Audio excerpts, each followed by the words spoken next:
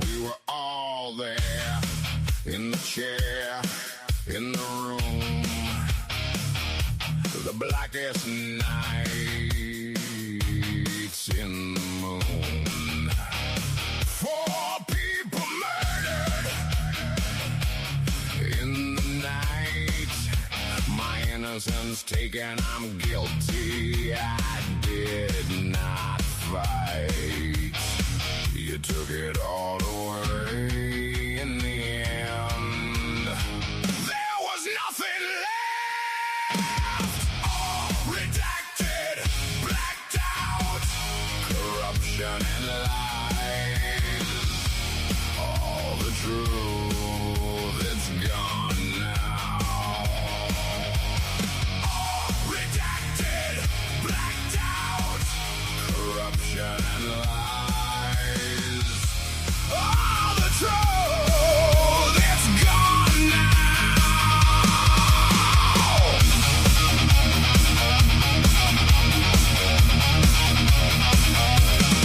I said it then, I'll say it now.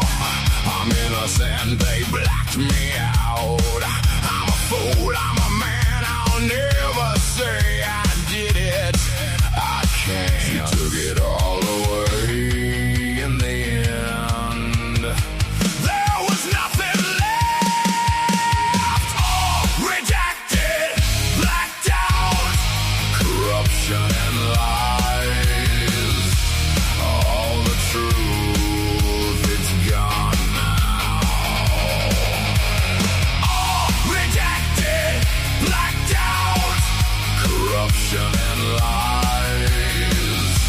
All the truth, it's gone now.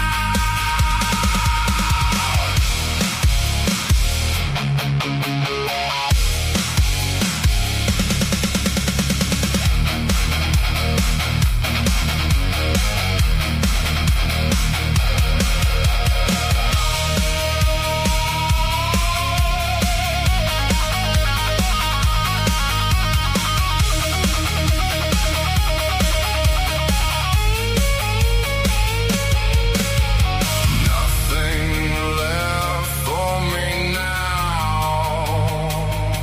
Nowhere to turn to. I thought you were here to protect and serve, not ruin my life. I thought you were here to protect and serve, but you lied.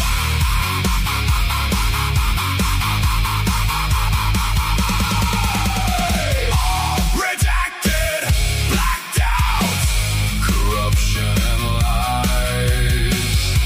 All the truth, it's gone now. All redacted, blacked out.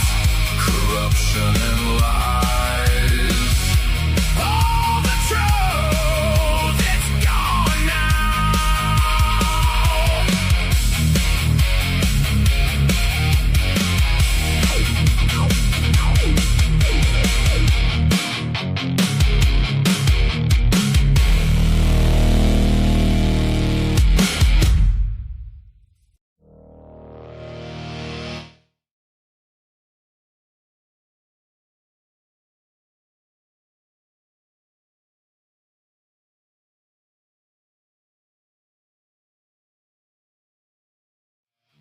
No.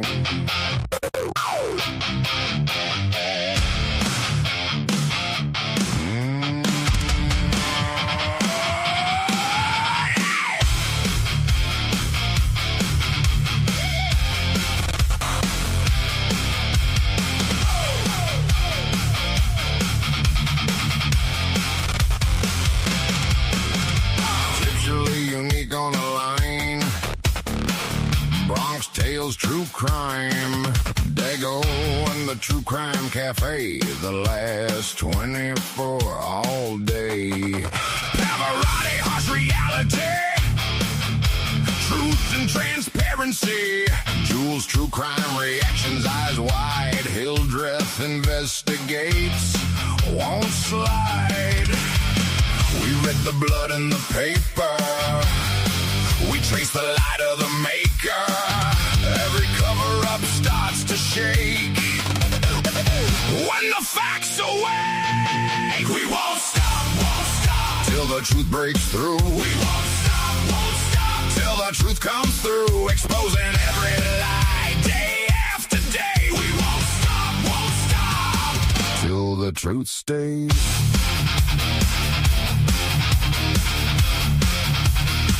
Till the truth stays.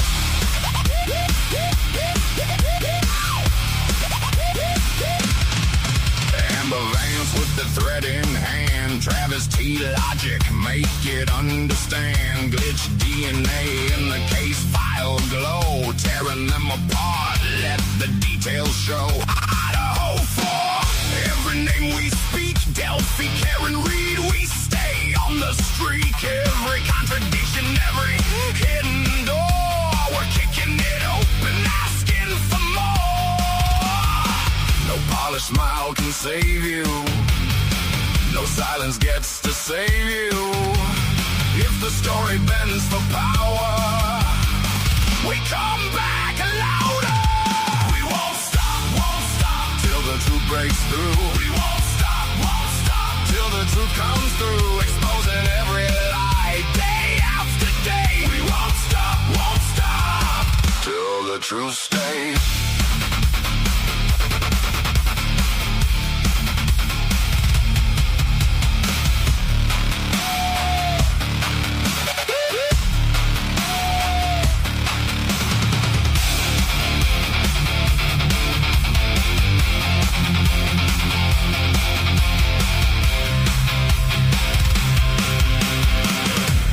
Facts in the dark, we drag them in today. Every mask, every mark gets stripped away. Corruption in every way, we name it plain, till the last false word is gone in the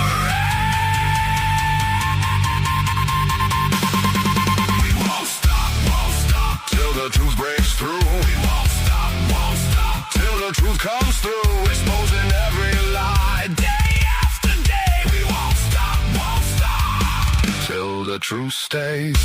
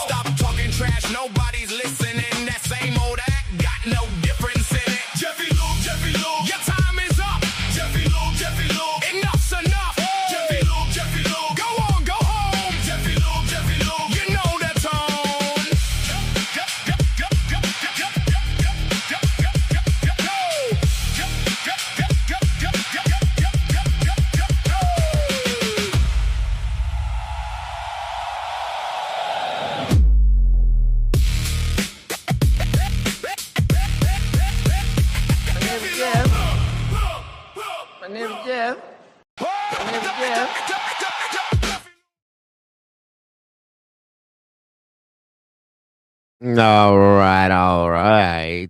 What's going on? Welcome back, everybody. Cafe is open for business. The door is unlocked. The counters are open. Let's do our thing. Come on in, guys.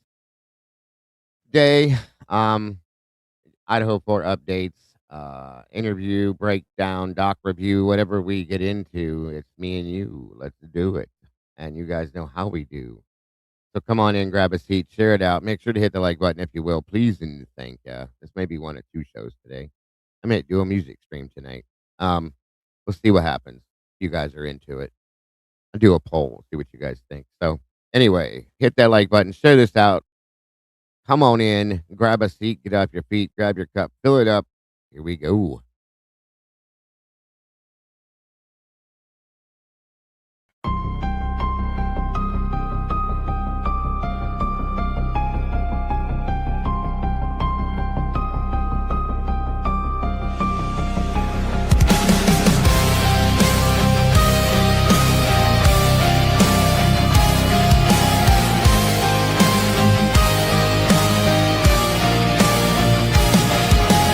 Neon lights flicker like broken halos. Whispers gather in the smoke-filled air. Tables carved with secrets and shadows. Every story's a wound laid bare. The kettle's boiling with a restless rage. Justice written on an unseen page. I sip the silence, bitter taste, waiting for the ghosts to show their face. At the TruCrime Cafe, we serve up the pain they try to hide away. Pour another cup of the truth you crave. Raise your glass to the names they betrayed.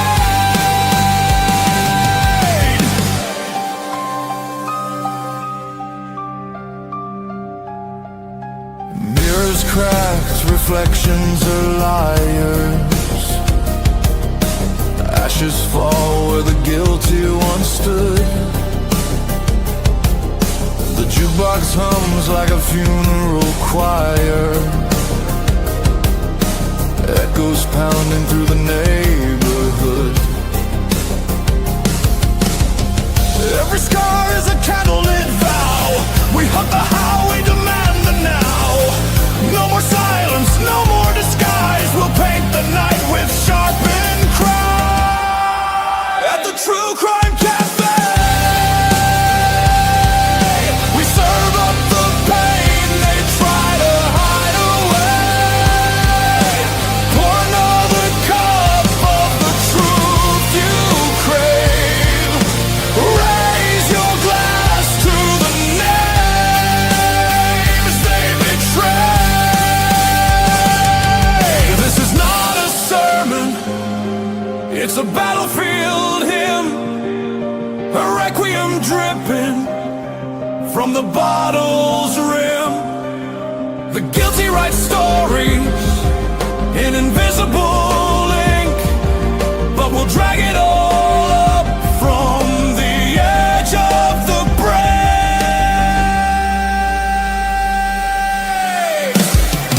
At the TruCrime Cafe,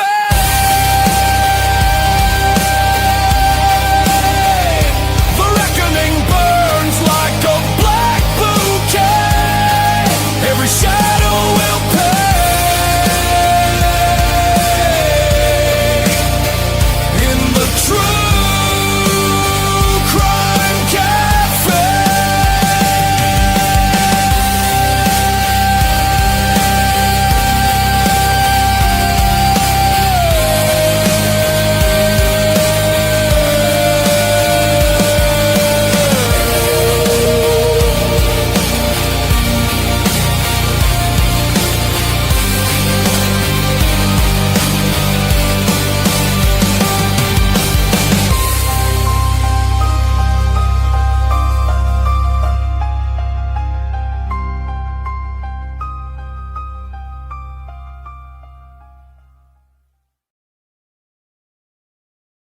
All right, all right. Welcome back, all you beautiful peeps. Thank you for joining us today here at the cafe. You're all so very much appreciated. I hope you're having an amazing day and enjoying this beautiful. It is gorgeous outside. Beautiful weather. It's not super hot, not cold, just right. And I loved it. Great to see you all here back again as we delve back into break down these interviews, these docs, whatever we're doing it here together. And I'm grateful to be here with you all. So thank you for being here with me. Good morning, good afternoon, good evening, good night, wherever you are, whatever it is. I hope it is good for you because it's great to be here with you. So come on in, guys. Grab a seat. And let's see who we got joining us today. Last 24's in the house. Mikey, good to see you, buddy. Cat K, welcome back. Sophie, good to see you. Thank you for being here. Pretty much Finland, blue eyed butterfly. Also dropping the first of our goals today. Linguini ragu, ziti saucy meatball names. Oh, we're still working on the meatball name. That's right. I like those. You could call them linguini, ragu, ziti. Those are cool. That's a good idea, blue eyed. La la la la la la la. Let's see. Miss Cat K. Sweet Pea, good to see you. Eddie's in the house today. Winmaid Nut, welcome, buddy. Jeebs is here. Good to see you, Jeebs.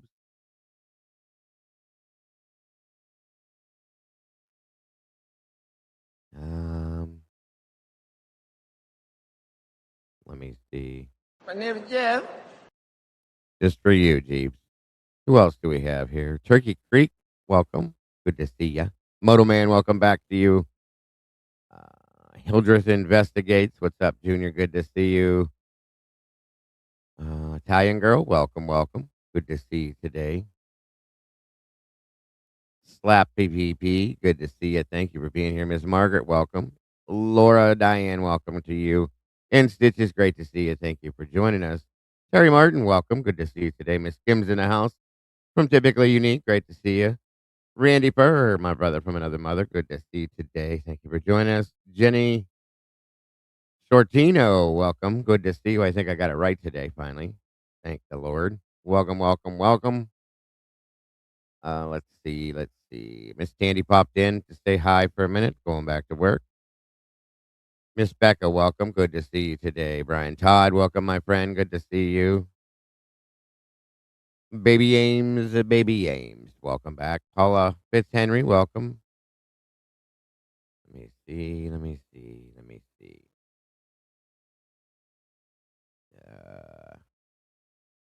Fox Rooter, welcome. Great to see you. Dave Clayton, welcome back, brother.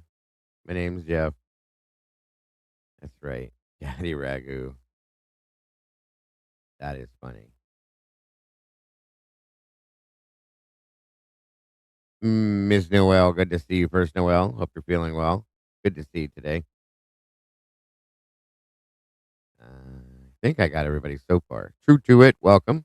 Aquamarine, great to see you today. Hmm.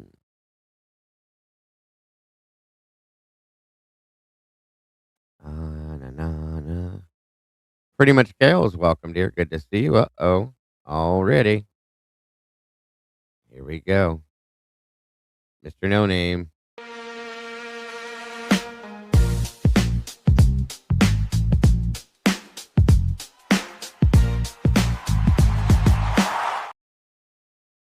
All right. Leela, welcome. Good to see you.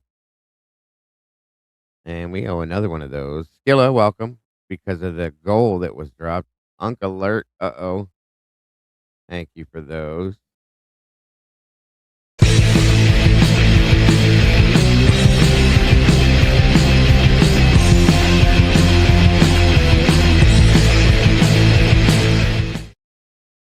And thank you very much for the super chat. Very much. First of our goals today. Thank you. Leela, 440 gems. Unk Alert. Thank you again for that. Very much appreciated.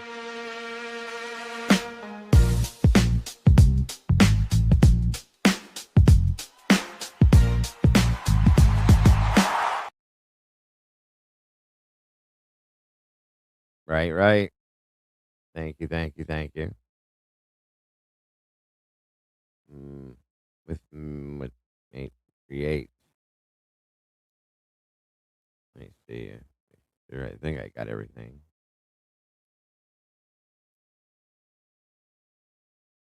Blue Devil, good to see you today.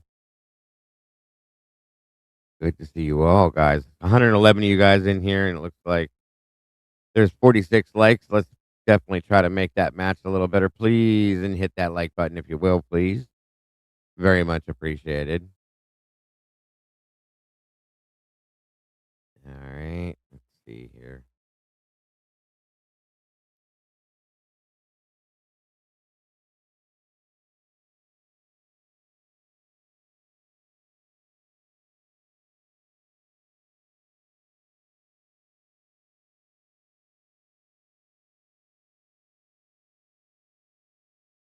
Okay, let's see.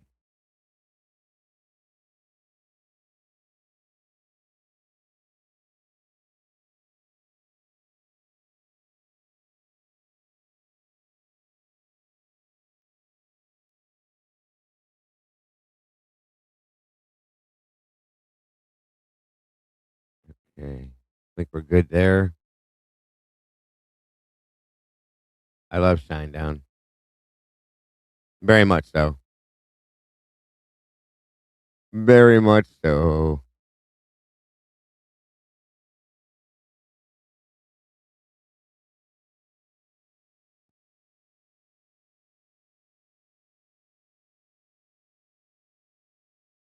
That is awesome. I hope you enjoy. I might be doing my own music thing here tonight. We'll see. Let's see here. Let me start a quick poll while we're waiting on people.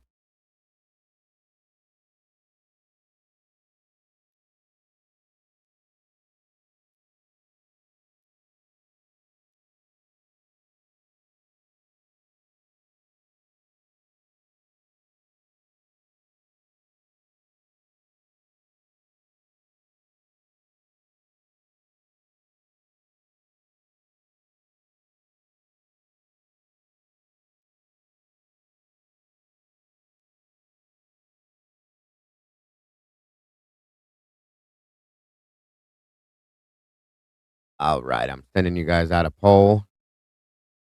Should we do a music decompression stream tonight? Yes, no, and I don't give a hoot. Vote away. Ozzy McGlenn, welcome. Good to see you from Ireland.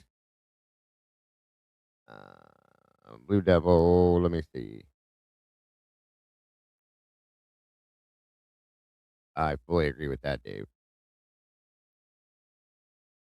I think I got everybody. If I missed anybody, I will promise you I will catch up with you. For those of you that are just kind of out there hanging out, lurking, and watching, we appreciate you just as much.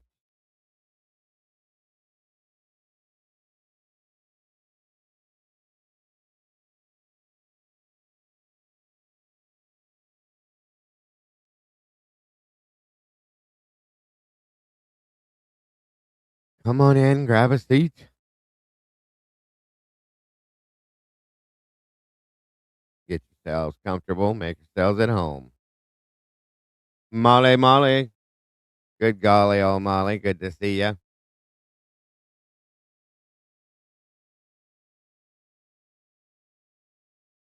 Here's our videographer, the one that created that intro we just watched, Miss Molly. For those of you that are newer, she's the one that did the intro video.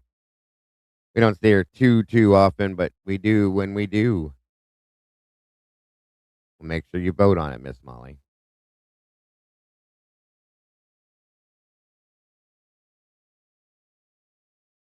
Gurmilla, good to see ya. What it do?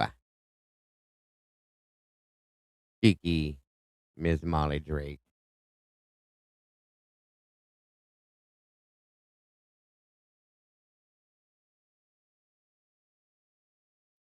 Yes, she is very good at it. Yes, she created that song that you love, Jeeves. That's all her. And the video that goes with it. UK Jackie, welcome.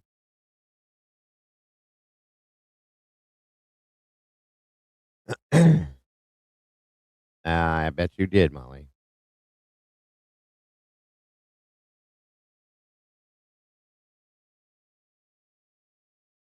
Let's see what we got. How many votes we got? I'll give it a couple more minutes.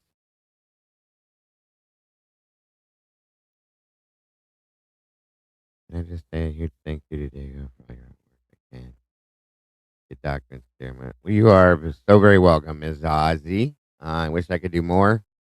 I truly do. And I appreciate that very, very much. That means a lot. Thank you so much, hon.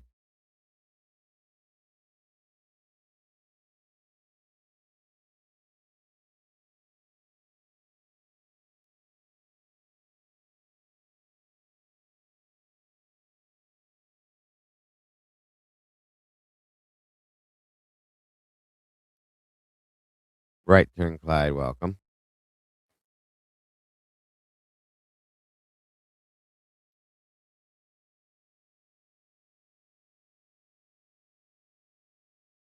SB 93. Welcome. Find two other players and start. Yeah, there's a lot out here. Randy Furr's a drummer, like I am. There's a lot of musicians out here. It's a damn shame that Jeff H is such a bucket head, as he's a hell of a guitar player. I'd gladly play with him. Not now. My name is Jeff. Welcome, Kiss Me. Good to see you, dear. Jessica Allen, welcome. All right, let's see what we got going on with this poll. What's in this poll? Looks like should we do a music decompression stream tonight? 61% said yep. 20% said no, and 19% I don't give a hoot.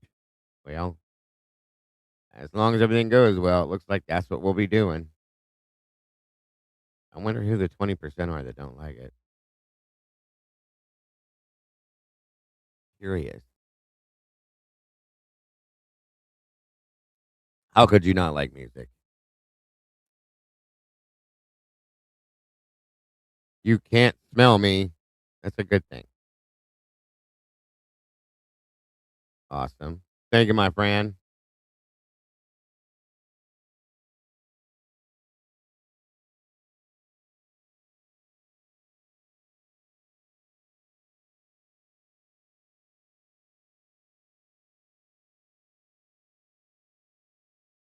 Welcome, Wonders Deep. That's right. It does that. Should do that with everybody. I agree with that, Noel. Thank you, Blue Eyed again. What does music decompression mean? I didn't vote yet. Oh, well, basically, a decompression stream is to kind of back away from what we do on a normal basis and decompress a little bit, do something different. And when I do that, I come in here and I play all sorts of music. My son joins me most of the time. Sometimes he'll start singing, playing his guitar. It just whatever happens, happens. So, um, it's usually a pretty good time, and that's what we do. Play different things from different eras, different genres of music, and just kind of relax. So it's usually a pretty good time. They get down. Yeah, I play older, um, 90s like hip hop, R&B, 70s, 80s stuff like that. And then I play a little bit of rock with it as well, back and forth. I mix it up best I can. Why? Thank you, Noel. Peace is needed. Welcome. I get it. I play a little bit everything, so I give warnings if I'm going to play something heavy and hard. That way you can turn it down for a little while and then turn it back up. You know what I mean? Germila. Why is that all my fave? Good point. Yep, yep. I don't know about that one, Blue Eyed. You might have to go against me then. Superman's grandma, welcome. Good to see you. It is a lot of. It's a good time. I've done quite a few of them, so I have to pop in. Yep, you do bit of everything. Music is music. Like I said, when it's something, because I take requests too. I try to. There's certain things I can't play at all, but But some people will turn down some stuff and then just turn back up for the other. That's all. It's easier. Realize, welcome. Ms. Rowe, good to see you, dear.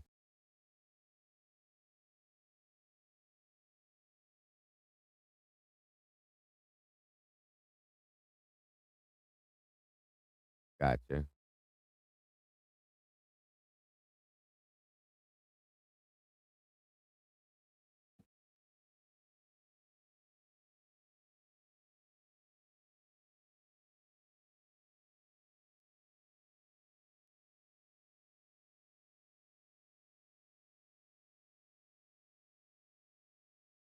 That's cool. That's my son plays sax.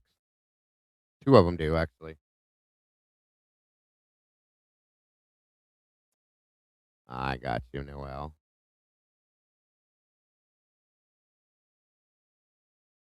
That's very cool. My son, I'm a drummer. I play a little bit of guitar. I can play bass as well and a tiny bit of piano. My son plays guitar, bass, saxophone, harmonica, piano. Um, he sings like a bird, and he can play actually a couple other instruments too. He plays the drums right along with because I taught him a long time ago. But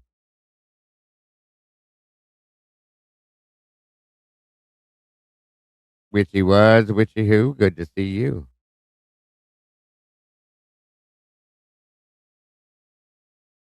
What song is that, witchy? As long as I can play it, I don't mind playing it. There's certain songs they won't let me play at all. So that's pretty cool. Wonders.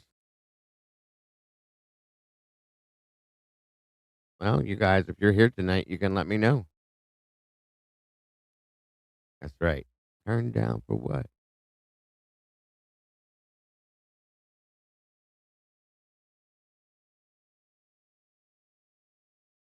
Hi, Pappy.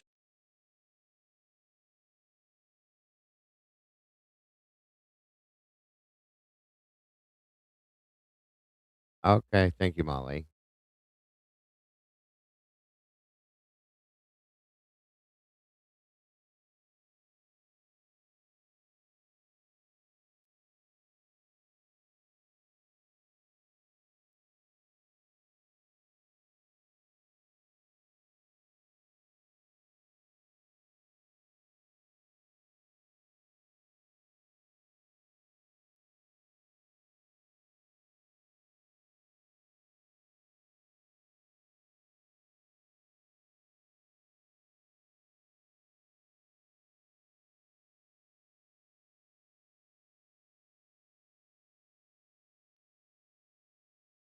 You probably do.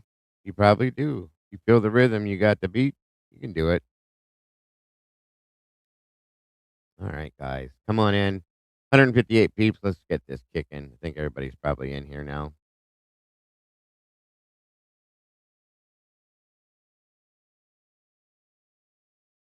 All right. See what we got here.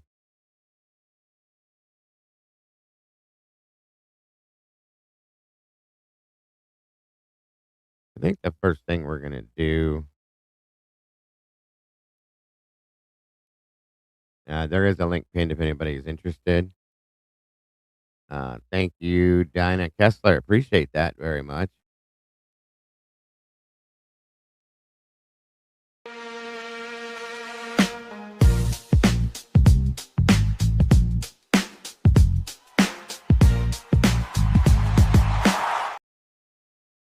Thank you, thank you, thank you.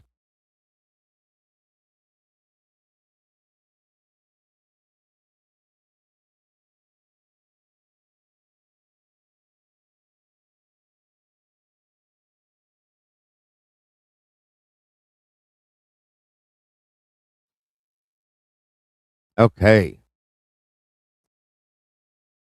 All right, guys, we're going to start with this interview I want to break down first. I haven't got to break this one down yet. Okay. Again, there's a link pinned. If anybody wants to join me, you're welcome to. And if not, no worries at all. We're still working on it, Skilla. Still working on a name for the meatball, and I'm working on another meatball as well. I got some names we're bouncing around. We'll get there, though. We will get there. This interview is the Tim DeWolf interview. This one's a little shifty here, so we're gonna break this down.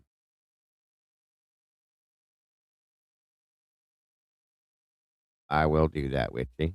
Thank you for that, by the way. Very much appreciate any donations, guys. Appreciate them very much. None of them are ever expected. You don't have to do that ever, but it's always appreciated because it helps to keep us paying our bills so we can keep doing this every day.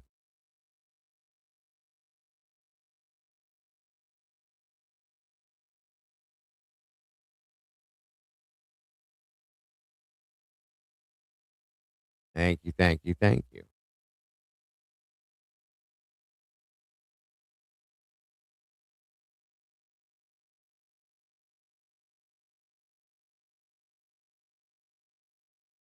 Twister Investigation, welcome.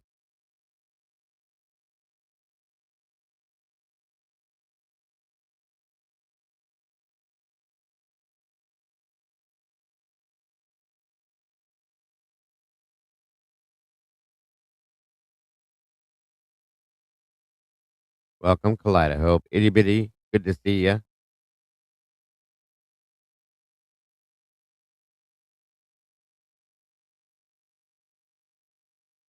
Let's see here.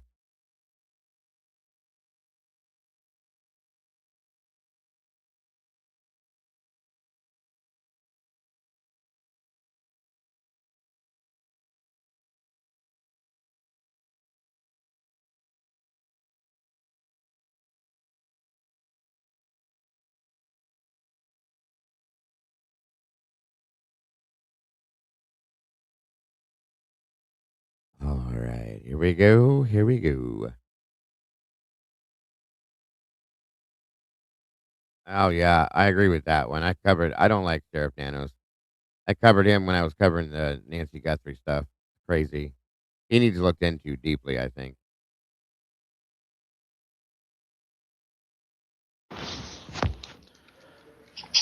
Hello. Hey, my name is Brady Walker. I'm a detective with Idaho State Police. I'm trying to get a hold of Tim. Yeah. Hey, man, do you have a few minutes to chat?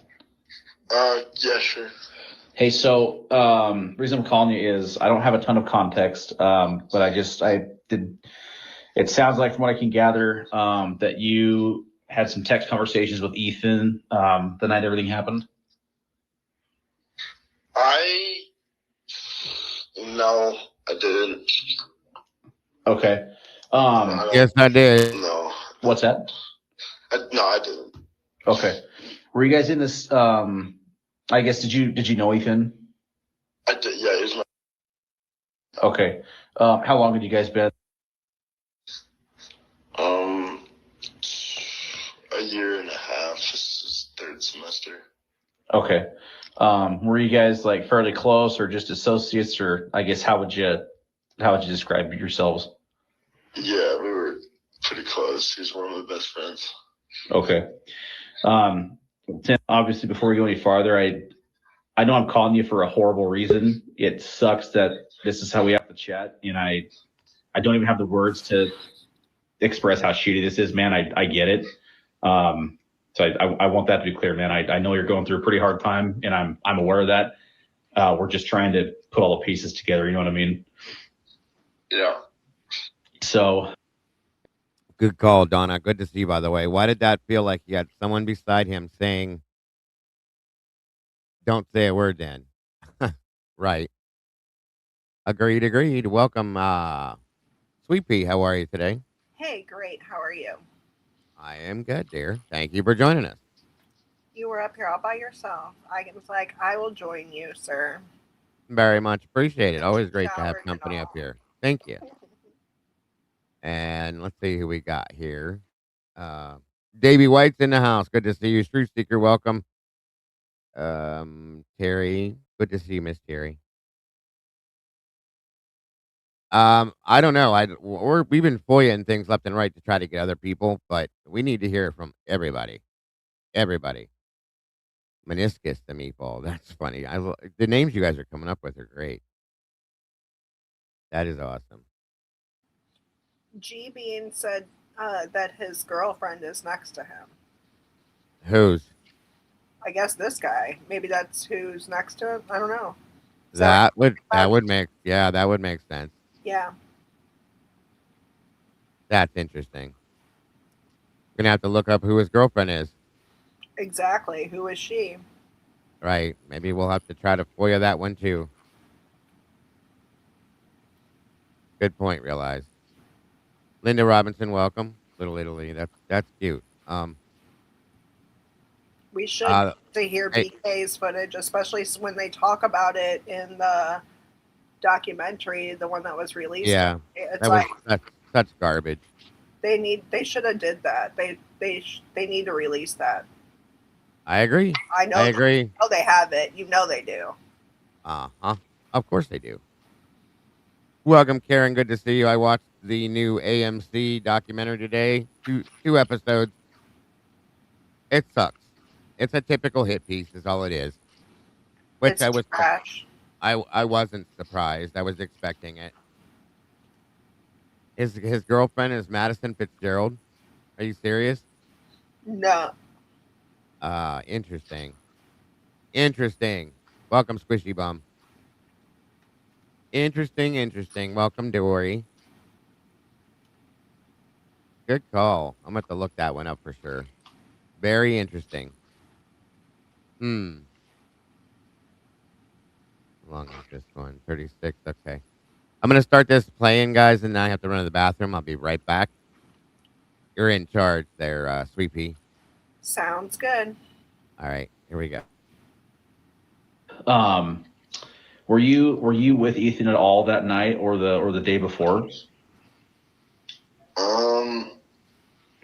Yeah. Okay. A little bit.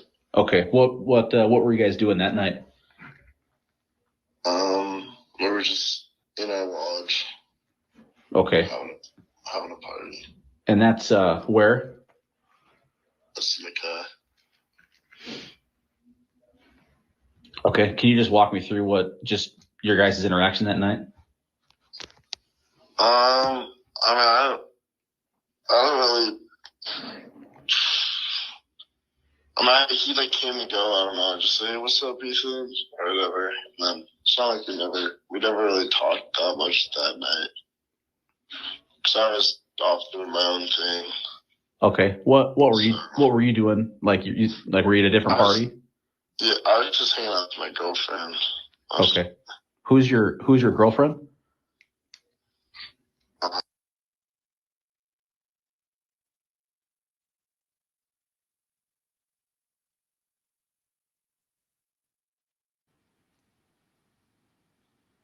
He definitely has like that frog in his throat that a lot of people that's been interviewed have, and that like low voice.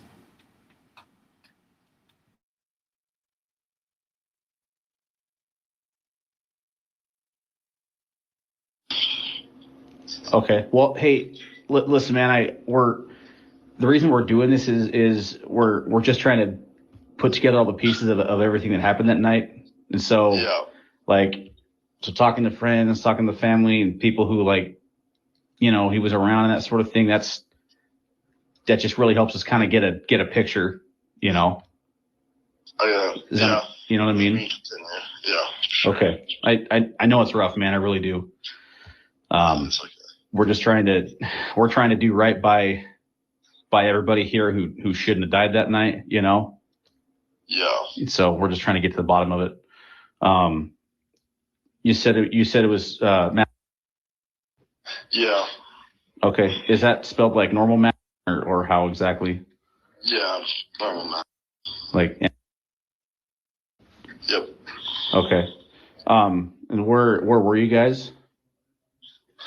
We were at Seneca. So at the same. Most of the night. Yeah. Okay. And then, yeah.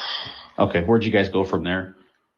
And then she went to bed early, and then me and a couple of my buddies went over to the Whites. I don't know if you know where that's at. Yeah, it's been a second since I've been here. Do you know the address for that?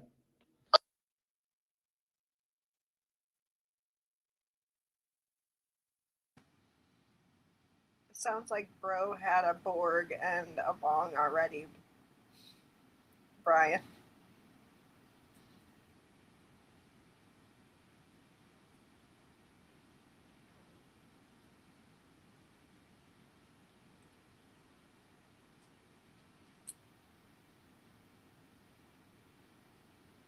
Who's so you said Matt went to bed and you went over, you and some buddies went to the Whites? Yeah. Okay. Who'd you go to the Whites with?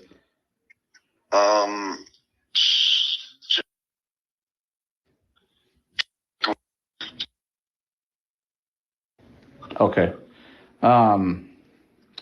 What time about did you get there? Do you remember? Probably like 1:30. It was really late.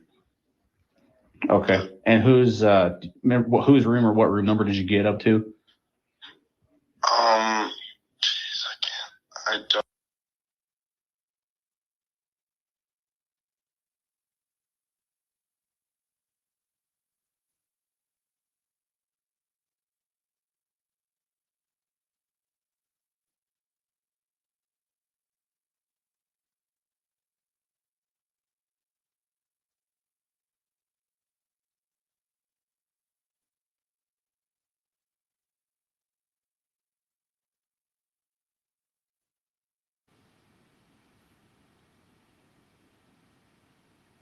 That specific apartment or the whole complex? Yeah, that specific apartment. Okay. So you got there around like 1:30. Yeah. Okay. What just we're just like continuing the party or hanging out or what? Yeah, we were just hanging out because we weren't tired. Okay. And I guess this something I'm telling everybody as we talk to them. I don't know how old you are, Tim. I honestly I don't care if I've discovered that you were drinking alcohol or that other people were. That's really not the relevancy of what we're dealing with, you know. So like, if I, for instance, like we discover that people, they smoked weed yesterday or they drank and they're not 21. I literally don't care and nobody does. We're obviously looking at something a lot bigger, you know. So like, I don't want an apprehension or a fear of like, I don't know, admitting to a cop that you drank. I don't want that to like prevent us from finding out what we need to know. So like, it's kind of a free zone in that respect, if that makes sense. You know what I'm saying? Yeah. Okay.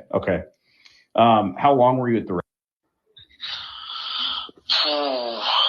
I want to say it was probably like 2 hours. Okay. Do you remember like what time you left? About pretty close. Yeah, I think we probably left around like 3:30 in the morning. All right. And where'd you go from there? We just went straight back to Smikai. All three of you? Yeah. Okay. Was anybody else? I guess. Well, let me back up. So you went there with James, right? Yeah. Who was it? You remember who was at the when you got there? Yeah, there's the people that live there and like two girls that I don't really know very well. Okay. Who's the dudes? Like. What's that? One of the dude's name is. Last name, yeah. Do you know his last name? No. Or any. I don't know his last name. Okay. Do you have his phone number by chance? His phone number? Yeah. Okay. What about the other dude there? Do you have his number? I might, yeah. Okay. Would you mind looking real quick? Yeah. Cool.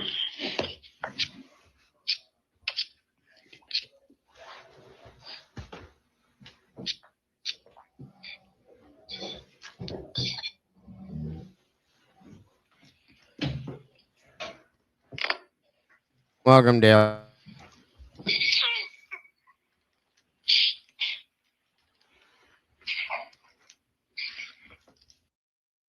Everything okay so far, P?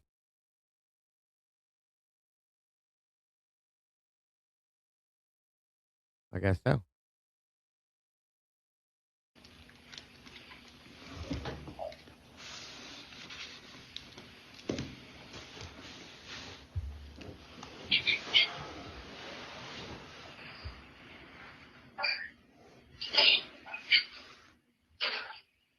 Welcome, Sophie, Summer, Jaden. Good to see you both.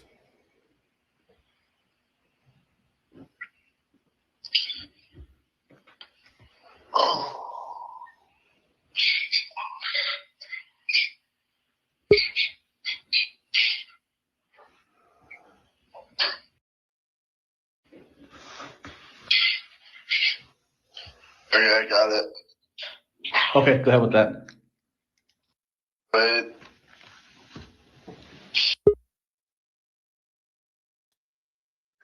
All right. Welcome, Miss Sophie and Realize. Welcome to you both. Thank you for joining us. I want to know what a Borg is. I just came up here to ask. A Borg is it's like a milk, like a gallon jug. They fill it with vodka and water and like flavor I got him. flavor I have the packets or TV on. something. Gross. Yeah, Did you say vodka and water? and some kind of flavor packets. I think that's what I heard. Okay, I remember we heard. I remember hearing Dylan say something, or one of the girls say something about like I had a Borg, and I was Yeah. like, I don't know what that is. It sounds disgusting. Right. I don't know. I mean, I don't know that she had. The theory was that Dylan was drinking one that night, and I don't believe that. I don't think her friends all said that they didn't think she was drinking, so I don't know. And she tried to use it to Lies. blame things on. So Yeah, it says That's- that Borg stands for Blackout Rage Gallon and is a drink in a plastic gallon jug, like Dago said, and Okay. water, a fifth of clear alcohol such as vodka, and then flavoring powders and electrolyte powders. oh, so that way you Wow. stay hydrated while you're drinking it. Yeah, That's yeah. Wow. Electrolytes up. So they're scientists now, basically. The students are scientists. It's good for you. They're right. definitely, these are science majors for sure. So But geez, ridiculous. I missed out because we never did things. I mean, we did stupid stuff, but I don't think we were ever thinking about electrolytes at that point. We weren't trying to feel good in that way. So Right. Not at Yeah. all. Not at all. We just dealt with 100% no. the hangover for the next week. That's all. and that's all. Yeah. We just drink some No, water, pregame with some water. That's Let's it. be honest though, no, none of our hangovers lasted that long. That was like 10 years after these kids are talking about drinking a Borg. Because I don't remember being like, oh man, I feel like crap for 3 or 4 days until I was like Well, after 40. That's when I stopped drinking. It was when my hangover started the last 3 days. I was done Yep. drinking right there. So me too. Yeah. Me too. I was done drinking by like 30 for real. Yeah. I think I was about 40. Literally, I Yeah. turned 40, I quit drinking. So I would have been the sobro. There were times I would drink. I was never really a drinker. I didn't really get crazy like that. But I mean, I did get buzzed a couple times, and even almost and pretty drunk a couple times accidentally. That's actually kind of funny. But I was usually the person who was like, you know what, I'm going to be sober, so I'll just drive you guys around. But Wow. yeah, That's that's amazing. usually what happened. I just like being there with the people. So, but that was really the reason why I liked going to parties. Then, and I used to way back like in the early 2000s. I dated a guy who was a frat, and he was they call him like a man at arms. He was the one to make sure that there was order. He was a big guy. Yeah, All yeah. right. Yeah. So, Cool. and this was, I mean, I didn't go to college, so I lived vicariously through this relationship. So, I was like 4 years older than him. But, so basically, in these parties and stuff, like, I mean, there's all kinds of stuff going on. It's just different generations. But, my God. Right. for sure. That's what I said. I didn't go to college, but I partied at college a lot because my friends went to college. So I would spend my weekends up at OSU, Ohio State University.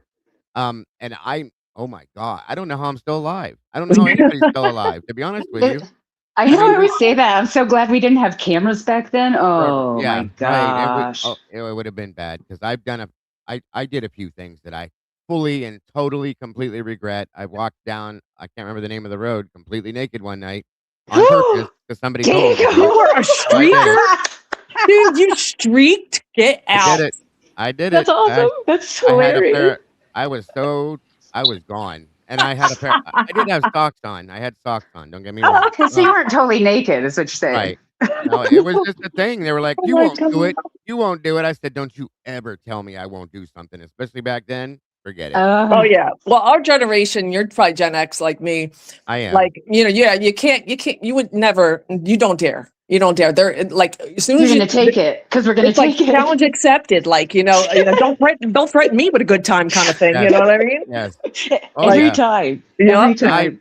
My buddy had he had an '85 Cutlass Supreme that we had put hydraulics on it, and it was in a couple magazines. So once Did it again, like jump up and down? Did it like move yeah, up and down hydraulics? yeah, Whoa, rad. he Oh had my I God, think he hydraulics. had 15 switches on it. It was pretty wild. But I posed on the hood of that one time for a picture with no clothes on too. It was pretty wild. Dago.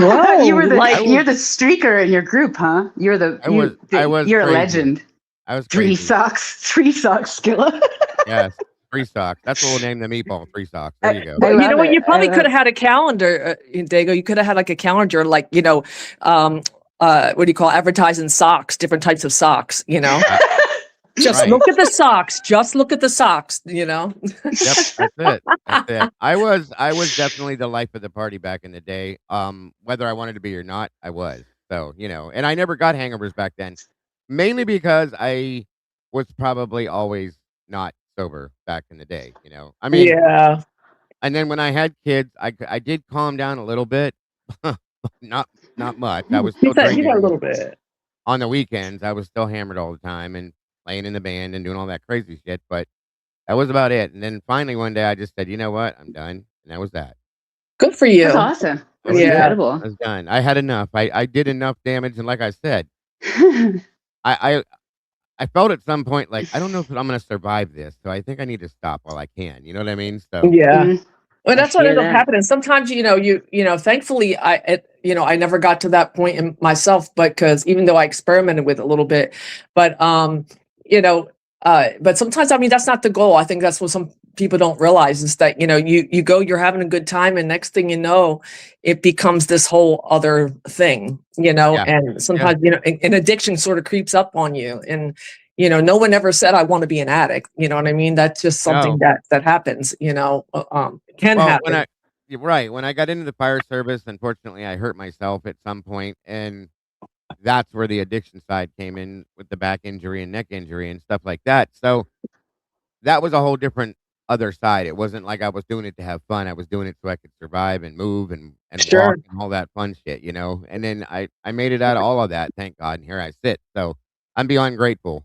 I am beyond grateful. I'm grateful too. I'm grateful That's too. good. You're a great host. I always say this, Thank and you. I always say this, Dago, as I say that everyone in this lifetime has picked their poison, Yeah.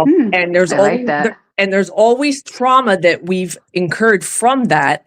And so we've all got giants to overcome at some point in our lives. So we really can't, judge our so-called giants or demons by someone else's. Really, we should really just be kind of digging in and kind of thinking, you know what, let's be more compassionate and kind of see things from a human side. And, and when it comes to, our own struggles, and so, Right. For sure. I Yes. like that. And Moonflower, I want to tell you, hon, I'm very proud of you, and I love you for doing what you did, and for being strong enough and staying sober, dear. I fully and truly love you for that. It Yeah, takes that's a lot. awesome. It's very that's hard. It is very hard without fail, You especially have to when make a you. conscious decision every single day. Yes, absolutely. Absolutely. Yep. And I'm I not. see it every day at my work. I see it every day at my work. The same people, and I drink water and soda, and I watch them, and I actually feel bad. I feel like I'm contributing, like they could stop, but they want a to talk to somebody and they like want to Hard. be out. Like I wish we just stayed a music venue because then I wasn't a bartender Yeah. unless we had a show. And so it was like, this is awesome. It was actually one of the main reasons I quit my like corporate workday job because it was so lax and comfortable and I didn't feel weird. But as a bartender, I actually legitimately feel bad. I feel bad. Like I'm feeding the addiction and I can't, what am I supposed to do? Be like, no, I can't serve you. Right. You know? Yeah. I knew what Sucks. you meant, Catherine. I knew what you meant, hon. But no, you're fully, absolutely, guys. It's. I'm not jumping into no AA stuff in here today. Sure, totally. Anybody that I Yeah. know that has beat any kind of addiction, you're Oh, you're hell a hero. yeah. You're a hero to me because I Yeah, know what it's man. like. I've been there, and it's not a joke. So No, No. it's not. So this is why I think about these college.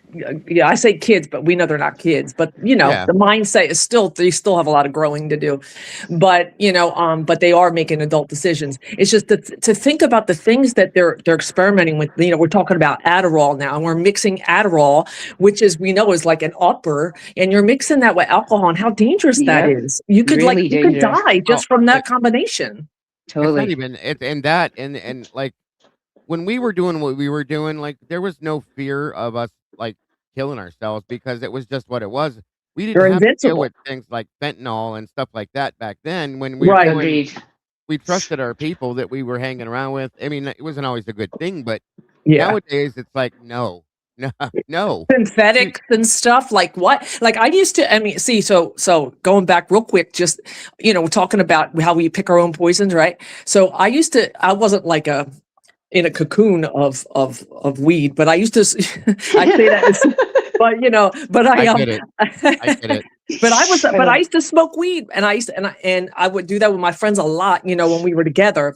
And, you know, and I'll say this, like you just said, like, I didn't have to think about it. Like, you know, oh, was this, you know, laced with something that I don't want? Right. Like, I mean, I knew my friends that, you know, were going to say, hey, the only thing they're going to tell me is like, hey, this is kind bud, or this is a different type of bud. You know what I mean? Totally. Like, Oh yeah, yeah. like this one may f you up just a little bit more. Right. Right. Right. Or don't hit don't hit it too much. Don't hit it too much yeah. because, like, you know, or something like that. But like, Yeah, you didn't puff have to on worry about puff it. on. Yeah, if somebody was sneaking stuff in. But now today, it's not even sometimes even like just your friends. It's dealers. It's the people who Yeah. are selling to the dealers. It's insane. It's just not safe to even experiment. There's no, they don't care. People don't care about people anymore, and that's the problem. They care Truth. about Truth. themselves Right there. and Truth, what money Dago. they're gonna make, and that's the sad part, you know. So, the best thing is please don't do it because I don't. That's it. I've seen it. I've had people in my arms that I'm working, trying to save their life, and they didn't even know what they were doing, Mhm. and they're gone. It's that Mhm. strong and it's that bad. You know what I mean? So And some Yeah. people never come back from the first time. I mean, I know I have one friend of mine who passed away from a heroin overdose, and then in the same year, within 8 months apart, another one who had stopped and then went back to it and never came back. You don't. I mean, that's the yeah, kind of stuff we're talking about. But now we're talking about now people sneak things like fentanyl. So, you know, like you say, they don't even know what they're doing. You know, and yeah, then they never come back, and that's really absolutely. the thing. Yeah, it's It's not. just not worth it, guys. And I know our generation. I know we think we're invincible, and we probably are compared to most other generations. But With all the plastic in our bodies, we were halfway exactly, invincible. Hey, I drank from a hose from my backyard, all right? Don't mess with me. That's all I'm saying. yes, exactly. So you know, but the thing is there's things out there that will take us out, and we don't need to even think about it. So, you know, move on, do the right thing, and stay away from it as far away from it as you can, and don't trust anything. That's all I'm saying. Absolutely. And look at I this actually case, right? I thought Go there ahead. was a joke when people were saying that there was fentanyl in marijuana. And I was like, that's so No, ridiculous. I've been smoking pot for 20 plus. I've had weed and all this stuff. And then they're like, they get it from dispensaries. And I was like, no way, no way, no way. And then some like person in my periphery got somehow right. died and it was supposedly weed. And I was like, okay, that's it. This is crazy. The world's crazy now. What'd you That's do? That's crazy. 100%. Yes, ma'am. You are The, close, correct. the closest I And get to weed nowadays is CBD oil on my joints. That's there it. you go. Because like I'm getting older, and it's a pain reliever. That's about as close as I get to it nowadays. That's the other So problem with our our generation is because we were invincible. We did all them things that you shouldn't do, and now our joints and bodies, our poor bodies. our bodies are beat to hell. So yeah, I get that 100%. Now we're paying for it.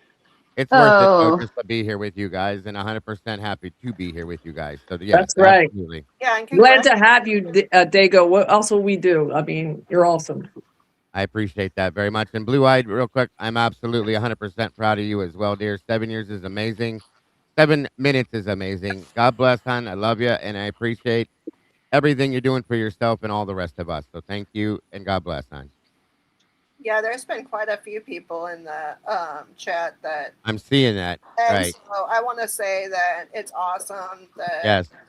You guys are doing that with us, and also that's awesome that you're clean and sober.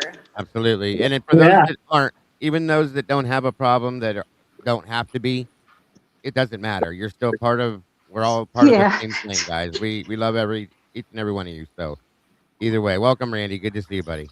I think we're all affected by addiction in some way. 100%. Yeah.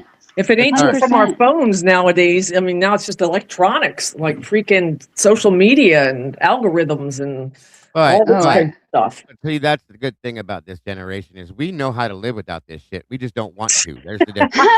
Oh my God, that's so funny. Why that's is so that true. like facts? That's pure facts. That's what makes it like even harder because like you think to yourself like, oh my God, you're such a nitwit. You know you could put this away. Just do it. Put it down. It's kind of like I think of like Happy Gilmore when he's like, don't you want to go in your hole? Like to the to the golf ball. It's like, don't you want to put down your phone? Like, you know, like these talks I have with myself, you know. We know how to pick up a book and read it. We know how to get away with watching 3 channels on a TV and being just as happy and content as anybody else. We know how to go on walk. We know how to enjoy nature. We know how to do all of that shit. So yeah, that's it, man. Hanging out in the woods and by the railroad tracks and stuff. We did, you know, we went out in the nature. We explored. You know, we got lost for hours because if we didn't, our moms would like make us. So it didn't matter. That's right. When your parents drag your ass out of bed at 7 o'clock in the morning and saying, "Get up and get out of my house and don't come back till the light comes on," you know, the street lights come on. The street lights come on. That's when that was the sign to come home. You learn how to live. You rub dirt in your boo-boos and you move on. That's that, you know. You guys didn't grow up in Alaska, I see. Well, you didn't grow up in Alaska. Nobody shoved me out the door, but that's a little bit different. But yes, I get. Hey, I grew up in Jersey, so you know, close. That's pretty close. Probably same predators. Yeah. Just kidding. Absolutely. Yeah, we weren't allowed to be inside when I was growing up. Yeah. Especially in the summertime. Hell no. My mom was like, "No, you don't have school. You don't need to be here. Go outside and don't come back till the street light comes on." Yep. She's man. My mom be cleaning, like, get out of my face. Like, just don't even be here right now. Yeah. That's right. That is right. And sadly, it's not the kids' faults these days that we can't do that. It's just that they won't even go outside at all. They want to sit in front of a TV with a video game or a phone. But you know, luckily my kids learned how to be outside. But we can't let them go like we used to go roam the neighborhoods like that because you can't trust people. So there's the problem. Real talk. I mean, we had predators back in our day too. We did, but not to this. But here's the thing: because we know now we have the, the information superhighway and technology has boomed.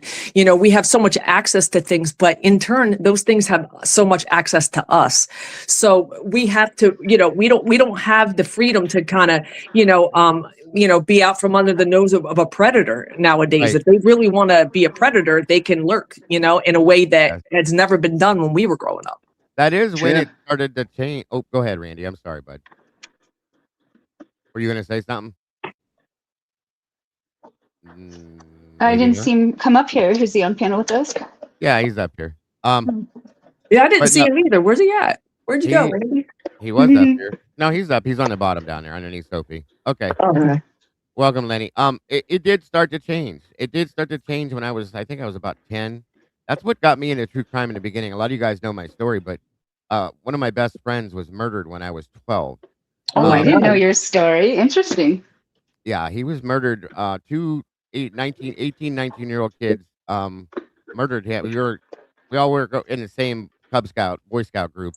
And all of us didn't go. We all rode together on, like I rode our bikes and stuff together. and it was raining that night, so most of us stayed home except for him. He went, and he cut through the woods like we always did. We had a little path that we had made through the woods, rode our bikes through from one side of the town to the other side. That way we'd have to go all the way around. Sure. And he cut through, and they were hanging out in that wooded area, getting high, whatever, And so at that point, these two guys grabbed him off his bike, and I'm not gonna go into details, but they did a lot to him. They removed Oh. Oh removed my body. God. Yeah, they lit him on fire. They removed body parts. Oh my God. They That's sodomized so him. sad. Did you say these were other teens? He was 12. They were like 19. Oh Yeah. my God. Did they say what the motive was? Like why? I mean, they would even think to do something like that? The main guy that did it, when he was asked, he said because he could. That was why. Jesus Oh my Lord. I God. can't even with these people. Oh my God. That's terrifying. And he terrifying. the reason why I do this, one of the main reasons I do this is because that man, and that's why I'm all about real justice and shit. That man that did that when I was 11, he was 12. Is still he's set to finally die on death row this year. You know how long ago that was? Wow. I'm 52 Wow, years old. 20 some or 30, 40 years, almost 40 years. Almost 40 years. Yeah. That is insane. Wow, Dago. again, That's I'm crazy. so sorry, Dago. That's awful. Yeah, definitely. I'm sorry. Also, that's for I have a friend. That's traumatic. That Very is why traumatic. and so when anybody comes at me and says that I stand up for criminals and that I support criminals, and I support justice and I support truth, because Amen. that monster that did what he did to my friend, and you can look it up. His name is Raymond Fife. It happened in Warren, Ohio, Trumbull County, whatever. It's all real. Anyway, it blows my mind. People have no idea why I'm here if they don't know who I am, because that is something that has never been forgotten. That's when things started to change in our world, because when parents couldn't trust their kids to go out because there's people like that out there that do those things, it Mhm. becomes a problem. So that's where we're at now in this world, unfortunately. So anyway, Mhm. that's It's one of the true. main things that brought me into this stuff. Wow. And you know what? It's interesting because I have law enforcement that runs through my family on both sides of the family, and and fire too, police and fire. But there was a story. There was actually a situation where it was just in the news, just popped up in the news because I think he was up for parole and they denied it. There's a girl named Kimberly Marie Anderson who was 12 years old, 12-year-old girl back in like 1988, who was murdered by her brother's friend who was 14 at the time. Wow. She was brutally murdered, stabbed to death 95 times. Good God. And so one of my friends, she's upper class, she's like a year older than me. One of my friends and her older sister, they would meet together every day for breakfast before they would go off to school. They noticed that she didn't come, and something was wrong. She wasn't answering the phone. They went over there for a well check and they found her. Mhm. And Wow. and he's still in prison. So he's not eligible for parole, and he's not on death row either. Right. But that was very traumatic for them. Obviously, I mean, it was a very brutal scene. It was a very brutal type of crime, and all we had to do. So she was in the shower getting ready for school, getting washed, and he broke in the house. He broke in the house. The mom had left early for their catering business to help the father that day, which was unusual. It wasn't her normal thing to do. And so, he broke in. He must have been watching from afar. He broke in and he tried to rob her brother. So he must have watched the brother put money somewhere because he was wanting to pay off porn magazines. He owed a debt for porn. Right. Oh, okay. 14 years old. Right. So then she came out the shower, obviously wrapped in her towel and screamed. This is what he said. She screamed. And then that's when, there was that struggle, and he went and he did have a knife on him. I think it was like a pocket knife kind of thing. And then that's what happened. So basically, one of the girls, my friend who found her, she became a police officer.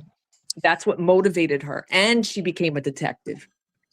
So because of that case, because that she had that experience and she lost her friend in that way. So, That's horrible. it's absolutely horrible. I remember my brother had a crush on her. My brother went to school with her. Aw. And he was crying, and it was just horrible, just a horrible, tragic thing. So these kinds of things are, they should motivate us to do positive things and to fight justice. So it's things like that. And I just have a strong thing about justice and seeing things done right and truthfully. And that's what has always intrigued me about these kind of cases. So I'm with you, Dago. And I think that's why we're all here, for that particular purpose. Maybe not the same reasons, as far as like our motivators for bringing us here, but we all agree that we want truth, justice. We want, things to be right, and not, continue to be, corrupt and broken as they've been. These four individuals, these human beings, deserve that justice. Yes. No, I absolutely. I don't know, guys. It bothers me that people come at me from time to time like I'm here just because I'm here to I get off on this. That's not it. So, and Oh, you know what? I know most of you guys have a reason why you're here. Something drew you to this. Something brought you to this. It may have just been this case and the horrific, side to this case, or it may have been something a little deeper. That's all I'm saying. So I absolutely get it, and Yeah. that's why there is passion in the things that I do, and when I talk about stuff, and when I get emotional about things, that's where it comes from, and why, because it's real. It's not a joke. I don't put on a show. I don't come out here and put on airs and act like somebody different. You get what you get. I'm the same person in real life that I am out here. I've always said that because I want to see real justice for people. And I Absolutely. want to see these horrible people that do what they do to be held accountable, period. And I don't feel like the people that committed this crime have been held accountable. So that's why we're sitting here right now, Yeah, So absolutely. Mhm. that's I'm really going to all say, it is. you know what, Dago, I say this to something you said, how you prefaced what you just said. I'm going to tell you that, and I know you know this, but I just want to say, to put it out there, you know what? Everybody's going to have their views, their opinions, whether they're right or they're wrong. And you know what? Real recognizes real, period. And for those who don't recognize the real, I don't have to explain myself to them. I don't have to, Right. I don't have to over and over again. I don't care. You don't like it. That's tough. That's tough. Move on. Keep it moving. Keep it moving. Bye-bye now. Because, those who don't, get it, and aren't committed to understanding at this point in this type of way don't matter. So, Yeah. I let them go. Haters are your elevators. Forget it. I like that. I mean, you just I have, agree. I yeah, absolutely haters do. your elevators. That's it. Yep. It bothers me because I know there's a lot of good people in this community that are here because they're good people, period. That's all there is. They're here because they have hearts and souls and they care about other people. And I always say it, we are all we have. There is nothing else here. It's us and us alone. And we have each other and no one else, just us. And I say that all the time because we need to. That's why I get so upset and angry when people attack each other in here because they have a difference of opinion. It's a fucking opinion. I mean, That's it. excuse the language. It's an opinion. That's it. And when you leave here, guess what? You're still the same person that you were when you came in here because you have an opinion and that person's is different. It doesn't mean that we're any different than each other. That's my biggest issue. So that's Absolutely. I that's agree. what I get so passionate about that for. It's just when I left doing what I was doing, I got into the fire service and EMS because I wanted to help people because of things that I've been doing in my life. I come from a family that's on my mother's side, it's all medical. My father's side was all law enforcement. So I kind of got stuck in the middle, like, what do I do? You know what I mean? I had to do something in that realm. And I did. And then I couldn't do it anymore. And I was, what am I going to do now? I always felt that urgency to want to do something of good, I guess you could call it. Mhm. Well, this was a hobby that turned into something, is all I'm saying. And I'm going to continue to try to do it. I Good. always try to stay positive. I'm always trying to promote positivity to people, of course, other than things that are given to us that we cannot be positive about, that we have to show negativity towards. But it is what it is, folks. This is why the communities out here are so important to each other and ourselves, I think. So I'm not I'm not going to ramble all day. I know that gets old here and that. I have a tendency to start going, and then you have to kick me in the face to shut me up. So I'm just saying. It's all good. No, I like But it though, but anyway. it's a good point. You're making a good point. I won't make you ramble anymore, but you make a good point. I see that I see your community. I see you guys, and I see how positive and nice everybody is. And it's a different That's why this community is the people way are it is. Yes. yeah, I like to leave here with like new perspectives. Like I think that's what's nice is that I don't want to argue. I still want to hear what Jesse. I still am waiting to hear Jesse. He said it yesterday too that his theory is different than Pav's, and a lot of us are just like, oh yeah, Pav's probably right. It sounds good. He's done a lot of research, and then Yes. Jesse's like, I have a different theory, and I'm like, oh. I thought about it ever since he said it. I'm like, oh, I want to hear Jesse's theory too. And it's okay. You know, they're all interesting and possible and plausible theories. You never know. And Pav has even said himself, he may be wrong. In the end of this, Right. he may be wrong about it all. Who knows? And if that's the case, as long as the right answer comes out, that's all that matters. So that's all that matters. Absolutely. Sold. What We is got a this new kid's name? suspect. I got here late. Who is this kid? Oh, sorry, you were reading that thing. Oh, no. Sorry. Oh, this is Tim DeWolf. I'm sorry. Oh, it's this. I saw his. I saw. Yeah. Kim. talk Yeah. about him. I didn't get. I'm late on it. I know. I'm sorry. We got a new suspect vehicle at 424. This is the SUV that the Popo were trying to hide. ISP busted false spot. That Lana was covering that, wasn't she, Rogue? I pretty sure. And I think it's pretty wild. It was Lana. Numerous documentaries on it. It's on Mean Girl Murders on Hulu. It's the kill. Oh, I know all about that, Kales. I didn't know you went there. The Kelly Bullwinkle. Yeah. That's a wild story. Wow. Wild. Oh, that is nuts. Yeah, look into that one, guys. That's crazy. I may have to cover that. That's crazy. You should. I'm interested. So they lied. Are we surprised? Are we No. surprised? We'll have to review that after we get through this interview. I'll go back over and show you guys what she was talking about. It's crazy. It is crazy. I have heard of David Allen Gore. I definitely have. Not a good person. If that's who I'm thinking it is not a good person. In fact, I can show you guys. If I'm pretty sure. Wow, it's an unfortunate name. Isn't like David Allen Greer like an actual actor? Oh, right. Yeah. I'm pretty sure it's.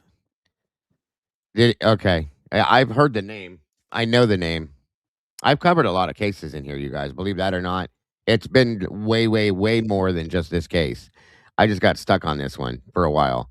I've covered. Well, did you covered Kylie Rodney, right? I think people had said that in your chat. I did Kylie Rodney, Deborah. I can't think of Deborah's last name right now. I'm ashamed of myself. But Summer Wells, a lot of children's disappearances and a lot of children's cases I had to get away from.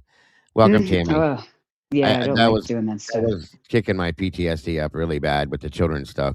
So we walked away from it a little for a while. But I'll still run like Amber Alerts and stuff like that just because it's important. Yeah.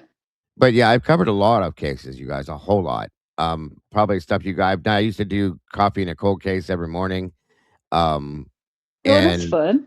Yeah, it was a lot of old stuff that's not been solved. I've been doing this for a long time now, so it's been quite a bit. But this one I covered Michael Vaughn. Yes.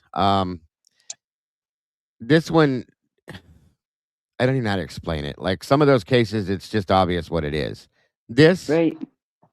This in Delphi, there's no way that anybody can say these are normal cases. They're not just cut and dry, black and white, and that's why we're still here. So, absolutely. And I'll be all over the Delphi case as that appeal goes through and everything for Richard Allen as well. Again, like I was. So, thank you, Blue Eyed, very much appreciated as always. You guys are awesome.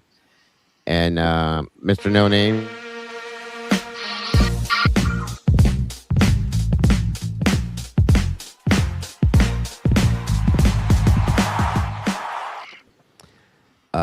Okay.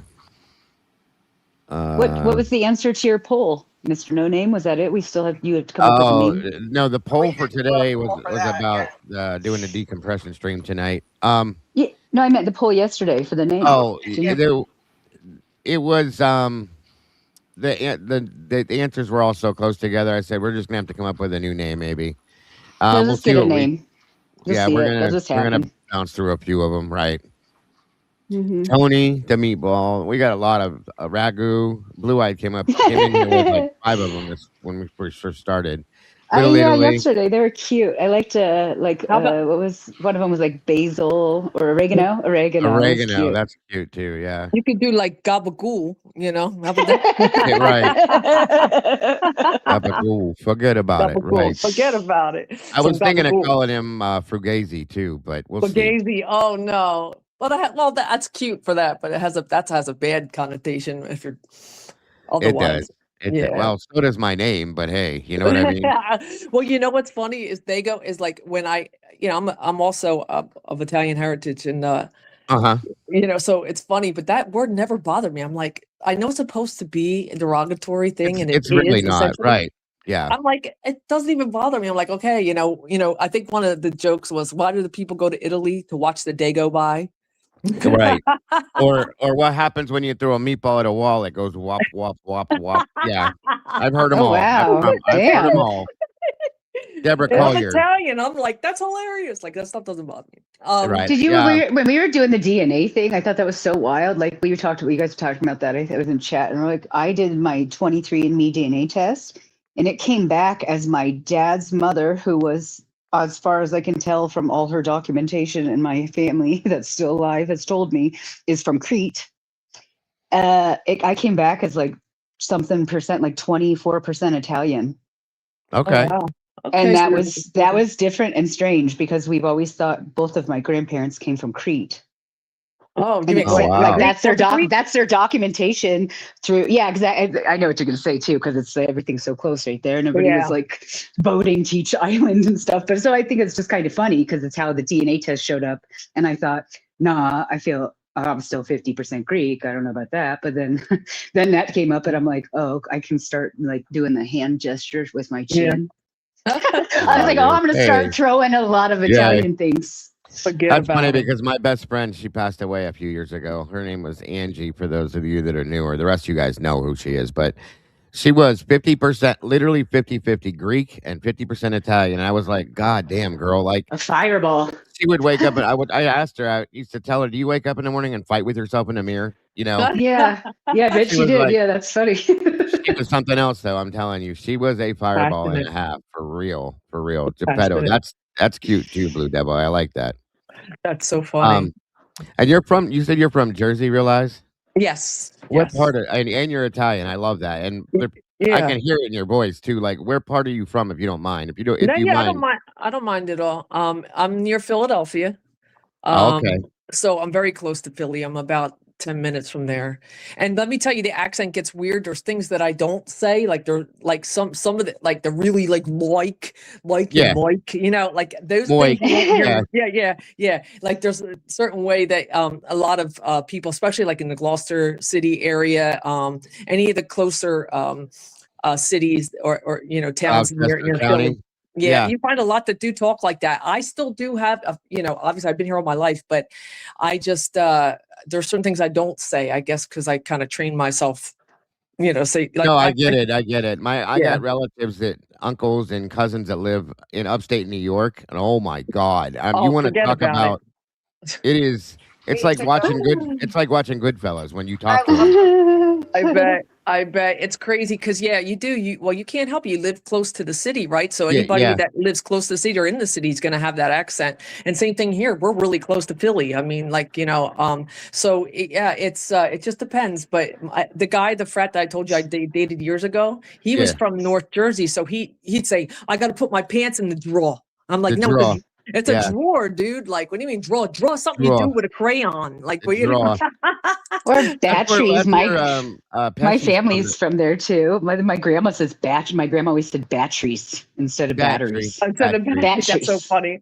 I love Yes. accents too. I love cultures. So like, that kind of stuff makes me laugh. I agree. I like to I bust them agree. a little bit, It's funny though, like if you go to if we have a real family reunion and they all come together, which happens like every 10 years, I swear to God, I mean, it's hilarious, especially when all the men are around. All you hear is, hey, oh, hey, yo, Yeah, yeah. hey, yo, yo, What are hey, you doing? What are you come here, doing? come here, come here. What are you doing? Yeah, come here. All day. And it's like, Jesus Christ, come on now.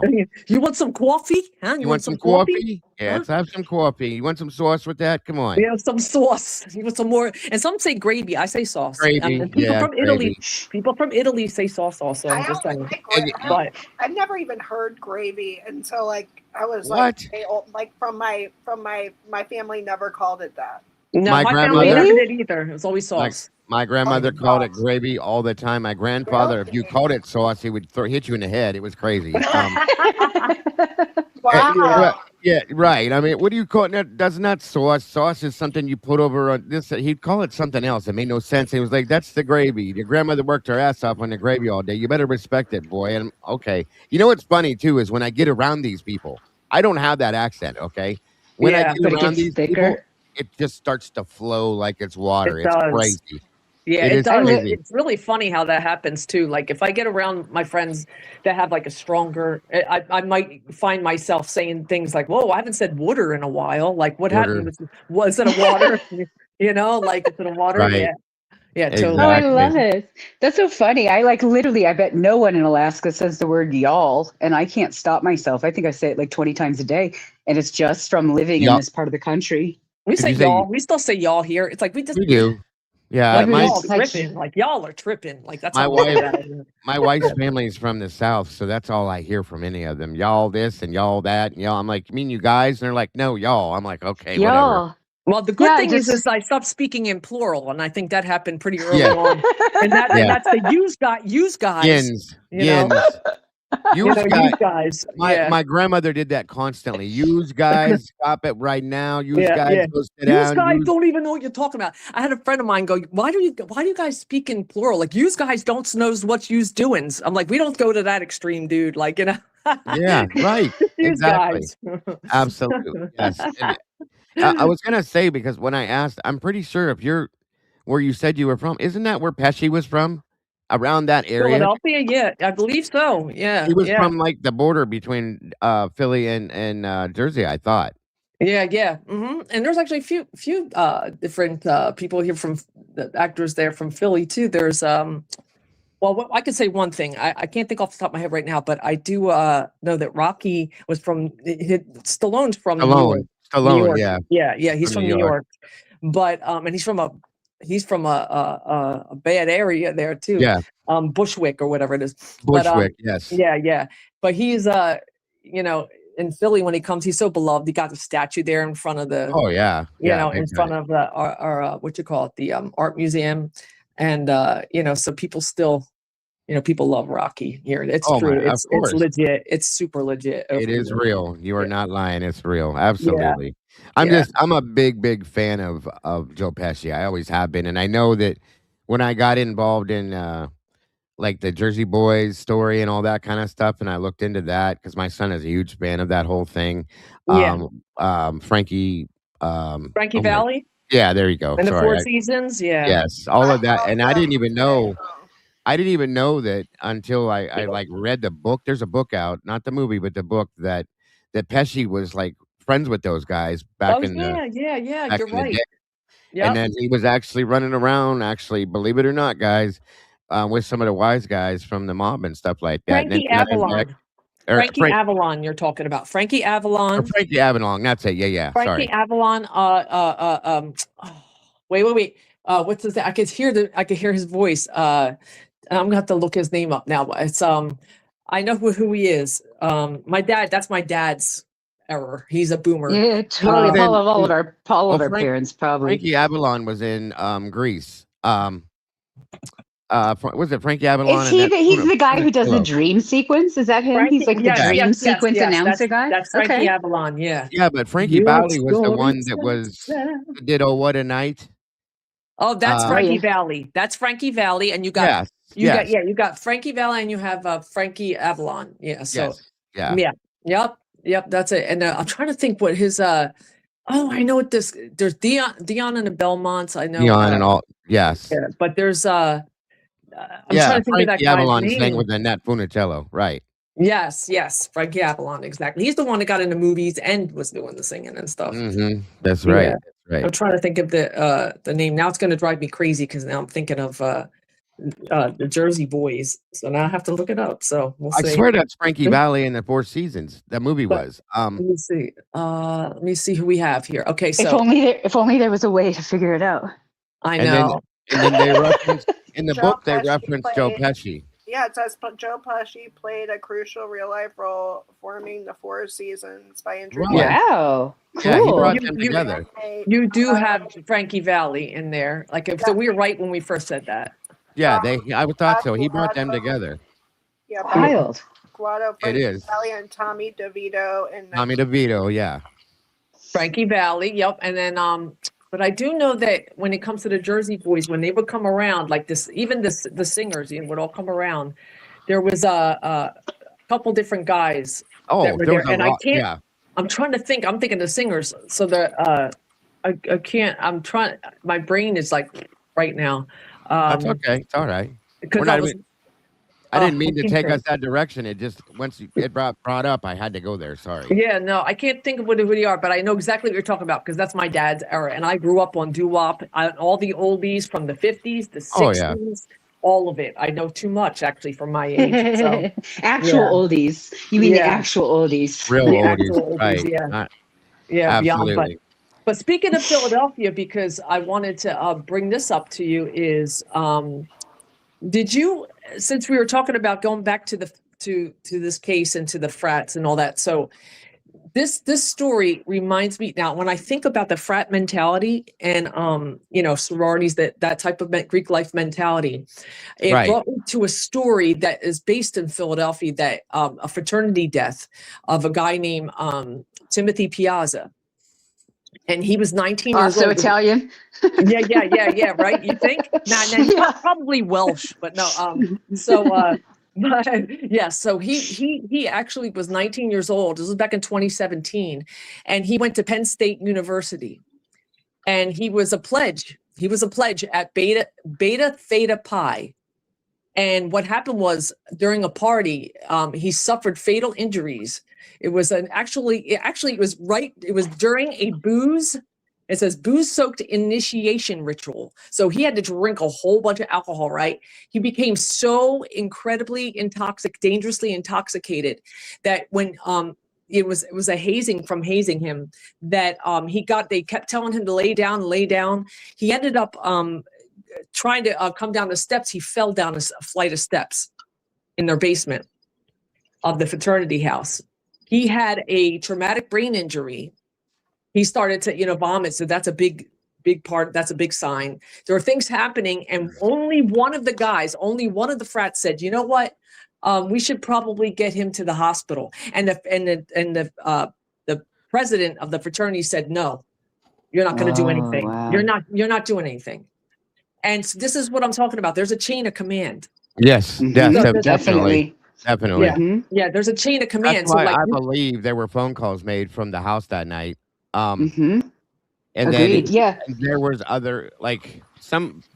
somebody called from the house that night to somebody, whether it was Thank you for moving that. It's been over your right, face. whether it was so law much. enforcement or it was somebody on the university. Either one called the other. Either way, and they all Yeah. got that. That's how it was involved, in my opinion. Yeah, absolutely. Well, you think about all the chats that were happening. So everybody was speaking amongst themselves. That's why all their stories are the same and are similar, and the thing is also they're told by their superior officers. And by the way, the president has to, there's a chapter like president that, that they have to confer with also. So it's not even Yes. just the president there. Yeah. So this goes in rank. So, and they have to wait to get the green light, or what to say and what to do. So you're literally controlled because this is the oath you take. Right.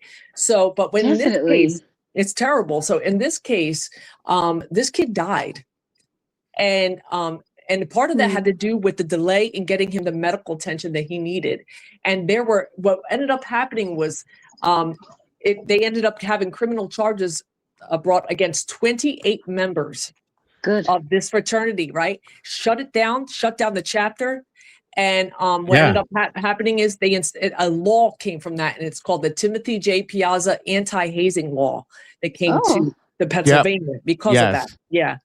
It's just in Pennsylvania state. That sounds like something that should be nationwide. It should be. Yeah, it should be. So in Missouri, there was it was a kid, Danny Santulli, who also was Italian, which is weird. Anyway, he was also hazed, and he ended up living, but he's permanently in a wheelchair with brain damage because of the delay of care. Yeah. And they ended up, they like taped the bottles of liquor to his hands and forced him to drink it. I remember that story. Yes. Yeah, and that was where I went to school, so I knew all about it. And they did what? They taped his hand. They did what? Yeah, they taped the bottles of alcohol to his hands so he couldn't let go of them. Oh, yeah, please. This is dangerous. That he was like blue, but they were afraid to get in trouble. Right. Oh my God. Couch, and there was a camera, and it was awful. And then they dropped him on the way because then they were gonna just leave him outside. Oh my God. He's like completely like not. I mean, it's very sad. He's a vegetable, basically. At all. Yeah. And they created a lot of that there. Wow. They do. There's a lot of that stuff that's happened. There was a guy, I can't think of the name of his. I swear to God, we'll get back to this in 1 second, you guys. But he was. They got him so drunk that he fell out of a window. Oh my God. On a university, and he's paralyzed too now. I can't think of his name. This happened years ago, but a lot of these things happen, and they just get brushed under the rug because of the Greek life. Yeah. And well, go ahead. Yeah. It's a problem, and it's not getting any.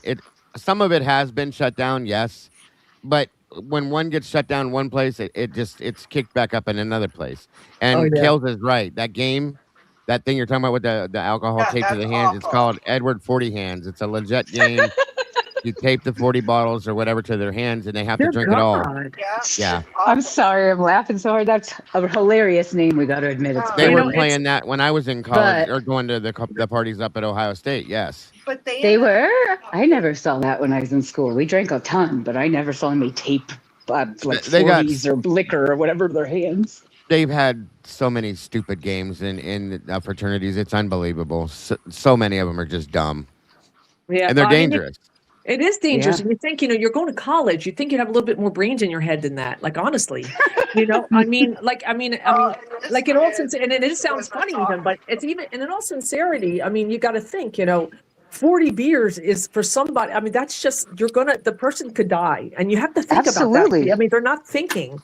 Right. And this is what I'm saying. So like with that mentality, now you're looking at this case and you've got these, and as we're listening to these interviews, we're hearing some transparency, and then we're hearing a lot of the same kind of stuff, and then lots of redactions. So, obviously I think there are multiple things happening. And part of that is this mentality that, this dealing with hierarchy within the Greek life, and things they keep secret to try to preserve the chapters, right. You're not going to implicate yourself, this kind of stuff. And then you got some higher officials involved also, and they want to protect their interests. So it starts there. It starts because the alumni that were within the fraternities and sororities have grown up and moved on and become senators and doctors and attorneys and people of importance. And they're still alumni, and they still are involved in protecting the fraternities. They still come back, and they still come back at certain points and act like they're 19 and 8 and 20 and party with these kids. Yeah. Yes. Oh, yeah, they do. Yes, they do. They all come over back the place. And they hang out with them. They sure do. When I was in college, there was guys who were like in their 30s and I was 18, right? And all the guys, frat boys, are 18, 19-year-old boys. And they worship those guys. 100% every time. Yep. That's part of the problem, because that's where all the protection comes from. Why people are protected and they get away with these things, because you got this the Idaho area, Moscow, for instance. How many of those people that we know that are part of the government are alumni of Idaho University? A lot, Most of them. Yes, most of them. So they're not going to do. I mean, there's a few that aren't, that absolutely can't stand the fraternities. I get it, but that they're going to turn and look the other direction when if you get pulled over by a Sigma Chi police officer that was Sigma Chi, and he knows you're Sigma Chi, guess what? You're going to go and get away with it. That's literally happened to me here. Happened to me here. I got pulled over here in McCall, like right by there, right? I got pulled over because I wasn't paying enough attention and I was in a small town, and I turned a corner from a 55 onto a 35, and I wasn't going 35 when I passed the cop yet. And so he pulled me over, and my friend in the passenger seat saw his name tag, and she's like, "I work with so-and-so. Is that your sister?" And they started talking, and he didn't even talk to me about the ticket. And he told me to have a nice day and never looked at my ID, didn't ask for insurance. And it was that 3-minute conversation, and bye, it was nice to meet you. Great. Have a nice day. Like we were at the grocery store. Yeah, absolutely. And having my family in there, my uncle, not only did I have uncles who were, well, I have one who was what you call it, why am I having brain farts? A prison guard, I'm saying corrections officer. There we go. And then, and then I had other one who was specials and the sergeant, and, I get cards from them, right? So I would get cards. I even had an FOP card, which is something special. You have to pay for that. You pay dues for that. Right, to have, and you that got it card on your license plate for a reason. That's right. Yep, that's right. You pay dues. So when the cop sees that, one time I was really speeding. I remember and it's not normal for me to do that, but I happened to be trying to get somewhere, and this cop pulled me over, and then I showed him my FOP card, like not ignorantly. They tell you to kind of slide it in there with your license, don't show it to them like you have a badge, What's the FOP? What's FOP stand for? It's Fraternal Order of Police. Yeah. Oh. Yes. Oh, got you. Go on. It's a whole entity. Yeah. My whole family has those because my father, grandfather, uncle, they were all law enforcement. So you have to have one in my family. Yeah. Exactly. You got to pay your dues, Yeah, right. So I had that, and we, at the time I wasn't married yet, so I shared the same last name, so that was a simple part of it. But and he's like, "Who's that?" I was, "That's my uncle," and he was like, "Okay." He's like, "You can go." He was have angry. A nice day, right? Yeah, that's it. No questions asked, because that's what they're told, because they pay their dues. I used to have, when I was a kid, I'm not proud of it, but when I was a kid, in the area that my father and grandfather were from, where they were law enforcement at, I could go 100 miles an hour through downtown if I wanted to, get pulled over, and they would just tell me to slow down and have a good day. Constantly happened when I lived out there. And it's just one of them things, because of my last name. Mayoras. I said, that was my grandfather. Okay. Because he was the chief for a while. You know what I mean? My dad worked in narcotics. My uncle worked with the sheriff's department. Now, my father and my grandfather were crooked as a damn S curve. I'm telling you right now. But I know they were paid off. They were all sorts of things that I found out from my grandparents and my grandmother and my mother's side of the family. It was just bad. Anyway, it's nothing I'm proud of, but I know that it happens because it was in my family. I'm just telling you, it's real. So absolutely. And so you look at these, you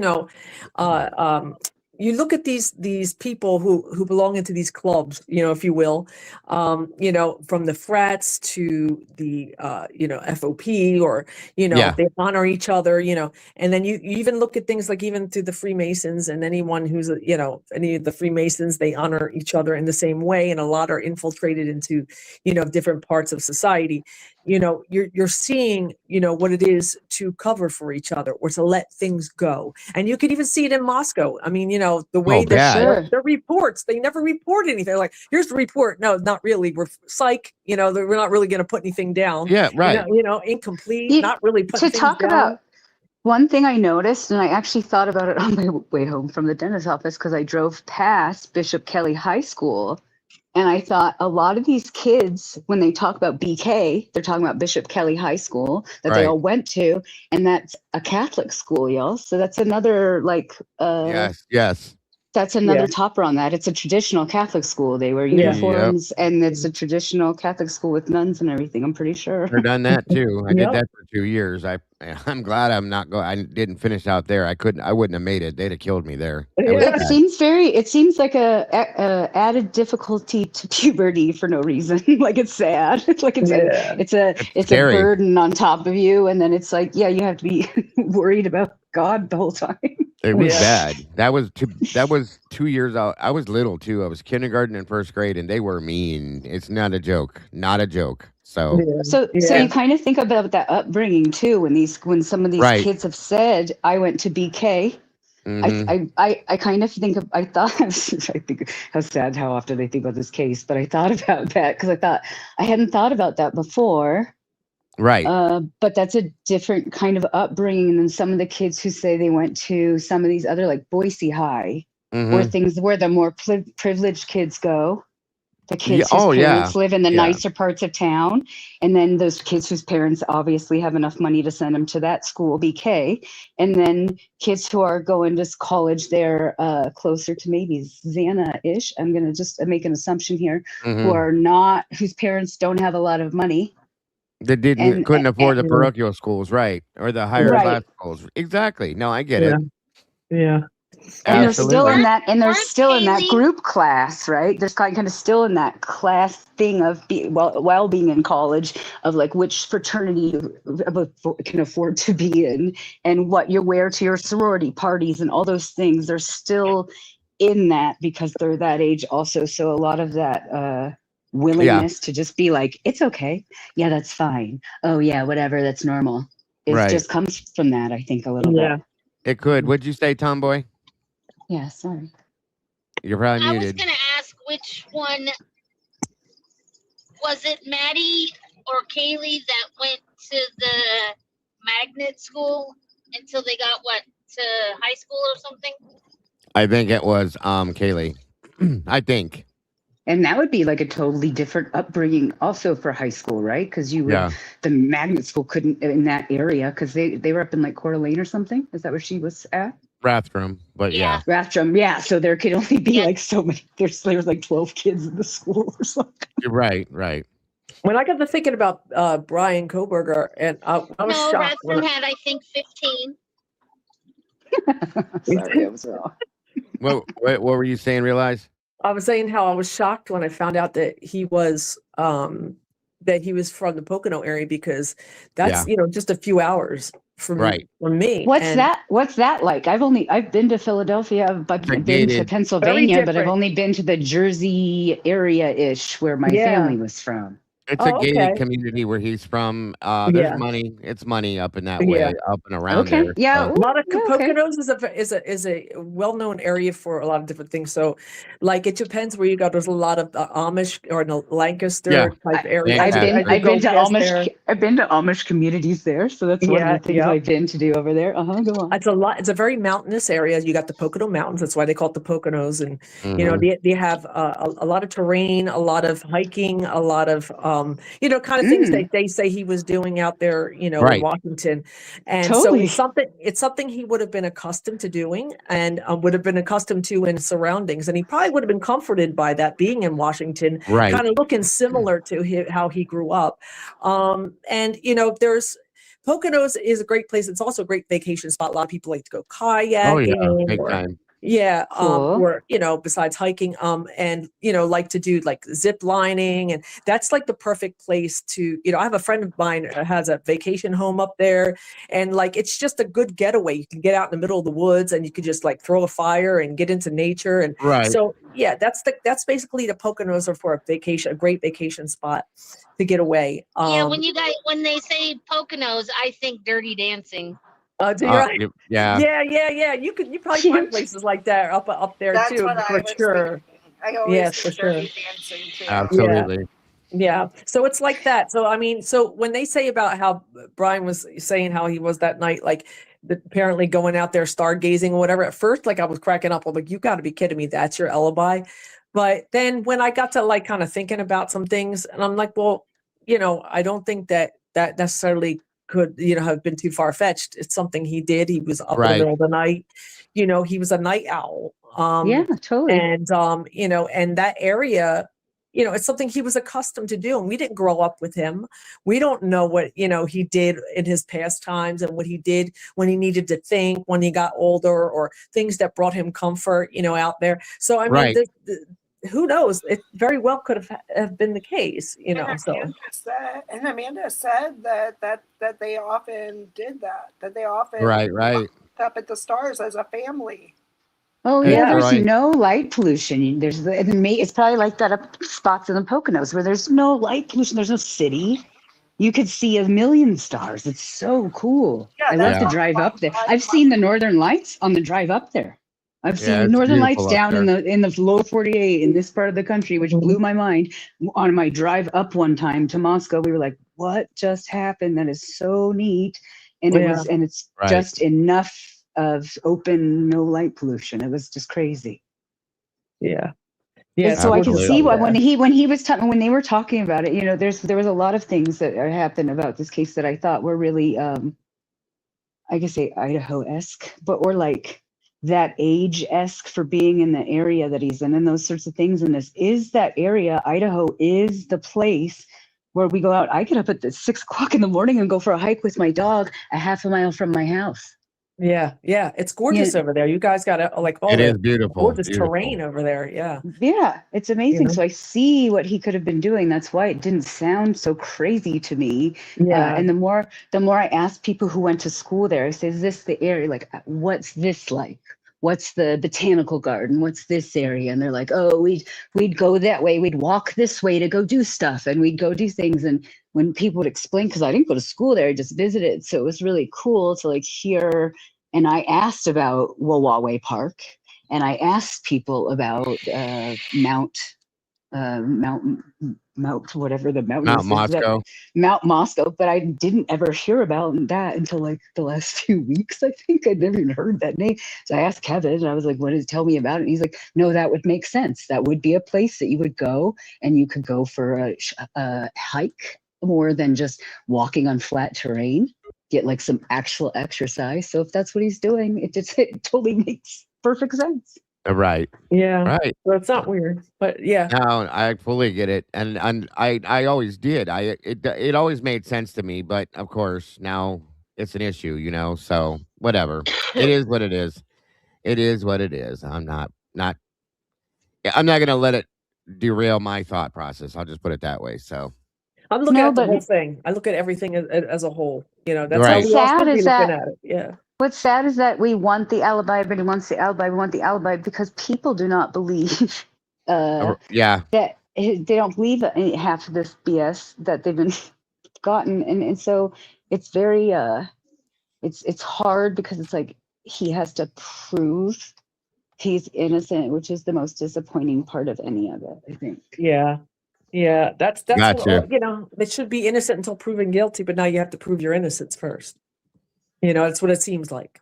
Yeah. Mm-hmm. Again. And Judge Hippler did a great job of spinning that the opposite of what it should be. You're right. It should be innocent until proven guilty, but Hippler made sure that the defense had to work hard to prove his innocence. Yeah. Oh, that whole thing in itself is so. I have like such a disdain for him, for Hippler, because I do too. He left a really bad taste in my mouth from the first day, from the first hearing. I mean, I was thinking to myself, who is this guy? You're a judge. Like the way he just came off as like, I don't want to be here. I don't even. Yeah, he said it. Like, he said that. How about right? Like, dude, nobody cares. You get paid the big bucks. You can keep that thought to yourself. Like, but what to me proved like, okay, so this is how this is going to go. This ought to be interesting. And the whole time it has all been him just kind of, like having this attitude. You can see it in his posture, in the things that he said, and then on top of it, I believe he was already biased. For whatever reason, he was already going to stick to. Of course he was. For that. Yeah, he was already biased. I think he was already locked and loaded for whatever his reasons are. And I could not stand him as a judge from that point on. I just always thought he was. I don't know many people that could, to be honest with you. Yeah. The first hearing that was in Ada County, when he comes out and he's got his, his hand on his face, and he's like, "I'd like, why start this out with the untruth or whatever?" You guys remember the evil guy from the Smurfs? Gargamel? Yeah. Yeah, that's what Gargamel. he reminded me of. Yeah, I agree. Definitely. The whole time. Definitely. The whole time. Somebody said that to me once, like a year or two ago. And I'll it's get to you, so now you can. Smurfs. I can never unsee it. Yeah. Oh man. Yeah, especially because so he's funny. bald in the middle too. Like he kind of, he does resemble him. And the whole like judge, like what do you call it, gown? Like he's wearing that whole long robe with the hoodie. Like I think that's kind of funny now. Yeah. Now you can't unsee that, because that's all. Every time his face is played, and I'm like, oh wow, Gargamel. Yeah. I really couldn't believe the way he talked to the women in his court. Yeah, he might as well be a cartoon. He's a joke. He grossed me out. Like it was funny because I came in one day, it was like 90 something degrees outside, and I had like a dress on, and I had open shoulders, and I went back out to my car and got a cardigan to go back into the courtroom. And the guy, marshal in the little hallway between the door and then the door that goes into the actual courtroom, like the little anteroom guy, he was like, "Weren't you just here?" And I said, "Oh yeah, but I had open shoulders in the courtroom and I didn't want to take the judge off." And he goes, "Good idea." Oh, unreal. Yeah. So arrogant. I just noticed that all the reporter women, all the other women in there were not like, because it was hot outside. Everybody was properly court appropriate, and it was noticeable to me in the At whole least you building. didn't have board shorts on. Sold, exactly. Right. Catherine said us East Coast people understand each other. Did you see that? That's real. I mean, not that people from the Midwest don't. Generations understand generations, but I can see it from over here. Yeah. It's not about being conservative. It's about being controlling. Big time. That's it. He's all about control. He wanted to control every part of that. And the thing is that he was not remaining in his lane. Hitler was not staying in his lane. He was out, putting his tentacles in areas that he had no business. He had no business. That's a good. He thought he good way bought to put it. Fucking road. I agree.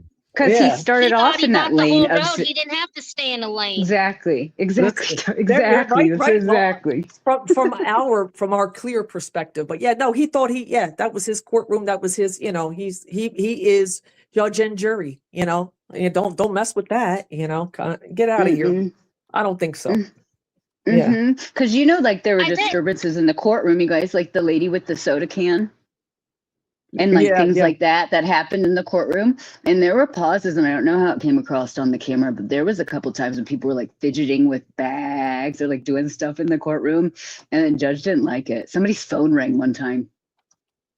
That wasn't good. Wow. Yeah, I mean, I don't know, man. Like when you walk into a courtroom, you should definitely feel a sense of reverence. And, you're talking about the law here and a respect for law. That's a good point too, Pedro. Sorry, I agreeing with you. I just don't want to miss that comment in there. Did Hitler say that? Did Hitler comment, BK, about having good composure? I don't remember that, but were you talking about when he stood up when he was during the sentencing? When he told him he didn't have to continue doing that? Yeah. So I was thinking you probably meant. Because he stood up and, out of respect. And I thought that was I thought it was like endearing almost, because like he kind of didn't know what to do. He was being respectful automatically, and he didn't. And he was like, you don't have to do that for every time you're addressed, Yeah, kind of right. Out of his nature. Yeah. Hold on a minute. You guys, he did. Cat K said, yeah, he did. Something. Absolutely. 1 minute. I forgot. I need to do this real quick before I forget to do it. Are we playing a song? Are you gonna play Tomboy? Are you talking about Nippler when you said that he was tripped a lot? Yeah. growing up. Probably. And I'm not one for people. I know what it's like to be. When I was bullied a little bit, very early, very very early in in elementary school. But but truthfully, it seems as though there's some type of complex where he needs to be in control at all times of everything, and he has a very big ego, and here's the thing. This has been I call egos that become narcissistic, especially or even borderlining or narcissism, to be a beast, right? So something and someone is feeding that beast. Now his position alone could feed that beast, but allowing him to make these type of decisions, these type of remarks, and you have to set the example for your courtroom. Like you don't come in talking about how you don't want to be there. Like you need to be the example. Like, dude, that's your position. Like, to whom much is given, much is required. Like, you need to embody, like, you understand that. Like, you're the judge, dude. Like, you're not just a lawyer or you're a judge, dude. So why aren't you if you want respect in your courtroom, why aren't you giving it, and why aren't you commanding it in your own and by embodying that? Like I am, I've been through things, but guess what? Like, if I was judge, I would make sure that no matter what I was thinking or feeling about the situation, would not be known to others, because I have a job to do and I have to do it right. Like, it gets me so angry. Oh God, like it presses on the nerve of, like, it feels like an injustice. So anything that feels like an injustice sets me off. I can't stand it.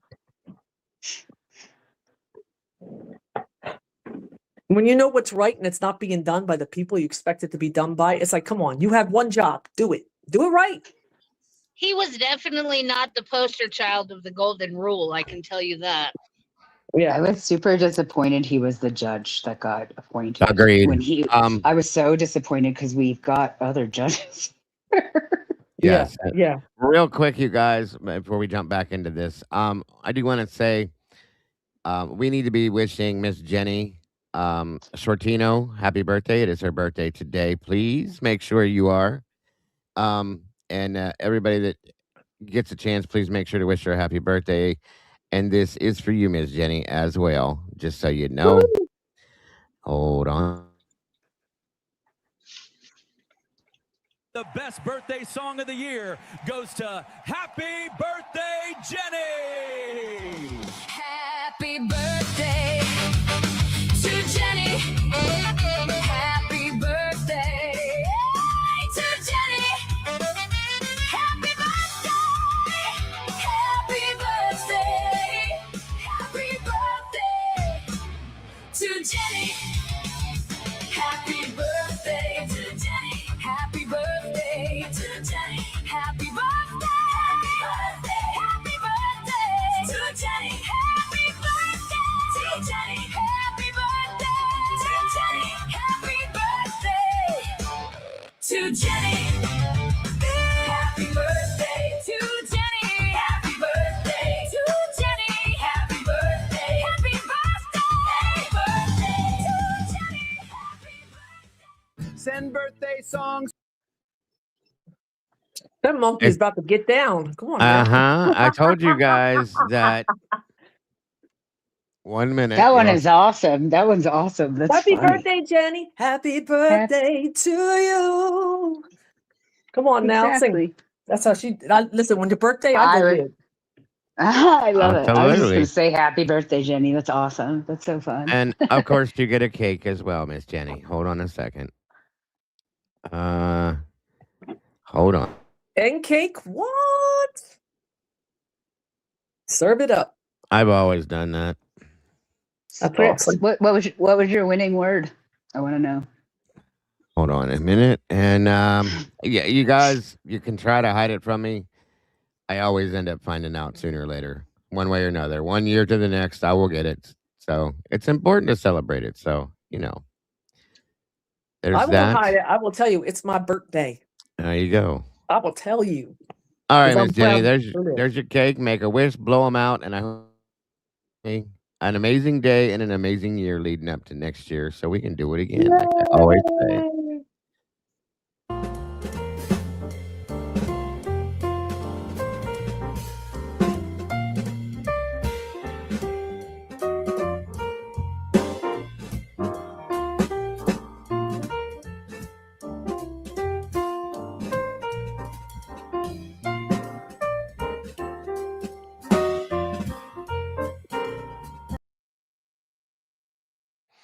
There you go, dear. Have a great day.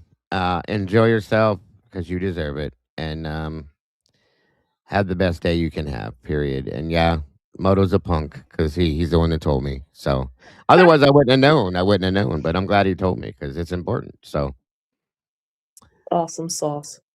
absolutely. Absolutely. Listen, guys, there's people in here that I know do not interact with anybody. Okay. And if I don't do that, I'm not going to do it for one person and not for somebody else. But there may be nobody that ever does that for that person. That breaks my heart. So I agree with you. I agree with I will you. never I know. not do I that. get you. Right. So, You're awesome, Dago. oh Lord. Thank you. Thank you. Thank you. we set you back like an hour. Where'd Tom Way go? Mm-hmm. She jumps in and out all the time. Oh, okay. What we're talking about this kid who like literally sounds like he is stoned. Whoever said he needed a bong and a Borg, and I was like, yeah. Right. Thank you, Morgan. Was that William Tardy? It was. He's not. He's. I don't see him in a minute. He's in here someplace. He was earlier. Welcome, Scripps. And you're welcome, dear. No, he does sound like he's just kind of like, yeah, dude. I get it. Beavis and Butthead. Right. Yeah, he doesn't seem to have much, like he's not real interactive. I agree with that fully. He just sounds So like he's recovering from the night before, and that like he has like it no care could for be the that. world. Right. Yeah. Yeah, it could be that. But, all right, on we go with this. Yes, sir. It's not redacted, of course. Yep. Okay, cool. I kind of forgot. Do you have, can I get Jane and Trent numbers too? Yeah. Cool. And I probably spelled Jane. Can you just make sure I spelled Jane right?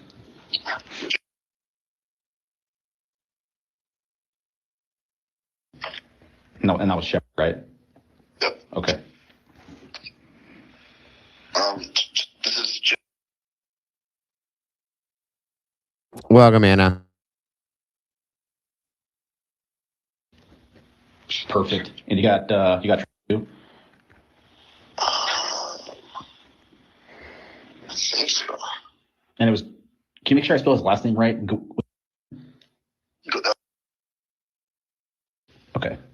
Thanks. Yeah.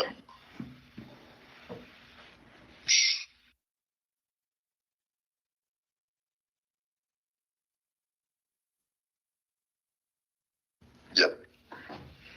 Okay. Did you, and I might have forgot, did you live in the same building as Ethan? I did not know. Okay. Okay. Do you know who his roommates are? At the time, Yeah. I think he lived by himself. Well, I mean, like he had his own place? Yeah, he had his own place. Okay. Cool. Okay. And you didn't have any text or Snapchat or whatever conversations that night with Ethan? I did not know. Okay. Help me. All right. So when you went back to Sigma Chi, did you happen to walk past or go by the crime scene call? I did. We just went straight out and then straight across to Smith. Okay. But yeah. So can you help me? I guess since I think I'm picturing the map right in my mind, but can you just like explain the route how you went back? So you walk out the door of the apartment, you walk down the stairs of the apartments, and then there's a parking lot. And then the road is connected to the parking lot. Not King Street, but like that. I don't know what the other road is. But and then you just go straight to Simcoe. Like there's no buildings you have to pass. Okay. Just walk across the grass and then go to. Okay. So hang on, I'm looking at a map real quick. I just want to make sure I have the right thing in mind. Let me get my Zoom thing.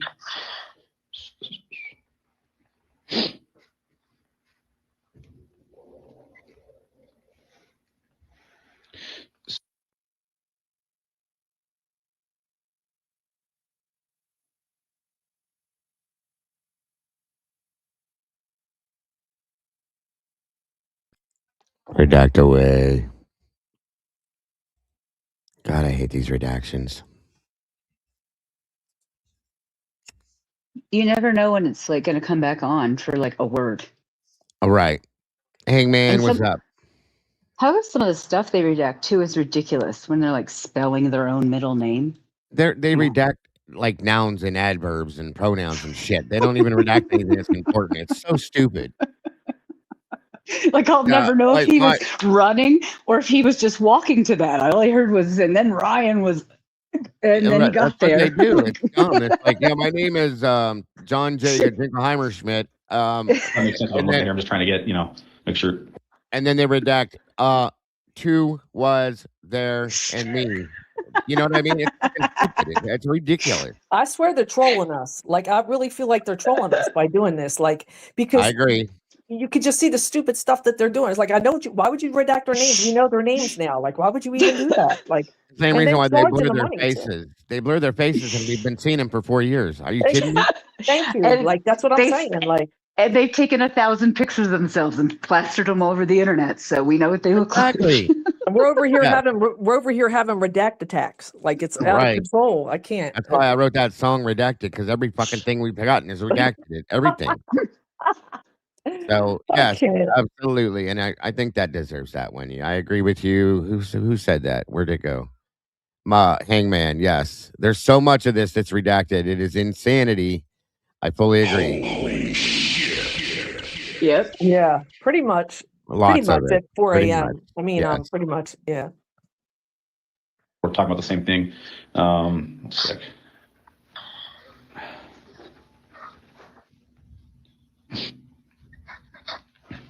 Okay. And did the three of you guys go back together? Yeah. All right. And are you at Sigma Chi? Do you have your own room with like common areas, or do you like share rooms? It's like our Sigma Chi is like an apartment style, so we actually all live in the same apartment. Oh, okay. Yeah. But like I'm saying, do you have like your own bedroom?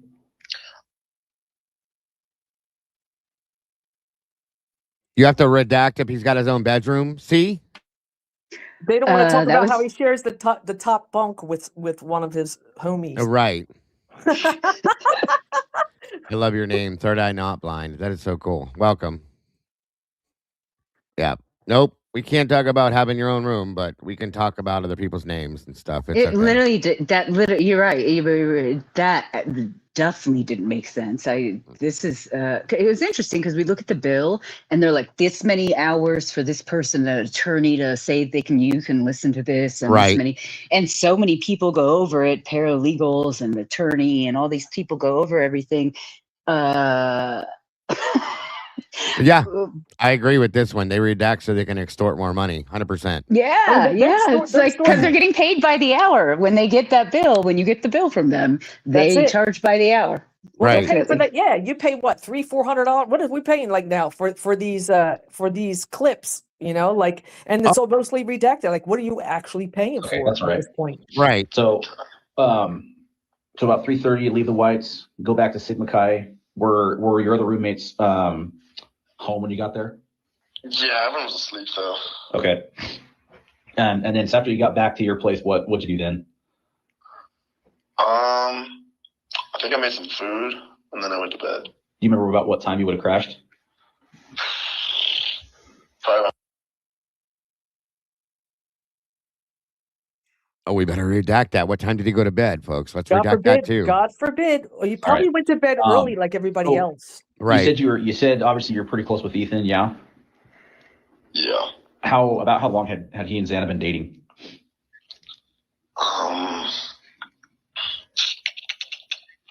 Since before summer, so like before school got out last year. So probably like 7 months. Okay. 6 months, maybe. Okay. And do you know how often we stay over there with Xana? Often. Like, I mean, I know nothing's definite, but like once a week, 5 days a week, like every night. What are you thinking? Like on average, just kind of like an estimate. You know what I'm saying? Estimate, I'd say probably like 6 times a week. Okay. I honestly don't know for sure, but that seems about right. Okay, say every day because it's every day. Just say that and move on to the next question. Jesus. Sure. So, Because it was obvious that they were really close, you know. Yeah. It seemed like did the relationship seem pretty good? Yeah, it did. Yeah. So was it kind of those like, hey, I keep my apartment because I keep my stuff there, and that's where I get my mail, and where, you know, everyone thinks I live, but I'm pretty much just crashing with my chick most of like 6 nights a week, except for okay. You know what kills me about this? I understand that these guys are trying to get like build rapport with these guys, but this is so it's ridiculous. The way they're talking to these kids, like there's like, you know, my chick and what time did you crash and what I get it, dude, and like grow up, dude. Be real with these kids. That's why they don't take you serious. They don't have any respect for these cops because they're not. I understand, like I said, you need to build rapport, but talking to them like you're their age, they know you're not. It doesn't make it better. It just sounds immature to me and stupid. And I think that's why they don't respect them enough to tell them the truth. And it's just my opinion. So They're it's trying just to get ridiculous. them to. No, I agree. I think they're trying to get them to see them like their own peer. I mean, they know you're not their peer. You know, so 100%. They're not dumb, and it's so yeah, stupid that they're trying to do it. It's ridiculous. exactly. Right? Exactly. Stop trying to be his homie. Be a police officer and make them respect you. Period. That's it. Such bullshit. There has to be separation there at some point. That's the only way you're going to get the It's respect. just like parenting. You know, you can't be your kid's best friend. You got to be a parent. They have friends. Same thing with this shit. You literally took the thought out of my brain. That's exactly what I was comparing it to in my mind. Like It's you exactly can't do what that. it is. You can't do that. Yeah. Right.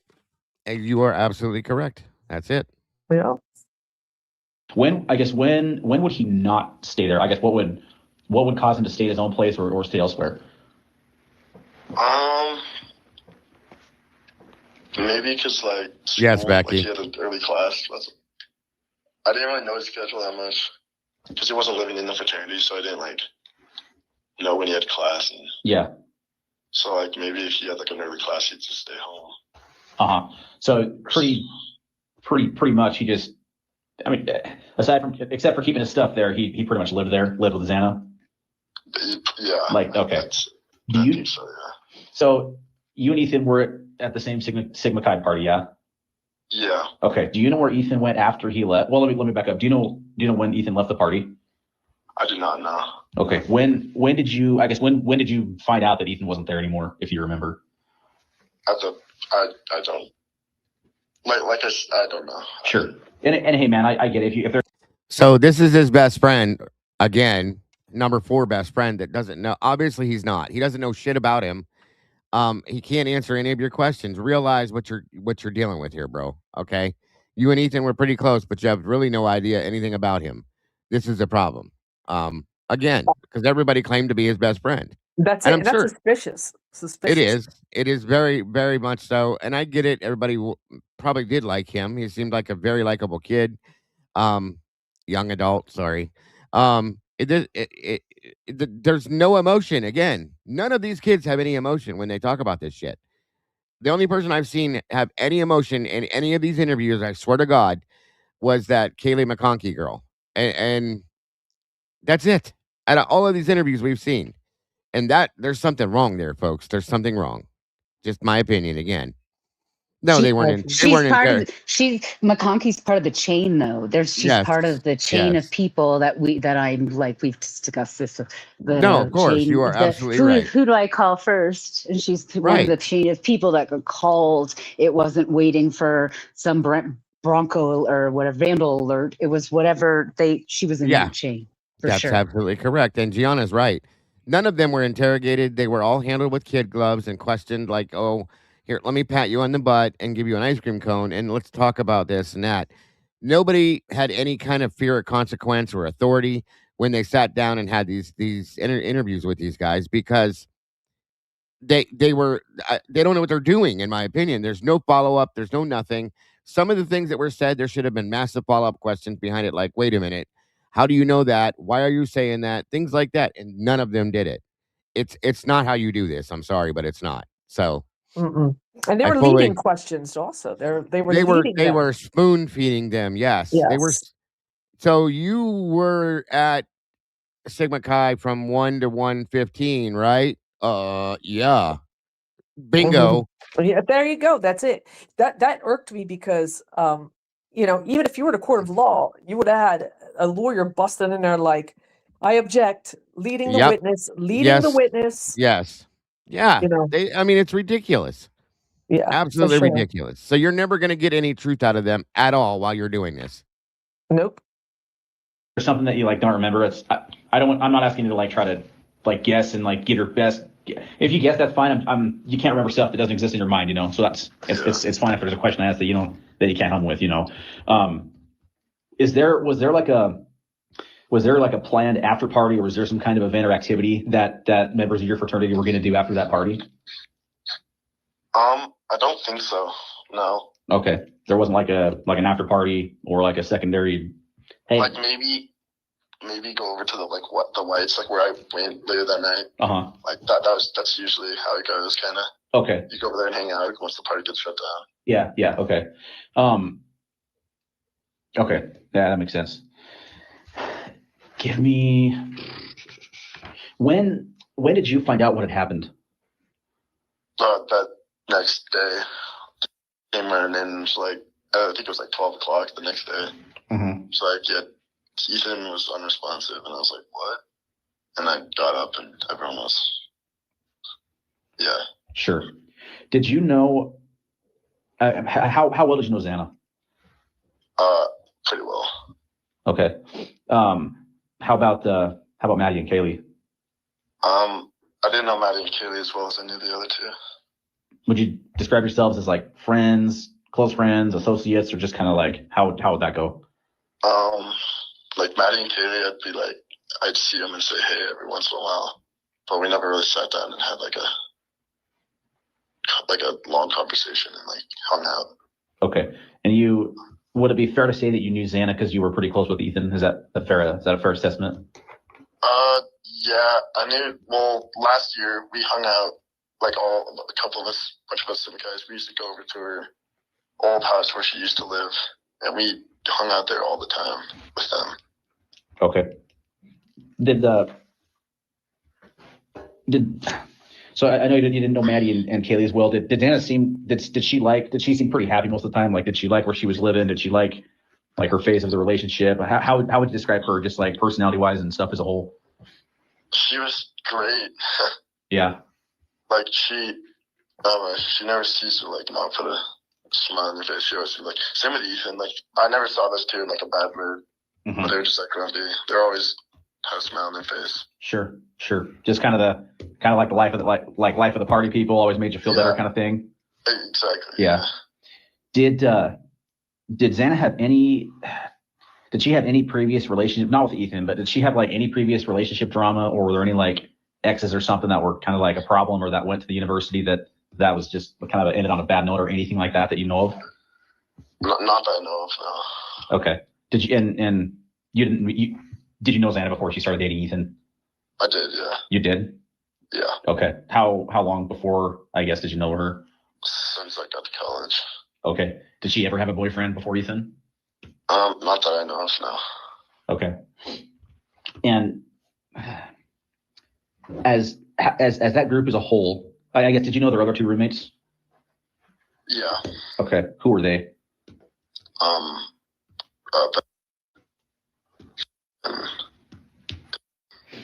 And how, I guess, how often would you go over to that place and hang out? Like pretty frequently, or like not very much, or what do you think?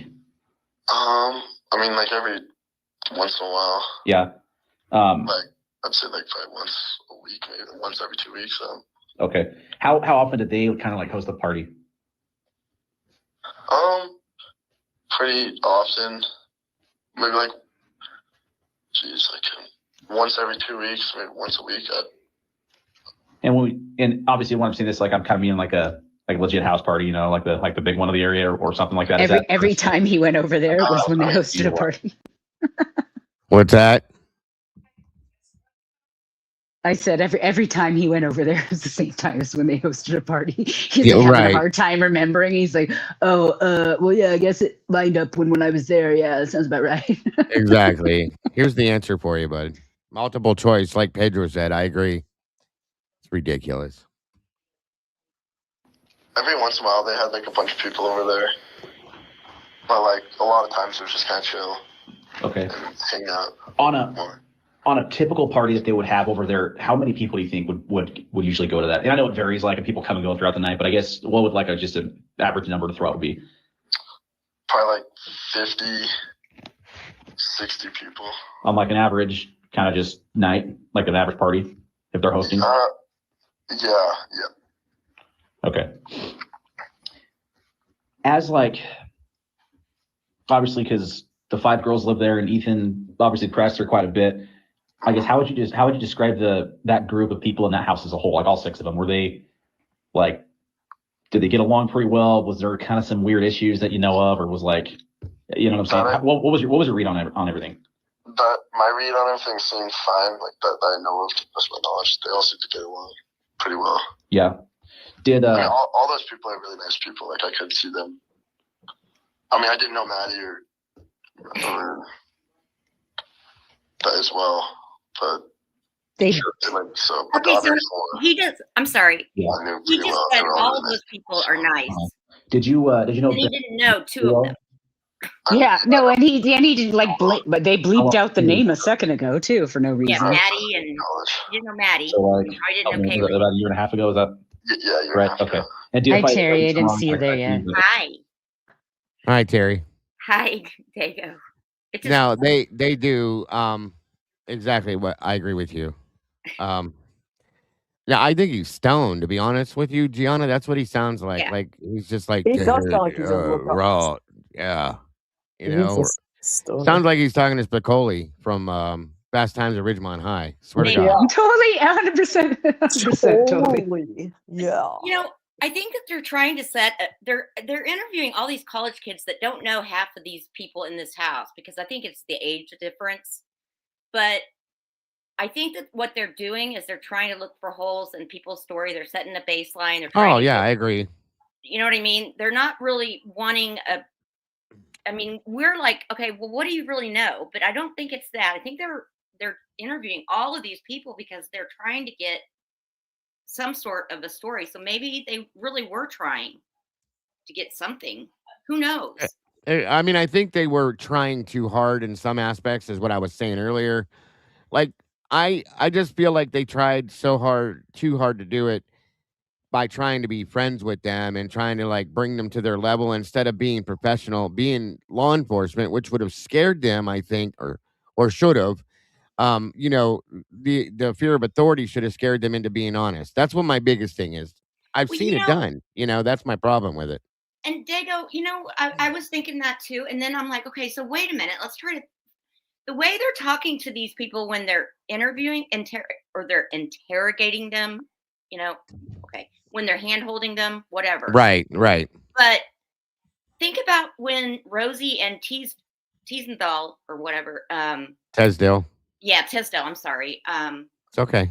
When they are here in plain clothes in the middle of the night, chasing 3 boys in a field, that they're accusing them of something that they're not, and right.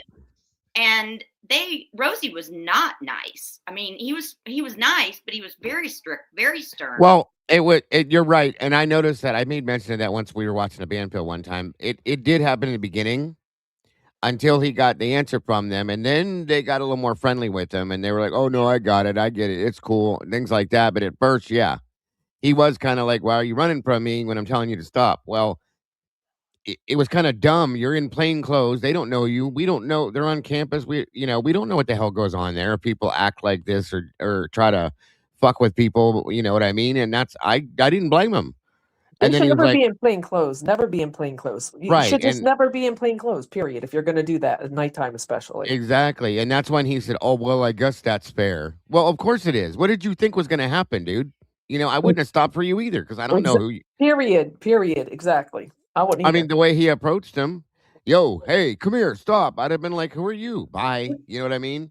Do you think they would have done that to girls? I've always wondered that. No, I don't at all. I don't at all, Terry, 100%. And then now, you know, if there really was something, you know, for instance, there's something really to chase these kids about and they're running, even if there was, I mean, you're not in a uniform. So now you have to act a different way. Like if this was a typical cop stop, those kids would have gotten in big trouble from trying to evade the law. when they told you to stop.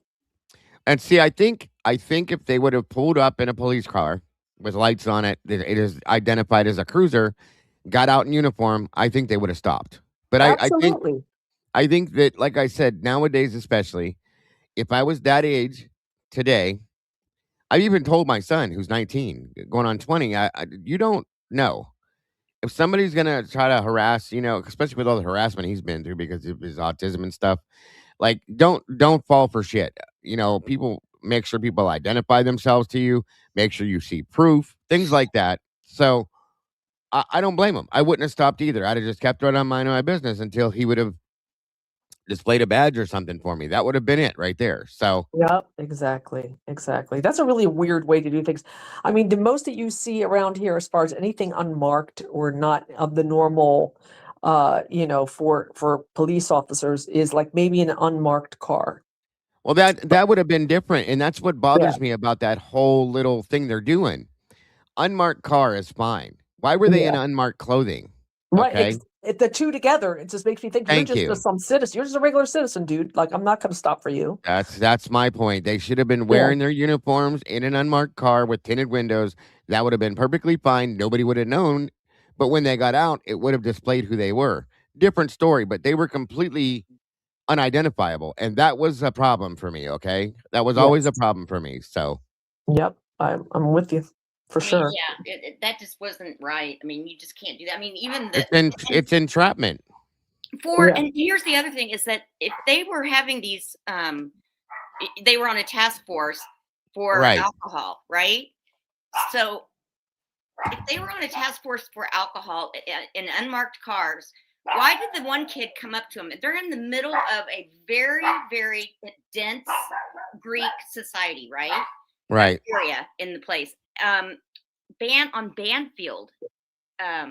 Why would that one what is that one guy that came up, the fourth guy, and he came up and said, "That y'all's car over there? When did you start getting that?" Right. Why would they not know that? They would know that they were driving unmarked cars.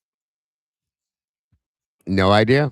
That's so odd. I'm gonna look into that because like That whole thing is weird. Like I said, here we have programs where the PD has unmarked units so that they can do specific stops and speed traps and all that kind of stuff.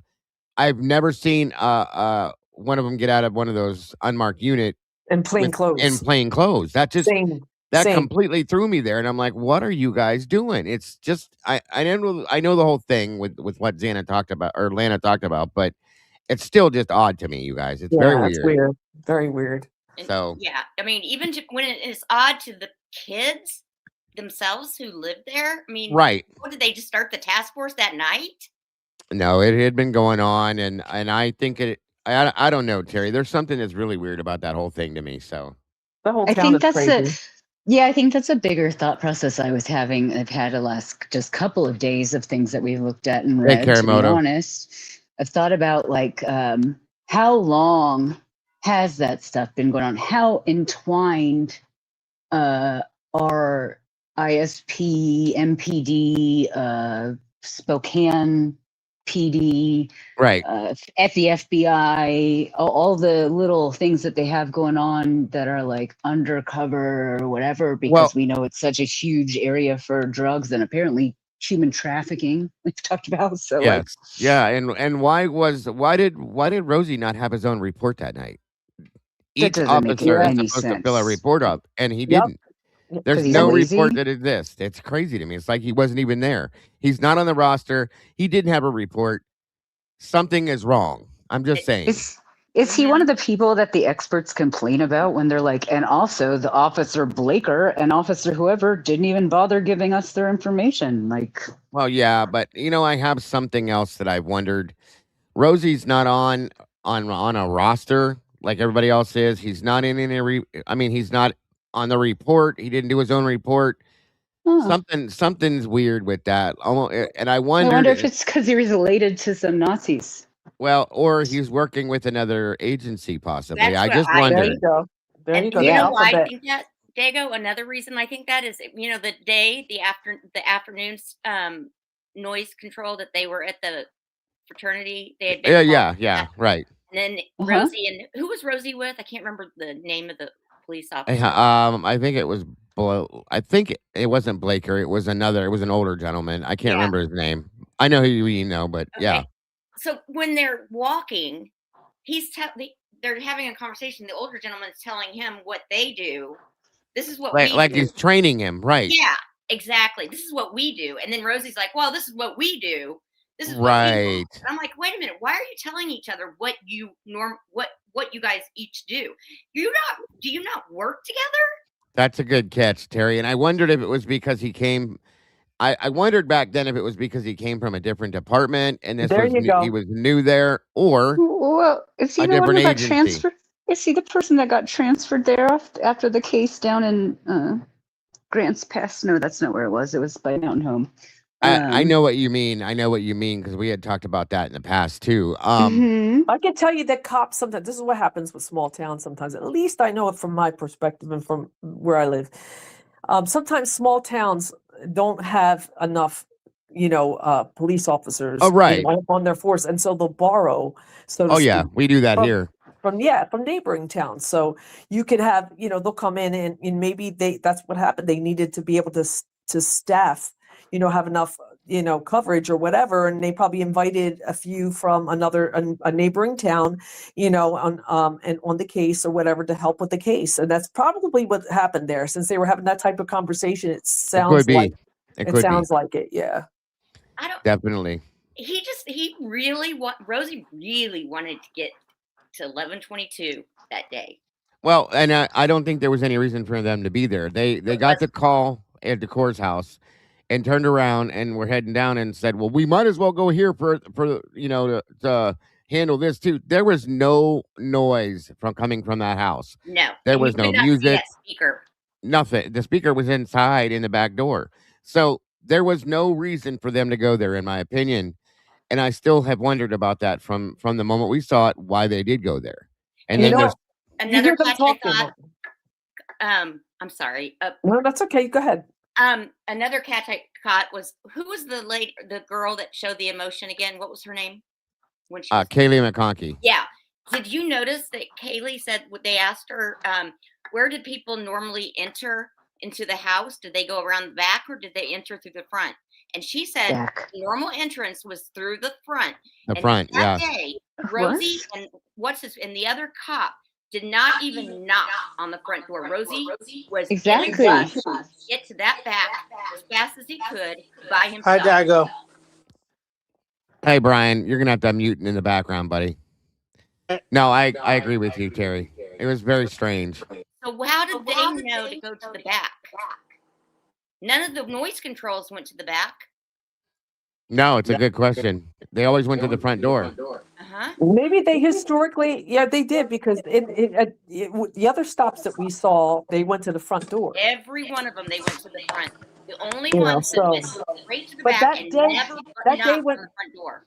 Exactly. And that day that they were walking from the frat house that they had gone to for the noise complaint, and it's obvious because those guys were like on the roof and everything. They were all over the place. Yeah. Playing music. But they decided, you know what? We're going to go up to this way because we're going to give them a warning. You didn't even hear nothing coming from the house. There was no reason to do it. There was no noise. None. There really wasn't. They just decided, you know what? While we're up here, why don't we go give them a warning while we're out here? And that's kind of like what he said. And I'm paraphrasing. Harassment. And I could be wrong, but it's not legal for them to like even walk into that. Oh, you're right. Right? And you know what? The way the conversation went down is like so crazy. So like if you just like, you know what, let me give these guys a warning too, because we're already out here. And that's kind of like how they put it. And then when they walk up there, they're scouting out, the whole landscape there, and the different floors and how to get up there with a ladder. And just, and then then something really weird happens. Like, it's like she's getting, they're talking to Kaylee, like as if she's getting scolded for something and they didn't do anything. It's like, listen, I don't want to come back here, and you don't want to be doing this, and then taking pictures of her license. Like it seemed like, it's one thing if you're going to go over there and be like, knock, knock. Okay. Hey, listen, guys, just want to let you know, we just had a call for a noise complaint. Yeah. And we know you guys usually get looped in this. Listen, we just letting you know, we don't want to come back out here. Just make sure that you guys, you're doing a good job. I don't hear anything coming. Just make sure you keep it down, blah, blah. But no, that's not how it went down. It's like literally they were were confronted as if they were part of the problem. And if you go back to one of the other body cams we got, it was the one at night. Blaker showed up, Payne with his little ass was there. They were all, tough guy. And they Bethany started answers the door. It wasn't Bethany, but the one that looked like her, I think so. Oh, yeah. Yeah. Go on, sorry. But anyway, they started dumping alcohol out. Now here's the thing.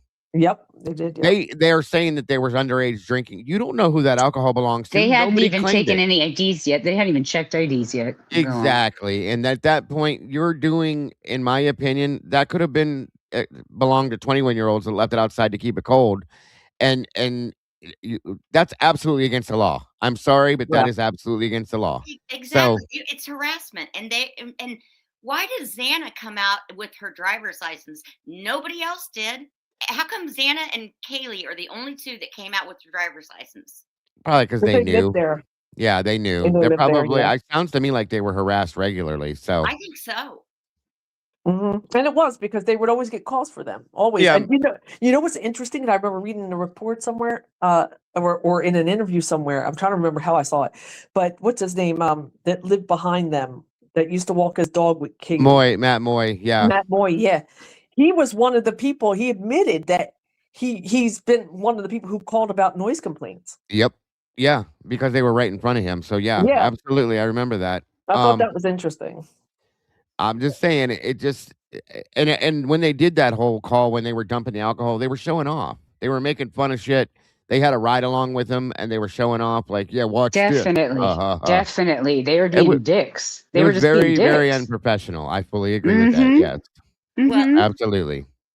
I'm sorry, but if they should have kicked when they said that nobody was there that lived there, and they had to call somebody that was there. They don't know. Hey, Kathy. Nope, agreed 100%. Everybody should have been kicked out of the house. That is the law here too. Everybody should.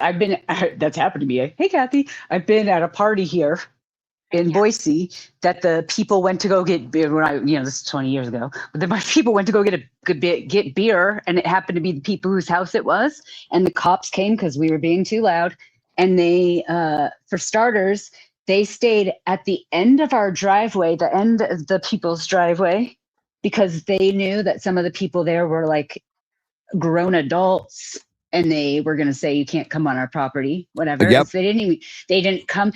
And then they came, and then they asked for the people that lived there. And of course, a bunch of us drunk moron kids were like, oh, they're not, they went to the store. And the cops were like, out, everybody get out. And they walked through that house. The cops went right in that house because the owners weren't there and there was a party, and they were like, right. That's their fake sense of like, oh, we're protecting this house. We got to make sure that this house is okay, even though, they're walking through to see if something else is going on. Right. No, I agree. And Catherine, let me speak to this real quick. For those of you that aren't familiar, 1-1, he's part of our community, and he joins us over at he's an NYPD police officer that's active duty, and it is absolutely normal to take pictures of people's IDs, I guess. A lot of times it's easier, instead of having to write it all down, they can take it and do the report with it and all that stuff later. That way they have it. So in the beginning, a lot of us thought that was odd. We talked to him, and I talked to a friend of mine, Jeff, who is a cop here too, and he was like, yeah, we do that. It's not a big thing. Yeah, I read into that too, yeah. But at the beginning, I was like, what the hell? And I think it was because of what happened. We were a little unnerved about it, but it is normal. So that one thing I will say is normal. My buddy Jeff, that's a cop here, said it's basically just laziness. It's us being lazy, so we don't have to write it all down, and we can do it later. So at that point, I get it. You know what I mean? So another thing too, I was going to say about how they approached the house instead of going to the front. I'm thinking that possibly as they were approaching the house, somehow they could have seen the sliding glass doors, because like where the sun was shining, how bright it was, they could see through. And I'm thinking if they seen people moving there, they probably thought, let's go here, because it seems like that's where like the party is right there. Yeah, is that are we talking about the same time that they go up, and then some girl, not Bethany, so whoever answers the door, and they're like, I don't live here, let me go get them. And then they close the door, and the cops are standing there, and they can hear, and they're like, come out, we hear you. Is that the same one where they just were like, you're not going to answer the flipping door, we're going to, you're that was tickets. The one where they were dumping the alcohol. Yeah. Right. Yeah. That's at night. Yeah, that's a different one. Okay. That's a different one. Yeah. I'm talking about the one they did in the daytime. just to Yep. clarify, so that nobody feels bad, we thought it was Bethany for a long time, and then I went in and reanalyzed it because somebody told me it wasn't her, and I watched it and listened to it. It's not, but whoever it is looks a whole lot like her. The girl Yeah, that it Cool. was has I'm more of glad a that you know that. That's I cool oh that don't know you know yeah why. that. yeah I've yeah. had It's people fight me on this, so to speak, and not really fight, but he was there, I was thinking it was Emily, like because what do you right? call it? Hunter was there. She looked like Emily to me, but Well, you know, we thought it was Bethany at first, and then we went and looked at videos of her, and then that person, Emily, and Emily's voice is deeper than that girl's. She had that real soft spoken voice. Bethany's face is more round, and then we looked at the something else about her that we figured it out with, but it's very close to her, so don't feel bad anybody that thought it was her. no, it Good. looked a lot like Bethany. It did. I could see that Yeah, for completely. sure, Yeah, yeah. absolutely for sure. hmm None of it makes Welcome, welcome, sense. Kathy. What's that? So is Rosie still? I mean, is he still on the force? I have no idea. I was told that he wasn't. I heard that he left like very quickly after this. I don't know because I can't find him on a roster. What? And I went and looked for it. I don't know if if Did he you? was there or there. I was told he left right after this all happened. But I don't know for a fact. So I don't want to say yay or nay. I'm still looking to try to find him on a roster. Rogue says he is. See, I've heard that he got a promotion of sorts too. So I don't know. Thank you, Rogue. A lot of the people names of people They in there did. that were like They did. administrators in different Yes. areas got promotions across Everybody the board. got a attaboy after this. It's crazy. Hey, Dylan. What's up, What's buddy? that? Oh, just got done eating dinner. Got everything lined up for the new job. I'm ready to roll. Good. Yay. And I'll be able And to you terrorize went in you and all far more you went often. in and put some shit on your body and then came in here. I see. I had this on. Yeah, yeah, uh-huh. Sure. What'd you have for dinner? Brats. There you go. Mm. Can't go wrong with Nice. that. We're doing others this That's weekend. a very German dinner. Yes. Yeah. Is that a pat on your hat too? Yeah. It's the old logo. That's Pat what I fa- thought. I like that. It's cool. It's an old hat. Old looking hat, I should say. I like the old school hats. Of course I still hate the Pats, but I'm just saying it's a cool hat. Well, I would hate I would hate the Browns, but you know, someone's got to make the bad first round pick. So You don't pick the Chiefs. Where'd he go? Did you dump him? Keep it up. Keep it up. Keep it up, Junior. Dago. Oh wow. Anyway, You're it just wouldn't mad be a because show. Alabama's going to be at home for Christmas. It wouldn't be a show. Dude, you're gonna get killed today. Keep it up. It wouldn't be a show if there wasn't no banter back and forth with me and Junior here. So And it's going to be happening far more often. yeah, whatever. On we go. Anyway, welcome, bud. Hey, Dylan. So I've talked to a lot of people, so I'm trying not. That's why I ask so many kind of like repeat questions because I just want to make sure I'm not writing down the wrong stuff. You know what I mean? Yeah, nice. So okay, did Beth have a boyfriend?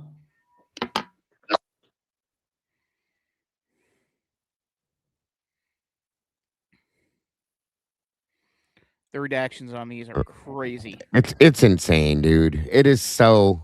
I mean, like we were talking about earlier, they redact nouns and adjectives. It's stupid, but they'll say somebody's name. They redact the redactions. Do you know? Did Beth have an ex or something?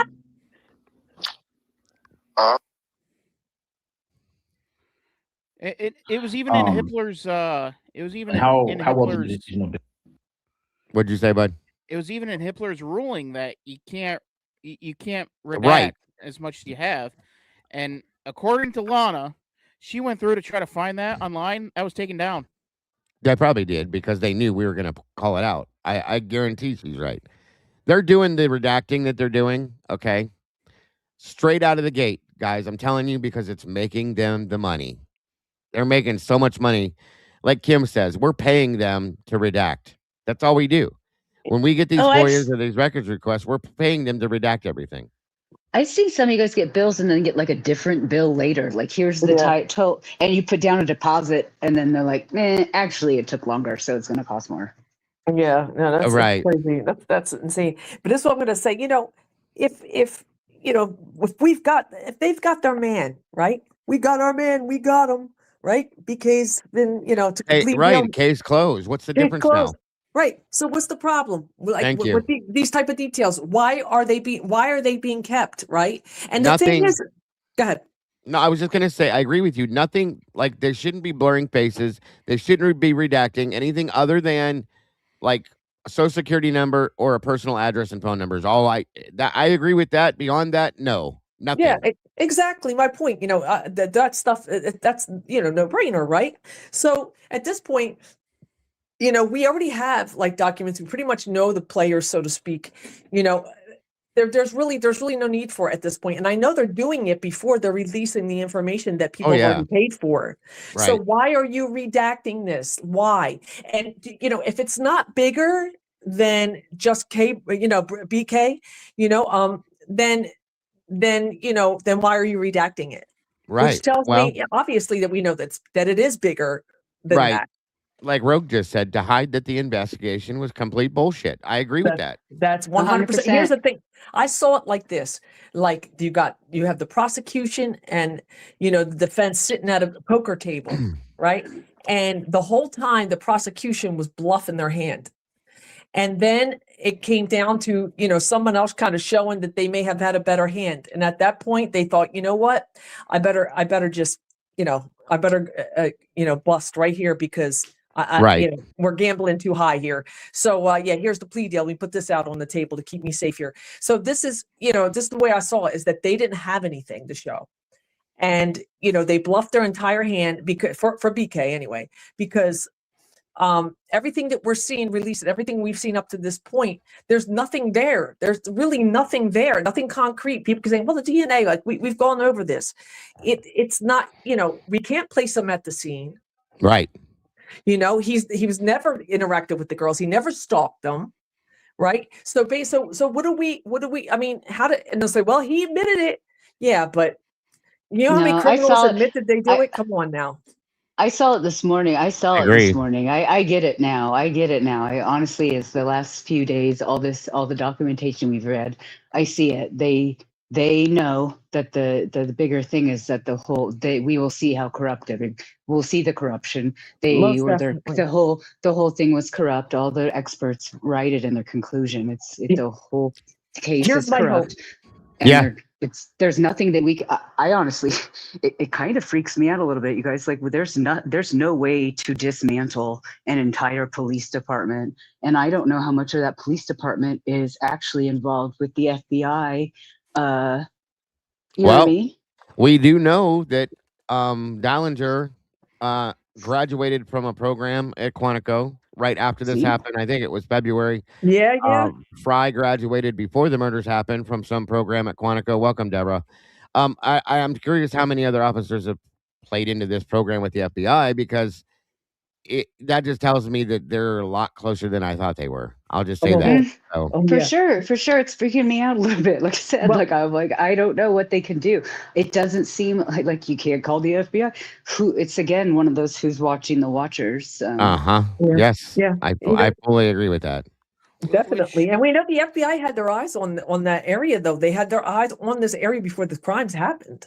So for decades. They had already. Yeah. So, I mean, I had a feeling that they knew about what was going on. I agree. I really do. Probably before they probably knew before it happened. And I do think that white car is casing the house, not because they're the criminals. It's because they're watching to see if the criminals are going to show up. Yeah, right. And that's, of course, is all my opinion and speculation. But I really do believe they knew something, and on their clock, this happened. So, absolutely. And so they don't want to implicate and look, themselves. Even if it's not on their clock, technically, they're the people.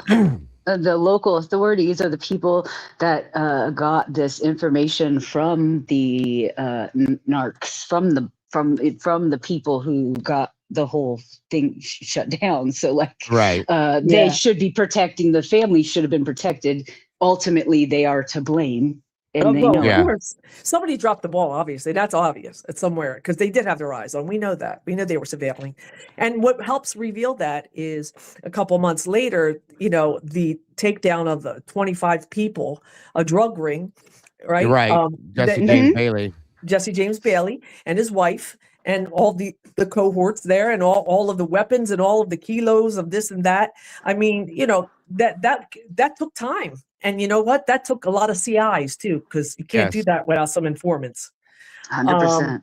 Yeah. And I I agree. think so. I think that, besides the fact that this case does involve, in my personal opinion, does involve some personal, relationships, and some personal grudges and some, people who don't know how to handle themselves. And, but I also believe, obviously, that this does involve drugs. I mean, you hear these interviews, they're talking about it. They're talking about it, Yes. Look, even if it's not these kids using and or dealing drugs are involved.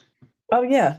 But I I agree. believe they are, by the way. I believe they're being used. They're like mules, like little mules, like little. They actually call them sparrows, but something like that. Right. Hawks or sparrows or something, where they kind of go in and they're not. The mules are the ones that get it from the big guy, but you got you got their dealers, and then you got your little ones like in between. So like they're being supplied, and you got people who are moving this stuff within the green community. I mean, how else are they getting it? Who do they know to call?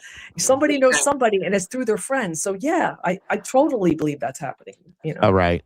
Absolutely. Go ahead, Dylan. Now, drugs could play a factor in this, but as of right now, all we have is the typical college stereotype to kind of tie it to, and so that's not a path that I'm typically going down. I'm going down by pretty much what I see and what I know about psychology, and given the wounds of Kaylee and Maddie, it was somebody personal, and when you factor in the rumor about Kaylee and I think it was Rosenthal, it was, and on top of that, you don't have any defensive wounds below the elbow of Kaylee, and you have sleeping because she's sleeping, passed out. I don't think she was sleeping because I think this was going on. I think this was going on right. This probably started. I don't think anybody was sleeping. I don't think anybody was sleeping. That's too soon for them to be asleep. She could hardly walk. She could hardly walk. No, that was Maddie. Maddie. Sorry. Kaylee does have defensive wounds. Kaylee has defensive wounds. And I fully believe that the medical examiners are lying about ligature marks, at least on Kaylee, because of there being no wounds. If you're going to go with the story that Kaylee was one of the first ones attacked, she would have knife wounds on her hands, much like how Xana does. Right. And why would a medical examiner lie about ligature marks? Because she knows they were handcuffs. Yeah. And we have handcuffs. I didn't think of that. We have two officers who have lied about where they were at the time of the murders. Why? Yeah. I mean, these are the questions that are so. I mean, I'm just tired of pussyfooting around. I'm sorry, but I just like these cops are just like hand holding. It's like these kids need, like you said, I mean, they need to be held. You can find the holes throughout it easier if you make people talk. People know. Right.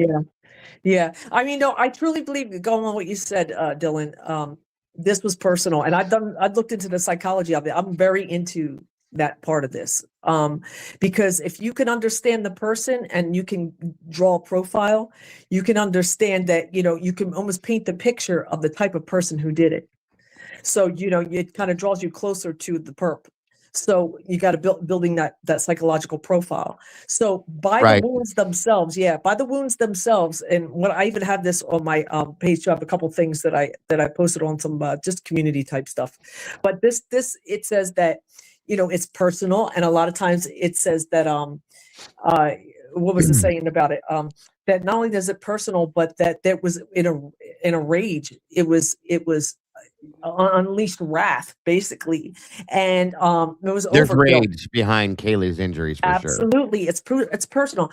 So what I'm thinking is now what makes me think that it is a hybrid of drug paraphernalia and personal issues, right, is the fact that in some of the, and I know this is controversial, I get it, and it's okay, everybody's entitled to Right. feel however they feel, but some of the things that I have heard in audio from the King Road, I'm sorry, to the saying King Road. Well, yeah, the 1112, and then the Linda Lane. I've heard, and I've heard it like you very clearly can hear them asking where something is, and they say, "I don't know, I don't have it, I don't have them, I don't have them."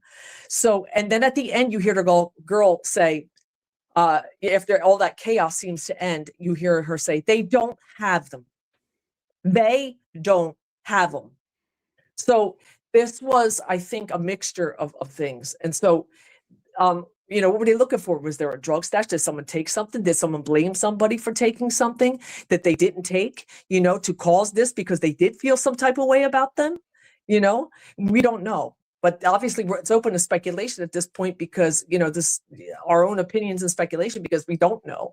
But because we're trying to make sense of the killings. I mean, obviously, this wasn't like, I just want to take you out because, you did something wrong and pew pew, right? No, this is like, this is beyond, and for all of them. And that's disturbing. And so, that whoever did this was a very angry person. So very, very angry. And wanted to make a point to say, even by the way the wounds are, is very interesting because they're all up mostly, except for like, for Ethan's wounds, most of them are upper body. It's all upper body in the face. They all have in the face, in the head, near the mouth, in the chest, so that to me is very interesting. And you're trying to go for someone's face in their head. I mean, that right there, it's like there's something very deeply disturbing psychologically, just even about that part of it. So yeah, I believe it was personal because someone who's just going to do like a hitman type person ain't going to go all there. They ain't going to do that. They're going to do their job and go, make it quick or whatever, even if they're trying to get them to confess. See, that's why I said some of these wounds were to get them to confess to something they didn't do. Because you can hear the questioning going on, and then you see some of the marks looking experimental even. I think that could have tried to torture them to get them, this is again my speculation, to get them to confess to something, to get them to say, all right, well, I'm going to do this, all right, I'm going to do this and do that, and to, come on, nobody's talking, where is it, kind of thing. And so that is my theory, that indeed they're looking for something and they were very angry about it.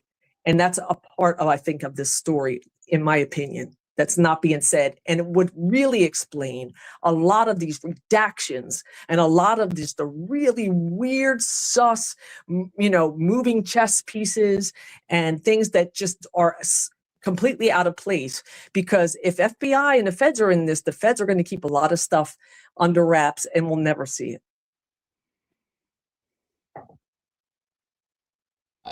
I have to agree. Good Yeah. point. So there was nothing else in that interview of any consequence whatsoever. There wasn't really much of it anyway. It seemed like most of it was redacted when Kim Most of it was was listening to it redacted. too.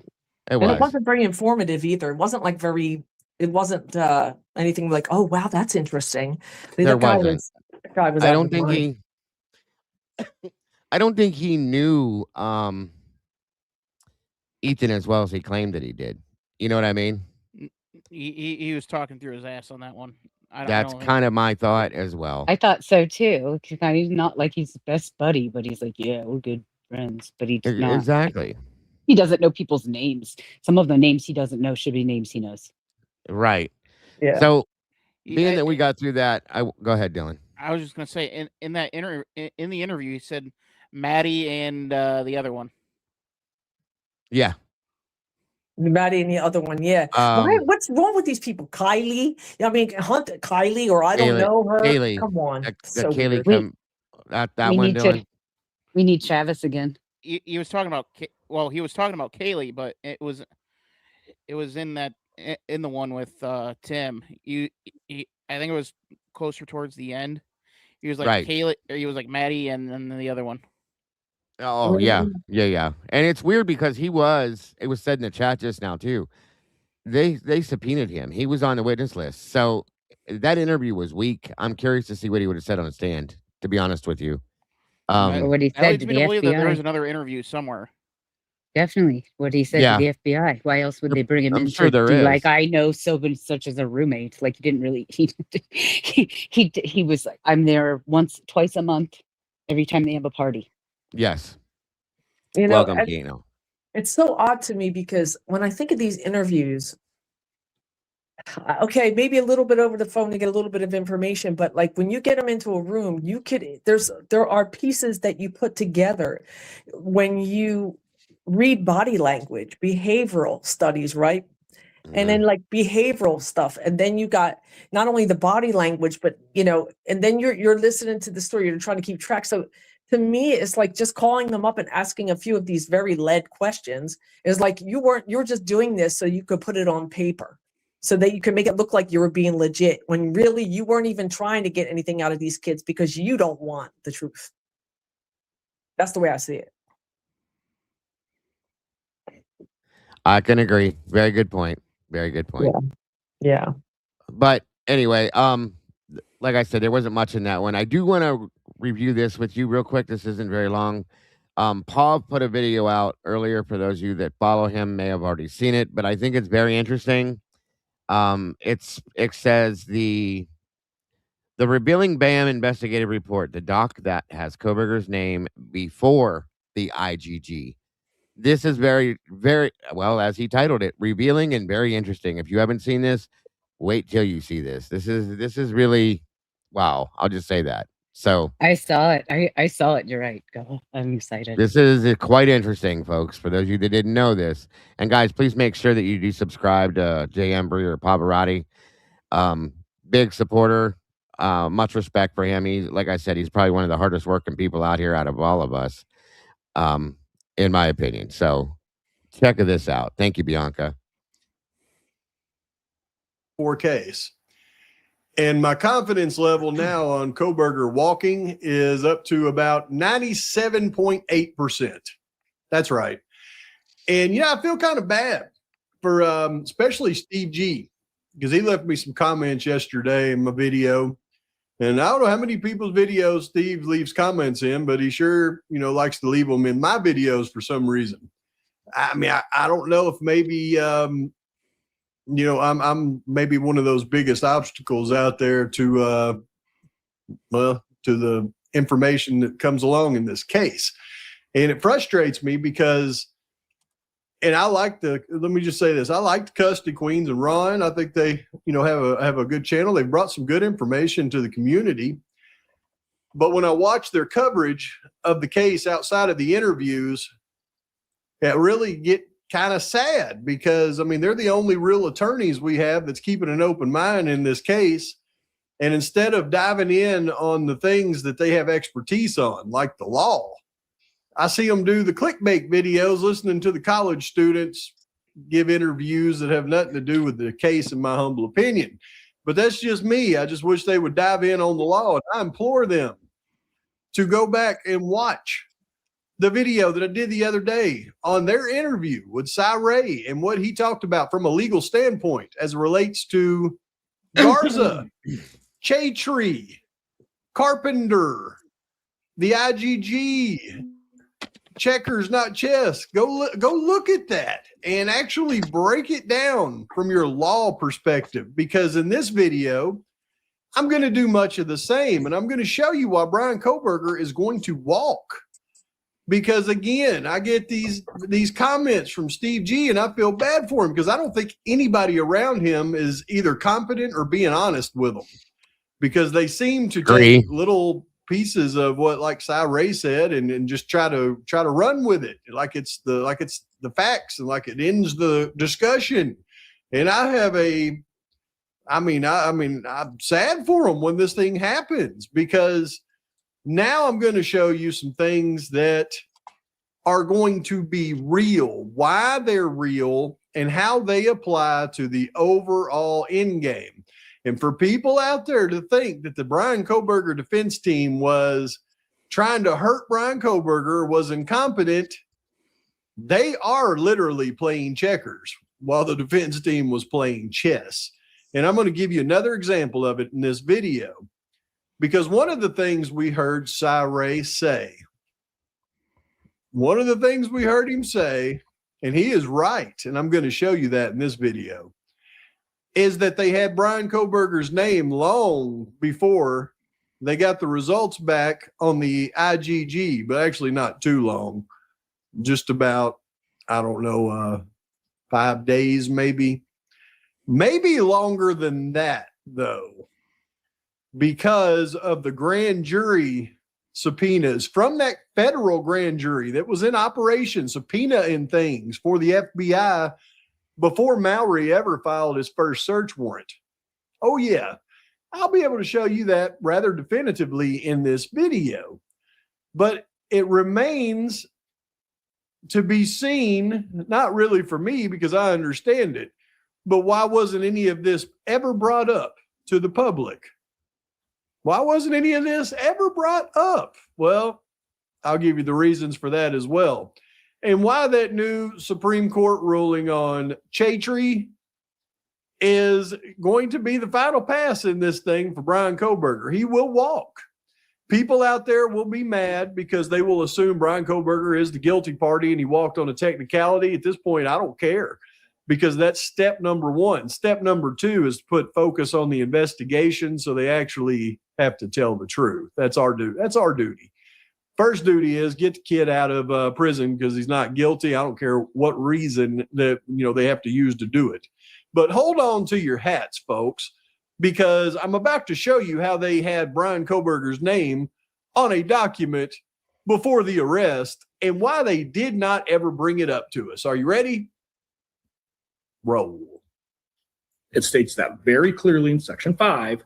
Before an agency takes on IGG, you're supposed to eliminate all investigative leads. Brian Kohberger's name was in a report and was the most viable investigative lead in this case before the IGG results were done. So I want to start this conversation with IGG wasn't required. That's not the only way to get to Brian Kohberger in this case. And I think that's really important for the people to say, I'll never believe Brian Kohberger did this case. He was already on the radar. And I think they would have got to him. And man, if they would have got to him that way, this entire case changes. It's crazy how these things that I've brought up in a way to show how this was absolutely wrong turn out to be one of the things that actually is going to have the biggest impact in this case. But I've already covered this in our new expert report, one of the expert reports from the state. They go into the fact that on March 20th, some customer that was using Brian Kohberger's account, they can't tell us who because his mother and father both used the same account, but the account was in Kohberger's name, and everything that was ordered from that account did ship to Albrightsville, Pennsylvania address. But they bought a gift card, somebody did, on Amazon for $130, and that was on March 20th. And then on March 21st, that same account purchased the K-Bar U.S. Marine Corps fighting knife straight for $86, and it was shipped to the Albrightsville, Pennsylvania address. Now, here's what we have to understand. Number one, it was a K-Bar fighting knife straight, which I've gone through and the defense expert went through and showed where the knife used, at least one of the knives used in the crime. If it was one knife, then it had to be a knife with a serrated edge because it had fine striations and scallops. And this knife that Kohberger bought was straight. So, I mean, they were searching for the wrong knife that fit the sheath from the beginning. But it doesn't negate the fact that Brian Kohberger's household account in Brian Kohberger's name did purchase a K-Bar knife on March 21st, 2022. Why is that important? Let me explain. Because when you go to the original search warrant of Amazon by Detective Mowry, he asked for all of the sales that were made by Amazon of that particular knife from January 1st, 2022 to present. So he searched Amazon for every knife that was purchased by Amazon. I mean, that was purchased through Amazon from January 1st, 2022 to present, which was November 26th, as I'll show you. So that means that this knife that was purchased by the Koberger account on March 21st was on the list on the return of that search warrant. This is how Brian Koberger's name came up in the investigation. But for some reason, we've never heard this, have we? Right? They wanted all the account information, order details, payment information, all customer interaction records between Amazon. They wanted it all for everybody that purchased those knives, not just Koberger's household, but everybody that purchased Amazon K-bars from January 1st present. Now, we know that Mowry filed for that warrant on November 26th. They got it back on December 8th with all that information. So at the very least, if this was all on board and this is all that we were able to see, we would know that Koberger's name came up in the investigation before the completion of the IGG due to the purchase of the K-bar. Yeah, this is what Cy-Ray is talking about. Now, this is where things get interesting, because later on, after the arrest of Brian Koberger, the same gentleman, Lawrence Mowry, files a search warrant for all purchases made from March 20th, 2022 through March 30th, 2022. And November 1st, 2022 through December 6th, 2022. Now, why did he do that? He got that information back on May 8th. Why did he do that? They'll tell you that because they wanted to see all the click activity. Would have happened earlier in November when they got the first warrant back. So why did they do two search warrants to Amazon that essentially gave them the same information on Brian Koberger, once during the investigation before they had his name and once after the investigation? That has been a bone of contention for the defense this entire time. And if you've paid attention to this case the way that I have, the defense even brought up the fact that it was very odd that Michael Douglas received the search warrant information and gave it to Mowry after Mowry searched this information. There was always some contention around why did they do this second search warrant when they already had the first one. Here's why that is in contention. Because knowing this now, at least once they got the IGG back, knowing they had the list of the people who purchased the K-bar, well, and they had the Daniel Tiango queuing the car on November 29th, but we know that Daniel Tiango never got with Payne. Payne had to go back and get with Tiango on December 20th. Lana even uncovered all the email and communications between Payne and Tiango. Payne has testified in court he didn't know anything about the Tiango incident until December 20th. But with all of that, there is never once any mention of the Amazon warrant return in the PCA that showed Brian Koberger's family account purchasing this K-bar. Or is actually Brian Koberger's actual account purchasing this K-bar. Why is that not put anywhere in the probable cause affidavit? You know what? What's interesting is the two things that are never in the probable cause affidavit that we know now law enforcement did before the arrest of Brian Koberger is the IGG, and now we know it was the Amazon warrant. Why were they hiding these two things in the case all the way up to here recently? Well, the reason they were hiding it becomes very clear, and the reason Brian Koberger is going to walk because of it becomes even more clear, and it's called the Fourth Amendment, y'all. You see, the reason that they wouldn't have brought up the original search warrant to Amazon is because the prosecution team knew if they did, the Amazon warrant would likely be suppressed, and due to that suppression, they would be faced with fruit of the poisonous tree once again. So they just kind of hid it. But the core legal issue is the Fourth Amendment's constraints on warrants, the exclusionary rule, and doctrines that can clean or isolate evidence, independent source, attenuation, good faith reliance. The described sequence raises classic risks of overbreadth, particularly defects and potential taint. which explain why results from the first warrant might never be relied upon or disclosed in the charging or suppression posture, although it was brought up in suppression posture. That's where the key of this thing comes into play. Fourth Amendment baselines that apply. A search warrant must be supported by probable cause that the places or things to be searched or seized will yield evidence of a crime. And it must particularly describe those places and things. A demand for the identities of every person who bought a specific model of knife from a national retailer over nearly a year is a bulk request for third-party business records. Now, this went on to be litigated in a suppression motion by the defense in their motions to suppress when we get around the time of trying to suppress the IGG. And here's why it's important. Because of the arguments the defense team used and the objections they preserved when trying to suppress this warrant. And it let us in on some other things.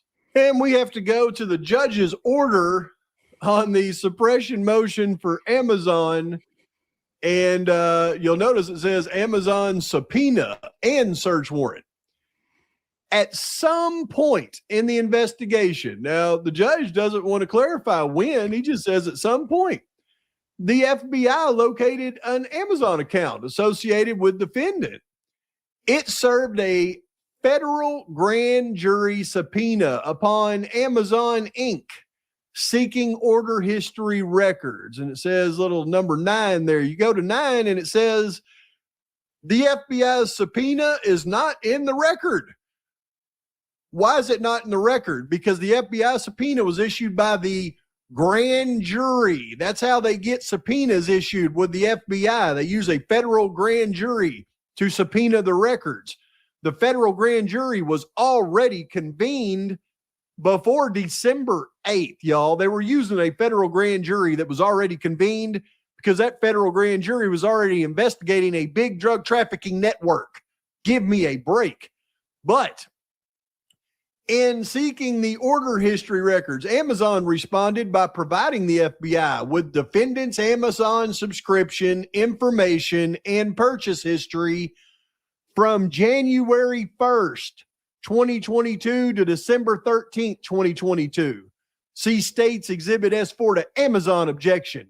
Now, why is this key right here? Because look at the words of the judge. The FBI gave the information and purchase history not from March 20th, 2022, but from January 1st, 2022 to December 13th, 2022. Remember what I just showed you. The original Amazon warrant by Mowry asked for information from January 1st, 2022 to present. The additional warrant that was filed later in 2023 asked for the information from March 20th, 2022 to December 6th, 2022. Not anything before March 20th. So the warrant return that the judge is referring to is the first warrant that was issued on November 26th by Mowry for January 1st, 2022 to present. Now, why was Mowry searching this information from Amazon from January 1st to present when the grand jury subpoena by the FBI had already produced this information, according to Judge Hippler? Again, the federal grand jury subpoena provided information from January 1st to December 13th. State Exhibit S4 to Amazon objection. After receiving this information, Mowry applied for and received search warrant for records retained by Amazon for defendant's account regarding customer click activity. Yeah. And he asked for the date range of March 20th through 30th, and then it talks about the second warrant. Now he goes into the conclusions of law, and he's going to group everything in together, the IGG, the AT&T, the Amazon. But here's where it becomes critical. Defendant does not have a privacy interest in the subpoenaed records protected by the Fourth Amendment of the Idaho Constitution. Why? because the judge has ruled based on the defense's objection as it relates to, guess what? Carpenter versus the United States. The subpoenas did not violate the defendant's Fourth Amendment rights, citing his protection or his understanding of the protections under Carpenter.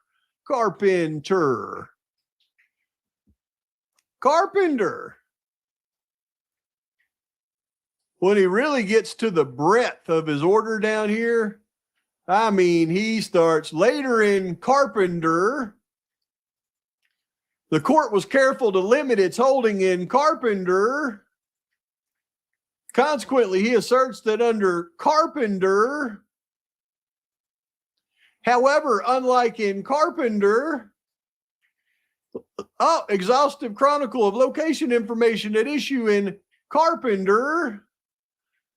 And moreover, this information was not simply passively powering on a phone, as was the CSLI in Carpenter. Everything around the judge's order on this suppression motion relates to the defense's bringing up Carpenter as the reason for the suppression. Fast forward to today. A simple AI search, Steve G. You ought to try this sometimes. And don't make it be anything, that's going to give you any kind of biased results. You ask it just in a general way. Did the Kohberger defense team preserve their objection to the Amazon search warrants under Carpenter? Yes, Brian Kohberger's defense team preserved their Fourth Amendment objections to the Amazon search warrants and subpoenas by filing formal motions to suppress based on Carpenter versus the United States. The key words here is preserved. This is why I wish the attorneys that cover this case would cover real things and not, clickbait interview stuff. The bathroom downstairs didn't have any shampoo in it. Yeah, it did. If you look at the pictures, Turvey was just lying about everything. But we're forced to hear questions about Crocs instead of the law. Now, follow that up. Would the new ruling under Chatry by the U.S. Supreme Court give the defense a stronger argument under Carpenter for these preserved objections if the case was reopened and a new trial declared? Yes, the Supreme Court's ruling in Chatry versus the United States gives the defense a significantly stronger argument under Carpenter for any preserved objections regarding digital location data. Under the June 2026 decision in Chatry, the Supreme Court held 6-3 that law enforcement conducts a Fourth Amendment search when it uses a geofence warrant to compel a company like Google to hand over location history data. But if you apply the new ruling under Chatry as it relates to Carpenter to that specific case and that specific circumstance, it also extends under IGG, and it would slap the living crap out of you under the Amazon broad search that they try to hide this entire time. This case is over.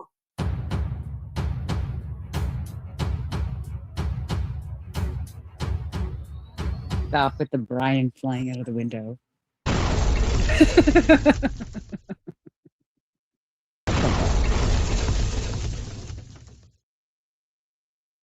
There's the bam. Kerplooey, Kerp. You see it? Pretty saw interesting. It. Pretty I really interesting. saw that this morning, and it was like it broke me a little. Like I don't know what we can do now. I honestly don't know what can be done. It is so much. It's so much more than one person. It's so many, every day we find rights. More and more information. There it is, folks. I want to see how these people are going to argue these points when they're all put on the table at one time, and it's all right there in front of everybody's face. I want to see how they're going to argue it. So, you know what I mean? So just so I make sure I understand this correctly. So he's saying that finally I'm getting an answer that's what the FBI had on Brian. Yeah. Okay. Yeah.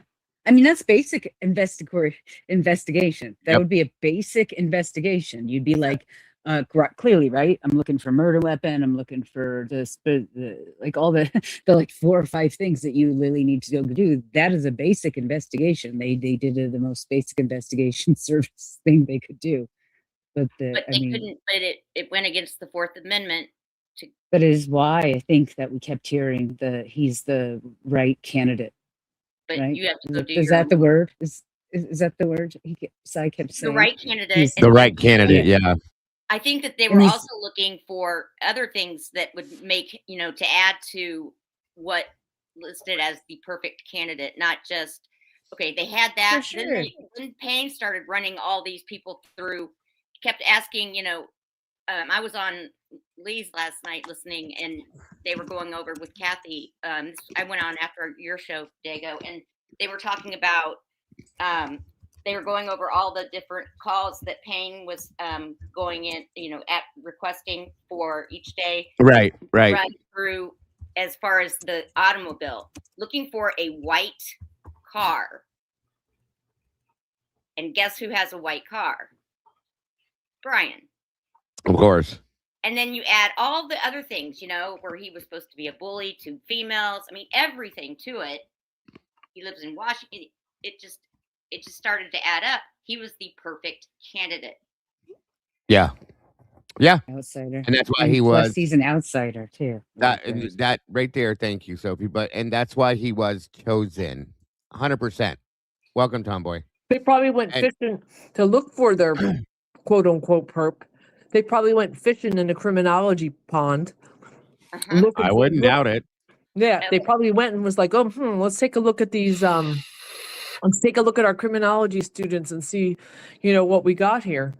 And I'm just thinking, I'm obviously speculation. I have to say that, but what if that's what happened? What if they went go fishing or like, what, this guy everything seems to look like he could be the perfect candidate for this. Right. Otherwise, how else would they choose him? Like, how else would he get involved in all this? I have my thoughts, but like you said, he was chosen for reasons, and I truly believe that. Can you hear me, Tomboy? Yeah, I can hear you. Okay. Can you guys hear me? Yes, Brian. Make sure your background's muted. And you should be good this time, bud. How do I mute my background? Just whatever you had going on in the background. If it was you, I don't hear it now, so you're good. Oh, okay. The other thing I wanted to say was I'm glad you guys brought back up Rosenthal because I just find that guy weird. Right. No, I got you. A lot of people look at him in a weird way because he just doesn't make sense. Creepy. What did you think of Pav's video? I know you watch it, Tomboy. So did you happen to see it before this, or? Oh yeah, I watched it when it first came out. What do you think? I think he's spot on. I agree. The FBI stepped in when they weren't asked to step in, and they ran the investigation. And then it's like MPD took all the credit, but not realizing when they put the credit down in black and white, it didn't add up. Yep. Well, they just had to keep adding layers to it. I even made it. I literally, I just looked because that he put out that video like 4 or 5 hours. I told you guys that like I only when I get my notifications, he's like the only person I get notifications for. Luckily, he puts out videos every day. But when I saw that, I honestly, that's Tomboy saying my thought process is like I said before, like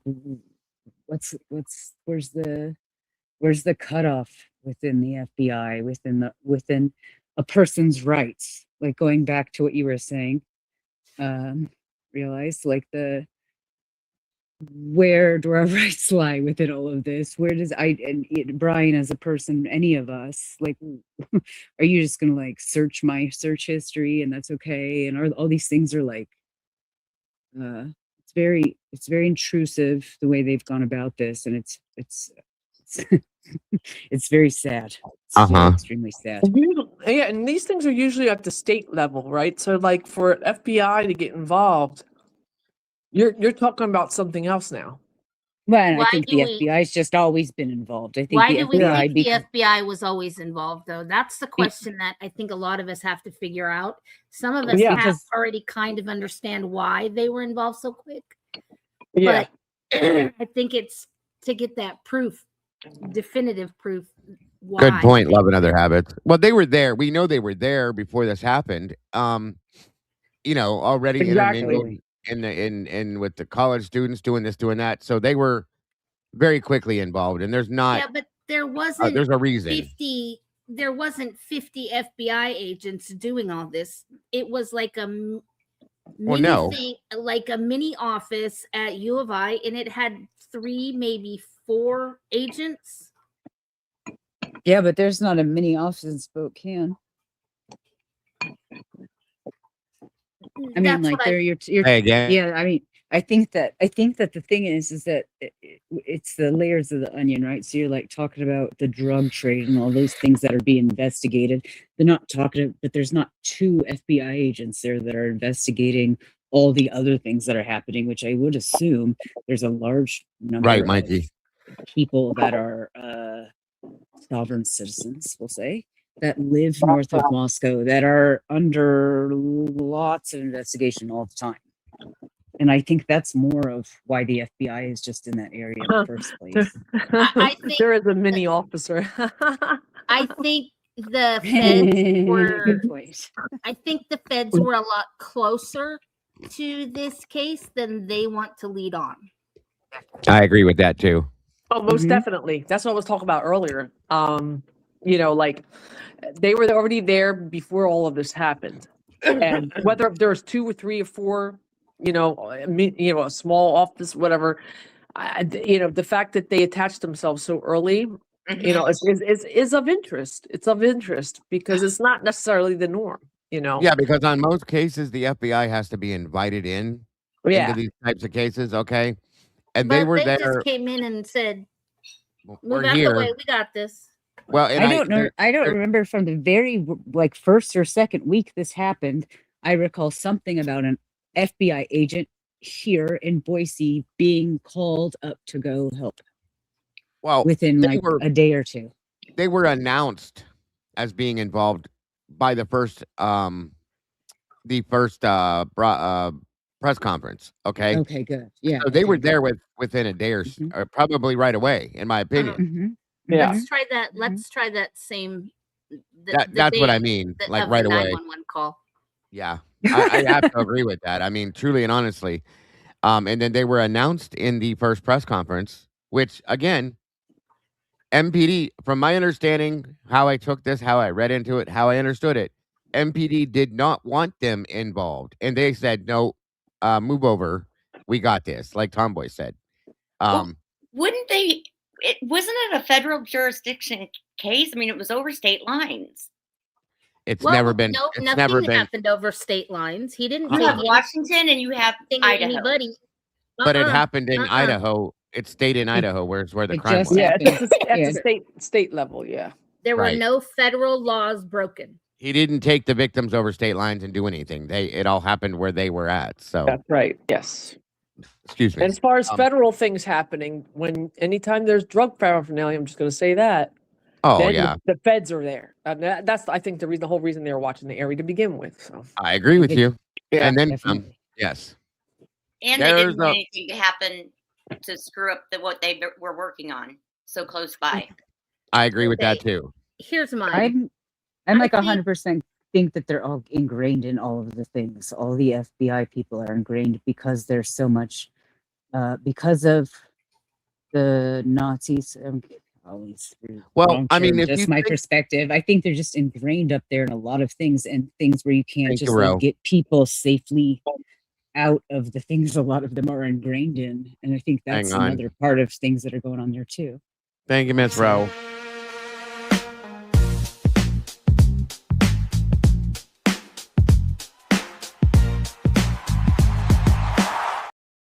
On All right, sorry. You nice. have to understand why that was written on that search warrant first to understand that there is no extortion. That's what that needs to be figured me- out. I'll get it. completely. Hold on. I got you. Well, no. I mean, it needs to be fully understood what that whole thing is about. Okay, because a lot of people are connecting it to the whole crime, and I don't believe that's what it is at all. No. No, yeah, that's not. No, I think it's more complex than that. It's way more complex. Right, way more. Exactly. Yeah. Let me do this though, real quick, while we're holding. Miss Bianca, you know we love you to death. And I hope you have an amazing, happy birthday today, dear. You weren't gonna get it past me though. There's too many people in here. So Another birthday. What? yes, I hope you're having an amazing birthday and an amazing day, Bianca. We love you. You know that wholeheartedly, dear. So Happy real birthday. quick, Okay, so in order to get a federal hold on, Tommy. Okay. Let me run this first, and then we'll do it. The A-list is waiting. Let's go, Bianca! Yo, Bianca, you're looking for the perfect life. But you've been posing since last Friday night. You're an influencer, a star, a style icon. But you still can't figure out how to put your shoes on. Struggling, you're aging like a masterpiece, refined and chic. But you still haven't cleaned your room in a week. So messy. Looking for your followers or just your bag. Found it. You're the only girl with a birthday swag. Smiling. Another year wiser, that's what you post. But you're still the girl who burns the morning toast. It's your big day, Bianca, strike a pose. Oh, From your birthday glitter down to your toes. Oh, Bianca. birthday, Bianca, you're the star, the myth, the mess. Yeah. Looking slightly older, but we love you nonetheless. True. Eat another cupcake, blow the candles out with flair. Just try not to set fire to what's left of your hair. Hot, watch out. Get the hairspray away. Yeah. Bianca. There you go, Miss Bianca. And real quick, of course,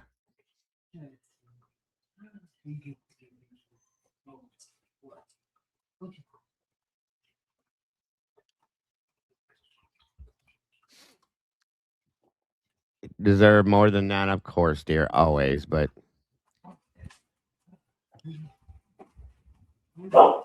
hold on, I'm gonna give you a cake here. It ain't much. I'm a YouTuber. I'm poor, so you get what you get. Unfortunately. To you, happy birthday to you. Happy birthday, happy birthday, happy birthday to you. How old are you now? How old are you now? How old are you now? How old are you now? Happy birthday to you. Happy birthday to you. Happy birthday, happy birthday, happy birthday to you.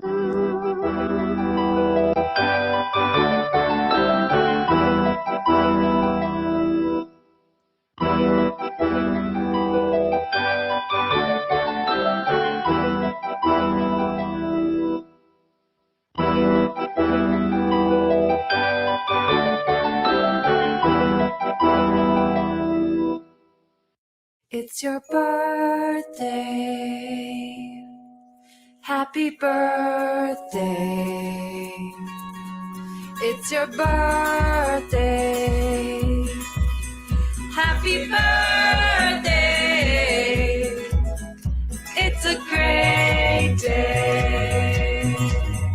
That's what we say. Happy birthday to you.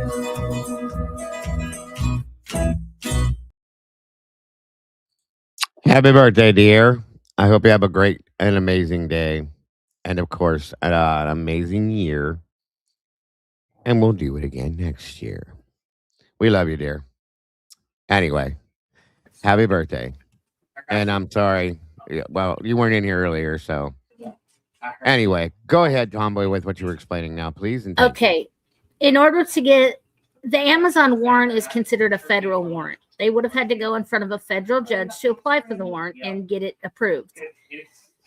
Well, if you were to go and mark that as extortion falls under the domestic terrorist, which is warrantless.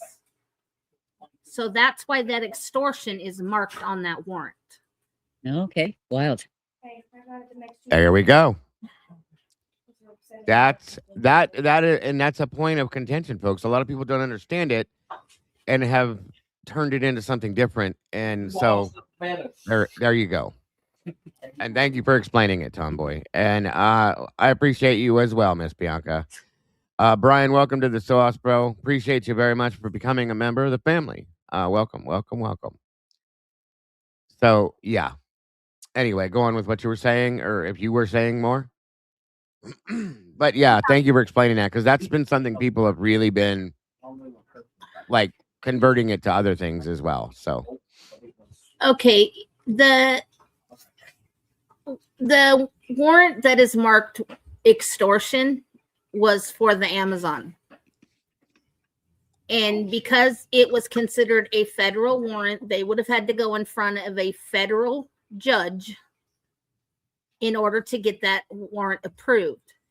There's a way around that. If you mark extortion on that, it follows under domestic terrorism, which is warrantless.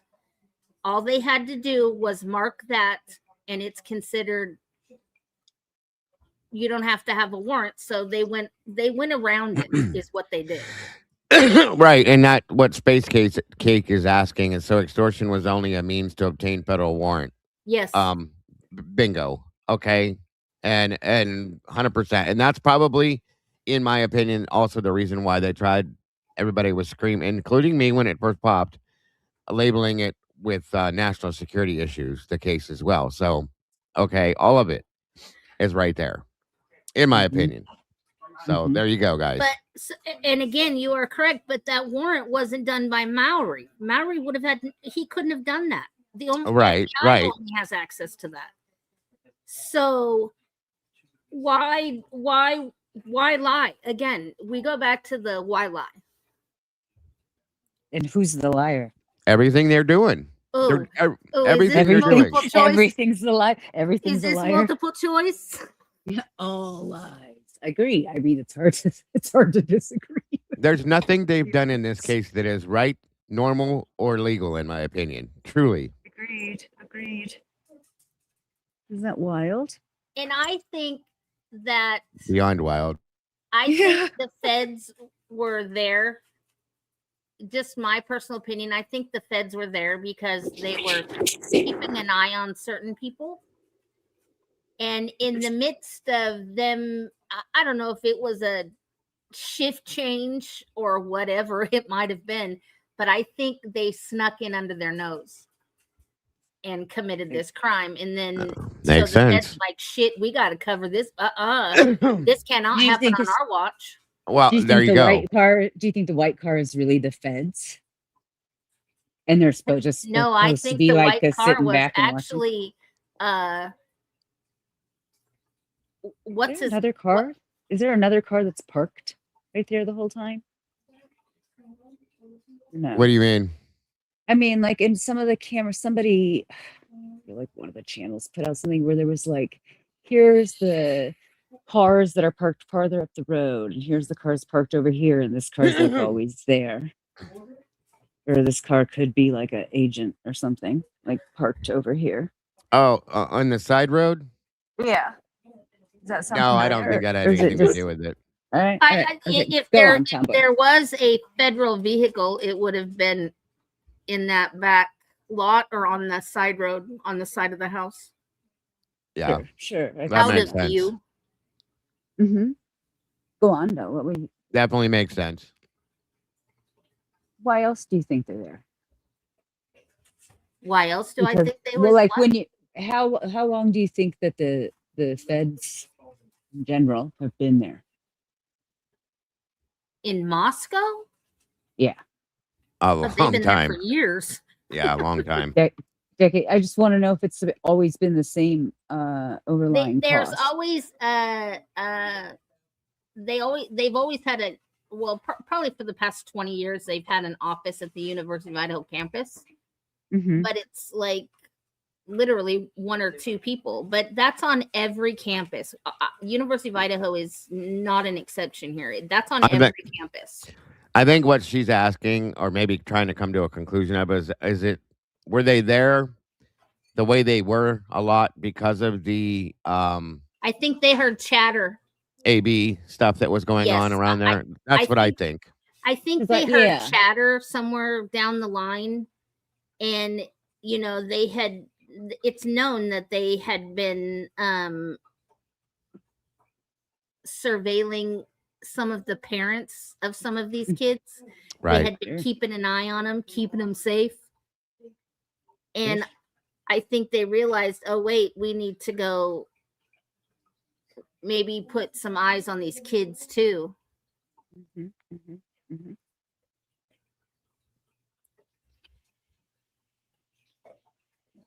Makes sense. Well, that would make sense why they were all in the same house too. Mikey, I got some chatterbait. And Terry, it would make sense, and it also would make sense why you were going to cover that up, because what a mistake that would have been. On that signed huge. Whatever huge order of like, here's your check to pay to your landlords, because that's how that would happen, right? Like to gather them all for like their protection. There's zero reason to do that to those children, to put them all in the same house. It was that poor intentions. Yeah, it made him a live target. I don't think they'd been keeping an eye on those kids for months. I think it literally was just weeks. Yeah, no, I agree. I see what you're saying. Right? Like they knew it was coming down to whatever was going to happen. But I just meant like the kids were living in that house before that. Like somebody arranged that previous to knowing and having. I agree, Mike. Needing to keep an eye on that, I guess.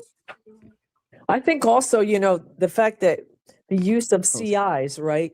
So a lot of, we know that usually the CIs are those who have, committed crimes, usually, not always, but they find a need for them. So there are some that are, have committed crimes before. We got one, I think they said it was like, Molly, right? Molly. I'll tell you, my friend of mine is a retired cop. And my dog is mad right now because I'm not paying attention to him. Hey, quiet.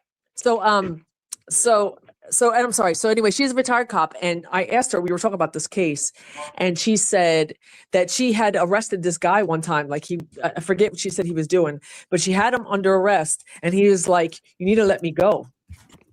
Because they're going to tell you got to let me go. She was like, yeah, okay. So then she's calling it into her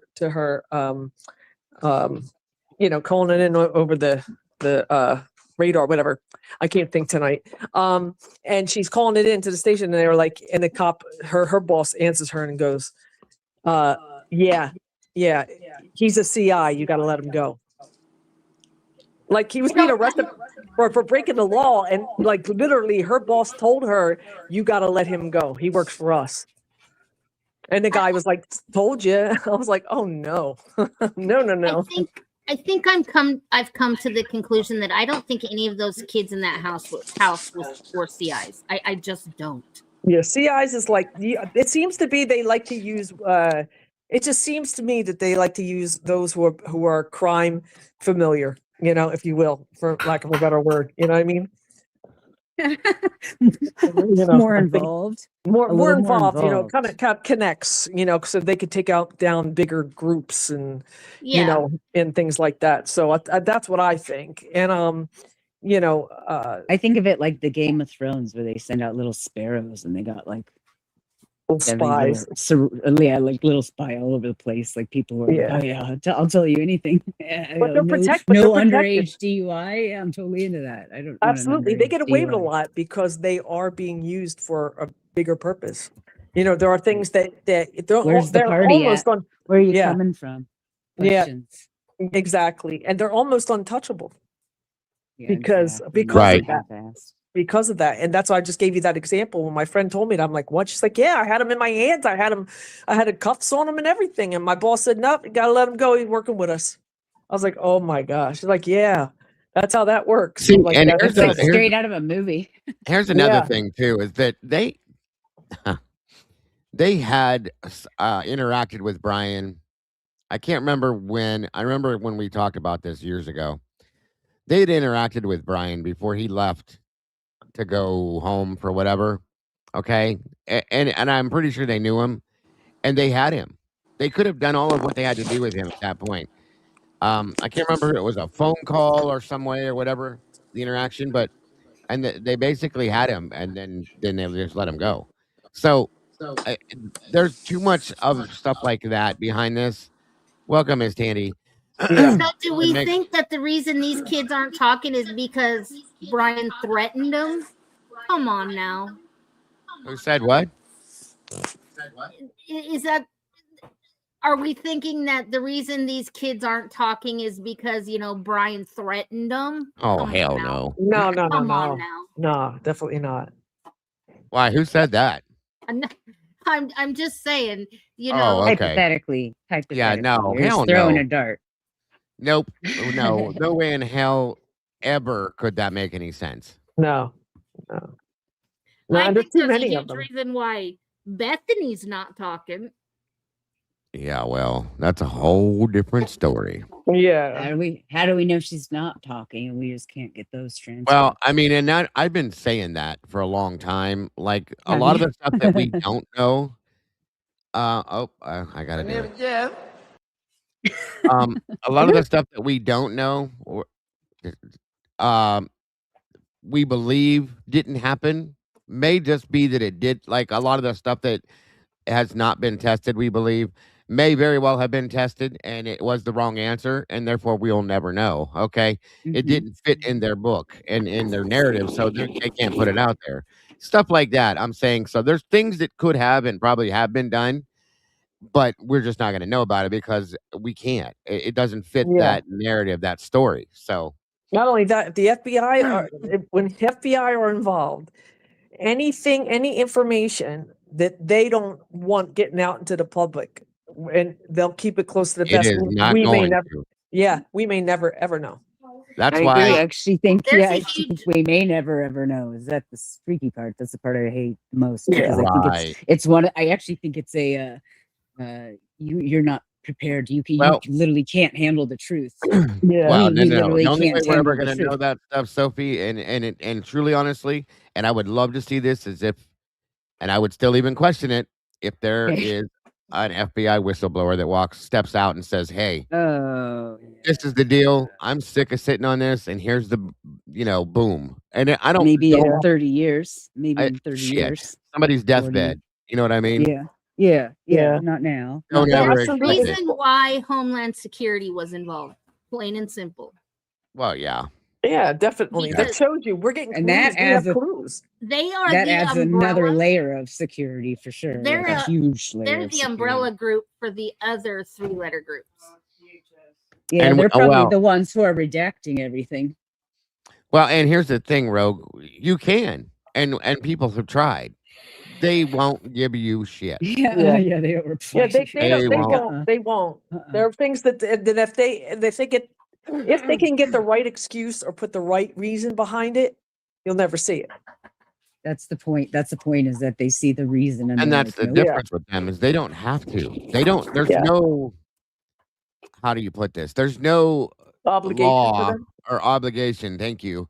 That Yeah. forces them to do that. Period. They don't. It doesn't matter. They don't care. So. Yeah.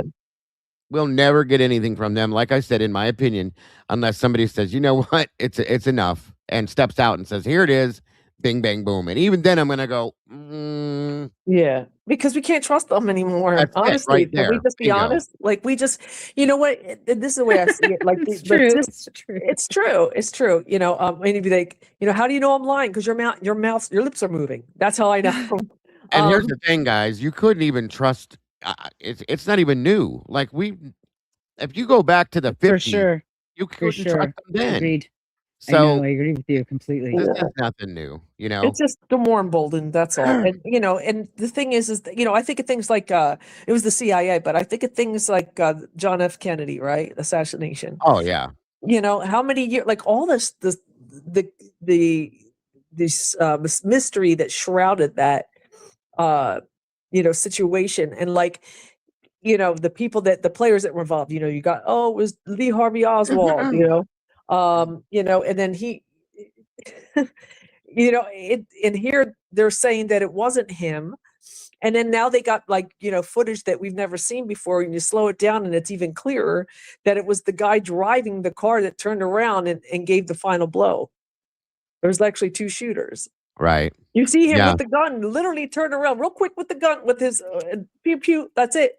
We're going to be covering that on my Cafe Cool. Conspiracy channel. We're going to be jumping into the JFK thing. It's going to be a series because there's so much Yeah. with it. But yeah, Yeah. definitely. Oh, I But did a so show quick. on JFK. I don't know. Can't wait to listen to you guys. I think that's a little more high profile than this is, but it's still in the same realm of type of thing, in my opinion. Yeah. You know what I mean? No, Even- 100%, because you're right. You're right. We're all the people here. Definitely. That we Yeah. can't trust anything. We can't trust any of it, and it's been decades and decades of them Yeah. telling us that Right. we can't trust them. It's But- like and it- go ahead, Doug. I was just going to say, and yes, the FOIA Act is a federal law.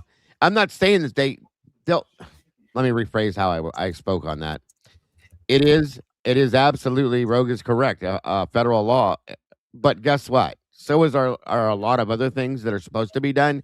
What I mean by it is they find ways to get around around things. That's it. Absolutely. It's to circumvent doing the right thing. And they will. They Exactly. send you 1,000 pages, and 500 of them are blacked out. They're all black. Thank Well, you. I mean, case in point, look at all the stuff we're getting, and look at the way it's being treated, as it's being so transparent as as it's given to us. I mean, that goes to show you right there. I mean, can we say to demand that they unredact it? The certain things, you got to show that to us. They're not going to do it. It's like the same thing with the FBI. They're not going to do it. You can request it. We have the right to request it. It is a federal law, but they're going to find way, if they really don't want certain information getting out there because they have their reasons or whatever they may be, they'll find ways for you never to see it. Well, and that's the just thing is reality. we've Do it, sent Road FOIAs. Knox. Let's see what you Send, have. do Let's it, see what you get. Rogue. I really hope. Some of I us pray- have sent FOIAs to the feds and have been how can I denied for different, they give reasons why they can't do this or why they won't do that. They labeled national security on, I can't remember, I think it was Miss Potts. She calls it love letters from the feds. And it's what it was. Like they denied it because there's a national security label on it. They cannot release any of that information. Blah blah blah blah blah blah. A few of us have done it. I've sent letters off to the Department of Justice, completely ignored. Not even a response on those ones. Things like Wow. that. I know there's a few that have FOIA'd stuff to the feds. I don't know exactly Yeah. who all. I think Lana has, and I think Jules has. I know that Miss Potts had, and then she showed the answer to it, the response to it. So, I mean, if we could get an answer from it, would be amazing. But they're not. You know what I mean? They're finding ways to get around it and to deny things because of certain laws that they have that they can put out in front of us. So They can like Absolutely. live in the wind. They're just like Welcome, in the Miss wind. Robin. Like we don't get any answers. They just live there. Families aren't getting things that they're asking. right. Yeah, Yeah. yeah.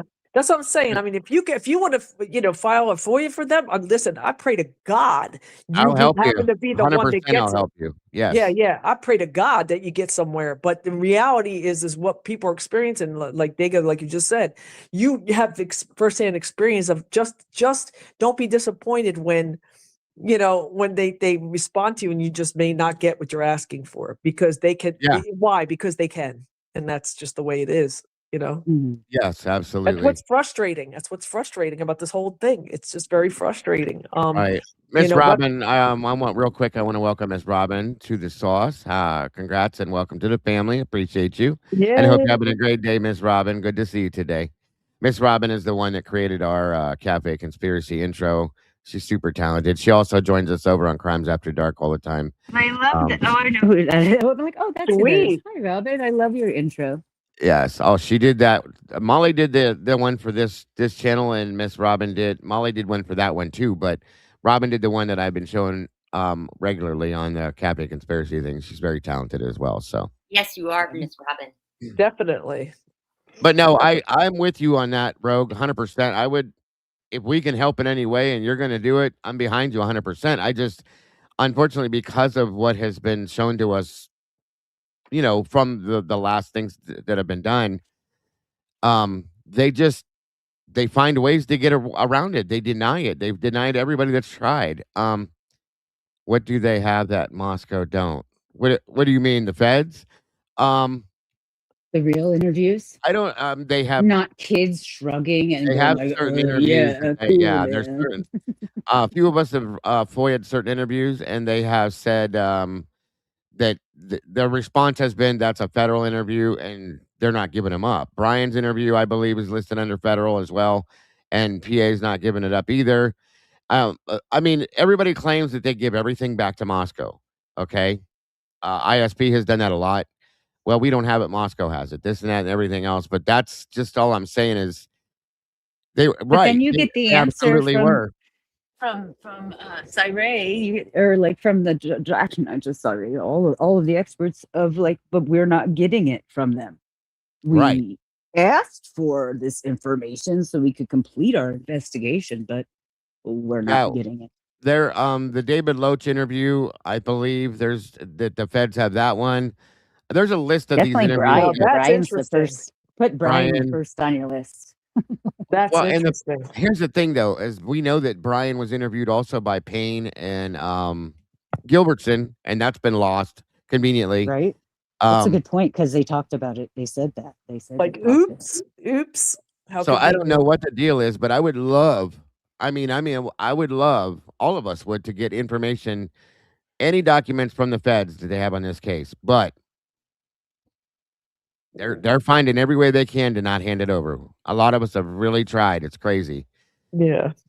And it's just, yeah. And listen, when I told you about my cop friend who's retired, that's one of the things she said. So as we had this conversation, I told her, I said, we're trying to get information. They're redacting a lot of things and this and that. And there's a lot of, disinformation. There's a lot of, what do you call it? Conflicting information. And she's like, and she's the one who told me, she's like, if they don't want to, she goes, especially if the feds are involved, you may never know. That's what she said. That's it But right there. She Yeah. knows, and she knows firsthand. Like you probably will never know, because if they don't have to, it's the way they are. I don't Right. think that means that we should stop, fighting in some way. What was Fighting. that in other comment words, you just highlighted, Dago? What was it? This Connor Chestnut thing? What was that? Keno said they believe that Chestnut's interview was with a Fed too. That's it. I believe I've heard that as well. I do. I think that also, yeah. Yeah, that's interesting though. I think so I'm looking at what they're covering up and, or should I say, withholding from us. And I think that those interviews that we didn't even get, with Locha, I'm like, interesting. So we can't even hear any part of that whatsoever. I wonder why. What information is there that, is any different than what we know so far? About this case is already supposed to be wrapped up, said and done. You broke down, buried the house, buried the hatchet, so to speak. Got your man. Took the plea deal. He's put away. Everything's done and dusted off. Well, apparently not. That tells me there's the reason why our instincts, our spirit. I'll even go that deep. Is saying this is off. There's more to this. And we're sensing, we know it. It just doesn't make sense. So you can't let that go. Why? What was it about? I mean, there's something about Brian that you can't, because like in the past, when there was a crime, anything that was being withheld comes out because now it's over. The guy they got everything they need. So now everybody can know. Does anybody know here or in chat what kind of forensic like that Brian was actually working on? Like, was he working on something that would have just like he would have been the person that blew all this up somehow? I don't really actually think that's what happened, but I'm just saying, like he was looking at digital forensics, right? So like this is exactly what he would have been going into. Yeah, he was interested in that. My theory Yeah, my theory has something to do with. I believe he could have been very, and this is just a very, very shaky and wild theory that he very likely could have been working on something like that, and that's just my thought. Okay, I do believe that that's how we got to know him. That's my theory, and it has been for a while. He just didn't come out of nowhere. They just didn't pick him out of nowhere. Um, and there's something there, and like I said, his father made a statement that was listed in it, and I know, grain of salt, lots of grains of salt, folks, with all of this stuff. That Brian went away for a period of time. Nobody knew where he was. So it made me start wondering, is there some kind of training that was going on possibly within what he's doing? And that's why he was sent here possibly. These are all baseline theories, folks. Nothing but. We don't have any way to prove this. But They're just did the video we just watched change that for you? Because the video we just watched is basically like, here's a real basic I get it. reason. Yeah. Because I mean, No, how many times in this many years have you thought, like, how did they get to Brian? Oh, of course. Absolutely. Without a doubt. I mean, knowing what we know, I'm going to show you guys an interview in a couple days, or probably within a couple days here. It's a really old interview of somebody that came out and spoke on this, because I'm still going back to the beginning on this case with certain things and just reattacking them to re-review them with new information we've got to see how it plays out now at this point. And you'll see some of the stuff that's said back then about things that are kind of relevant now. Give me 1 second. I'll be right back.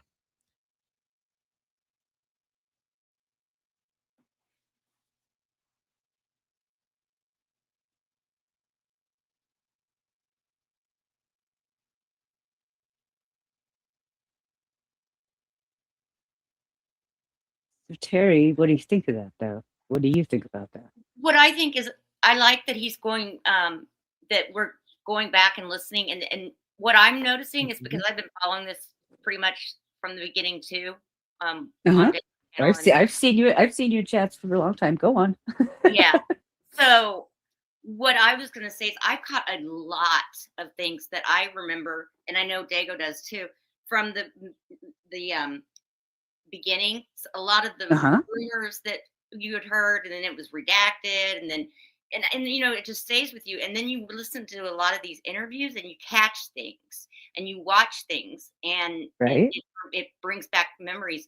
Just like this is a perfect example, is that, I don't know if you guys ever heard the rumor that the reason that Jack Showalter was with the girls that night is because Jake, who was Maddie's boyfriend, was in Boise, and he is supposedly good friends with Jack Showalter, which I don't understand that, because there's a huge age difference, but okay. How big of an age difference? Yeah, I mean, Jack is. How big of an age difference? Like more than 4 years? Like, are they not in like school together? Is Jack? I'm trying to think if is he Maddie's age? Is Jack Showalter? How old is Jack Showalter? Is he like? I mean, back in when 21. He's at least 22. 21 because he's at the bar. Oh, I mean, he was then. Now he's probably a few. Right. Well, yeah, right now he's different. They were asking me, and I know I wrote this in Crimes After Dark, and you caught this the other night when you were on, Dago. Remember when they were interviewing? I think it was Kaylee, and and she said that she was with Jake that night. The night of, remember, they were in Boise, right? And Jake and Jack Showalter were supposedly really close, right? And I was trying to figure out, wasn't Jake a lot older than Jack? He's a couple years older. Yeah. That's what I thought. Not a lot, just a couple years. But you remember, I was talking about how it's good that we're going back to the beginning, and it's reminding us of those of us that have been with this thing from the get-go. How, oh my God, it just like jars things in your brain when you hear something. Like when I heard that, when she said that she was with them, and then she's like, I don't know why Jack, why he would be with the girls that night. And I'm like, oh, whoa, wait a minute. Then there's no way that Jake asked Jack to be with the girls that night, because Jake. No, that was debunked a while back, right? but you hear things that are debunked, but nobody can tell you why they debunked it. So then you're like, okay, well, was it really debunked, or who brought it up, or you know what I mean? It's better to hear. Well, no, it's I get it. good because it's good. But you're talking about but when you were not here, Dago, she was talking about how like going back and going over the stuff is so good because you hear things like I literally still trying to figure out Zagalo. I'm in a Zagalo. I'm in a Zagalo thought process, and that's from like 4 years ago or 3 years ago. You know what I mean? So I get it. Going back over stuff is definitely every time you bring stuff up or you pull, even the interviews of these children, it all correlates. I see I've done what you're saying, every Terry. time. That's what you're saying. Yeah. Every time we get new information, I go back again because a lot of times the new information correlates with old stuff that we've had, and it can show different things that we missed or has come to the surface now and make sense that didn't make sense before. And that's why I repeatedly do it. And again, every time I've done it, it is either proves something to be right or proves something to be a lie again. Okay. And it just, plus, like you said, a lot of this stuff I've forgotten more than I remember anymore. Okay. And I go back and I go back and I go back and I go back. And there's a lot of new people coming into this case that are in this community alone. There's a lot of this community is newer to this and had no idea of some of this stuff. You know what I mean? Some of these interviews, some of the statements made, some of the people. So yeah. And that's why I'm going to be running this interview again here in a day or two, just to reiterate, like, this is what was said 3 years ago, and here, look at where we're at now with it, and see what he said compared to now, and look how it sits. You know what I mean? So, Oh yeah, I want to do like a flip book of Fry's redness going in and out of his face. Oh, the mood, yeah. Like let's get his mood ring face. Yeah, exactly. Yes, that's what I called him, Chief. Like Julia said, I've rewatched dozens and dozens of videos from November 22 through March 23. Most of what we think is new info, it's really not. See? And that's what I'm saying. It's stuff that agreed. There's many things that we've got now, and we're like, what? And then you go back and you're like, holy shit, that did happen then. You know what I mean? So it's a good point. It's a very good point. Right. I have a different perspective now. That's it right there. We have a completely different perspective. Back in going on 4 years ago, like, it was taboo to even bring up Dylan and Bethany and speak on anything they said or did because they were victims. Okay. Yeah. Yeah. And I, how dare you? And now it's like, no. We're going to have that conversation. Don't attack the parents. Yeah. Don't attack the parents. Exactly. Thank you, SRB. So yeah, 100%. Absolutely, you guys. So Absolutely. For real. And Sophie, to your question about Brian, I know that they had shared some photos of some books that he had and some studies he was doing. He kind of was looking into like corruption into the justice system, and corruption in the justice system and things of that nature is kind of following. That's exactly what he was developing. Would have stepped right into their lanes. I forget some of the titles of the books, but that's basically what he was looking into. And which is quite interesting. It is like every cop's wet dream to get rid of that guy. Yeah, exactly. So I think that he possibly could have been maybe. And this is like something, as we think about it, a lot of times we just have all different kinds of thoughts going through our mind. Right. But one of my thoughts that came through my mind was like, well, what if he, in his studies and his research, because the way he is about it, he's like a perfectionist about it. Like it's, he seems to be very focused, when he does whatever he does. So like, I'm thinking, what if he got too close to something? What if he did, start to uncover and ask too many questions, and, perhaps that made it an easier, for them, an easier, I don't want to say target, but an easier way of accessing him because of something like that, and because he was a student. I don't even think it needed to be that deep for Brian. I literally think what Puff put out there is honestly, like, sadly, the level of the investigation. It's like like a child trying to put you the right size little pegs into the holes. Like it's The whole time which they've is been a trying to put. horrible thing to say, but that's, I mean, No, right? it's Like it's just true. like They've a been. childlike investigation. Like, you know what we should do? We should find out who bought knives. Yeah, let's and how about Amazon first for sure. I would also assume someplace in those documents, these guys like went to, like local Army Navy stores, local recreational stores. It is the Pacific Northwest. There's got to be other places to buy said knives. So like there has to be more warrants out there of purchases because Joe, anybody could go buy. I could go buy 6 of those knives right now. What if I ordered 2 on eBay and nobody even looked on eBay? You know what I mean? So it's kind of juvenile, but it fits because And that's another fits. thing too, with what you're saying and other things. It's a good idea to go back to the beginning to filter out a lot of the misinformation that has been spread throughout, to eliminate it permanently and just shrink this down if we can and keep it in this box so we can keep up with it because there's so much of it. There That's really another is. reason why we do it. Yeah, you could go off into a rabbit trail very easily and go really, Oh, I really like know. out Yeah. in Alice in Wonderland. Like, so like my thoughts always try to stay pretty close to the same questions I think most people are still having. And there was someone who just came up, I forget the name. She was talking about, she just made a very Terry. good point. Yeah, she just made a very good point. She said, somebody who's, there we go, nothing half-assed, that's it. So, if someone's being meticulous, well, definitely that part, the first thing, yes, about filtering out rumor and bringing the fact list. But she also said something about, if someone's going to go through cleaning up footprints and be real meticulous about cleaning up the crime scene the way that it happened, they're not going to forget their sheath, the knife sheath.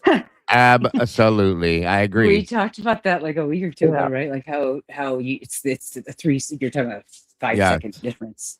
Yeah. Yep. Couple seconds. That's a huge point. Nothing. Absolutely a huge point. Yeah, I know. A huge point. Oh my God, you guys! I think it is that time. 4.5 hours into this. Thank you so I was much. just gonna Great. say my dog's hungry, and I was gonna step down and let Right. you 2 No, Italians thank you. talk about it. Yeah. No, I think we're at that point for this show, Yeah, part of the calling show, it and out. I gotta see what else is going on tonight to see if I'll be back or not. I gotta ask the boss, of course. Of Whatever course. whatever she says is, how that goes. We'll see. If so, I may be back tonight. And if not, well, I will see you tomorrow and we'll make that for another night. But we do have company here. Her uncle's here. Oh, We finally got him awesome. here after his accident and all that kind of stuff. But again, Oh, that's good. thank you guys today for being here. This was an awesome show. Great conversations. We had I want to thank Bob for putting that video out because he did a great job as Yes, he always. did. Yes. Amazing stuff. I know we'll be done. I know for sure a couple things I'm jumping into tomorrow that I want to review as well and discuss. And so, yeah, we'll be doing some stuff for sure. Awesome sauce. I'm looking Thanks, forward to Dago. it. You have a good night. You too, Sophie. Thanks, Thank you. nice And talking realize with it you. was nice to It's nice have you talking and with you, to Realize. meet you. Yes, Nice to meet you too. absolutely. And Dago. I know we've now that, talked to each other in the chat, like, I've said hello in the chat, but never really had oh a yeah, chance to actually get to know each other. So this has been really nice. So thank you for having me and now on. that you've done it, now you can do it anytime that we do it. So you're always welcome. I appreciate it. Thank you. I really do. Absolutely. Thank you. Both of you, thank you. Dylan, thank you. Of course, Miss Terry, Tomboy, Hi, all of you Tomboy. guys, thank you for joining us and always making great conversations within this. You guys are amazing. I appreciate you all very much. Thank you, Bubbles. With that, guys, again, as always, you guys are amazing. Happy birthday to Miss Bianca, of course, and Miss Jenny. I think it's Shortino. I hope you both have amazing, and wonderful days. You both deserve it so very much. And I hope you have a great year, guys. You both deserve that as well. If I don't see you tonight by some chance, I hope you guys have an amazing rest of your night. And don't forget, folks, you absolutely cannot forget to love each other, love yourselves, and love each other. And don't change a thing, folks, because that's exactly what I love about you is you being you. That is what makes you amazing. Thank you all for being who you are. I will see you guys very soon. Have a great one, folks. Bye-bye.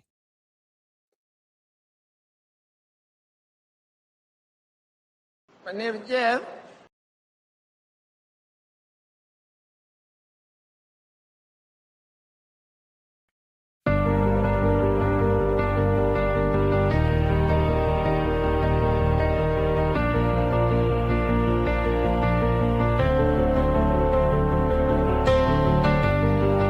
The coffee's cold, the final stain. We laid the map out in the pouring rain. No hidden corners left to creep. The dark truth woke while the city was asleep. The evidence lines up straight and true. A perfect picture of what they chose to do. The quiet street erupts in flashing light. A reckoning delivered in the night. SWAT serves the warrant, loud and clear. The sound of justice, the only thing we hear. At the TruCrime Cafe, we watch the suspect finally pay. The dark truth is backed and signed and sealed. The wound is closed, the name is finally healed. It's finally healed.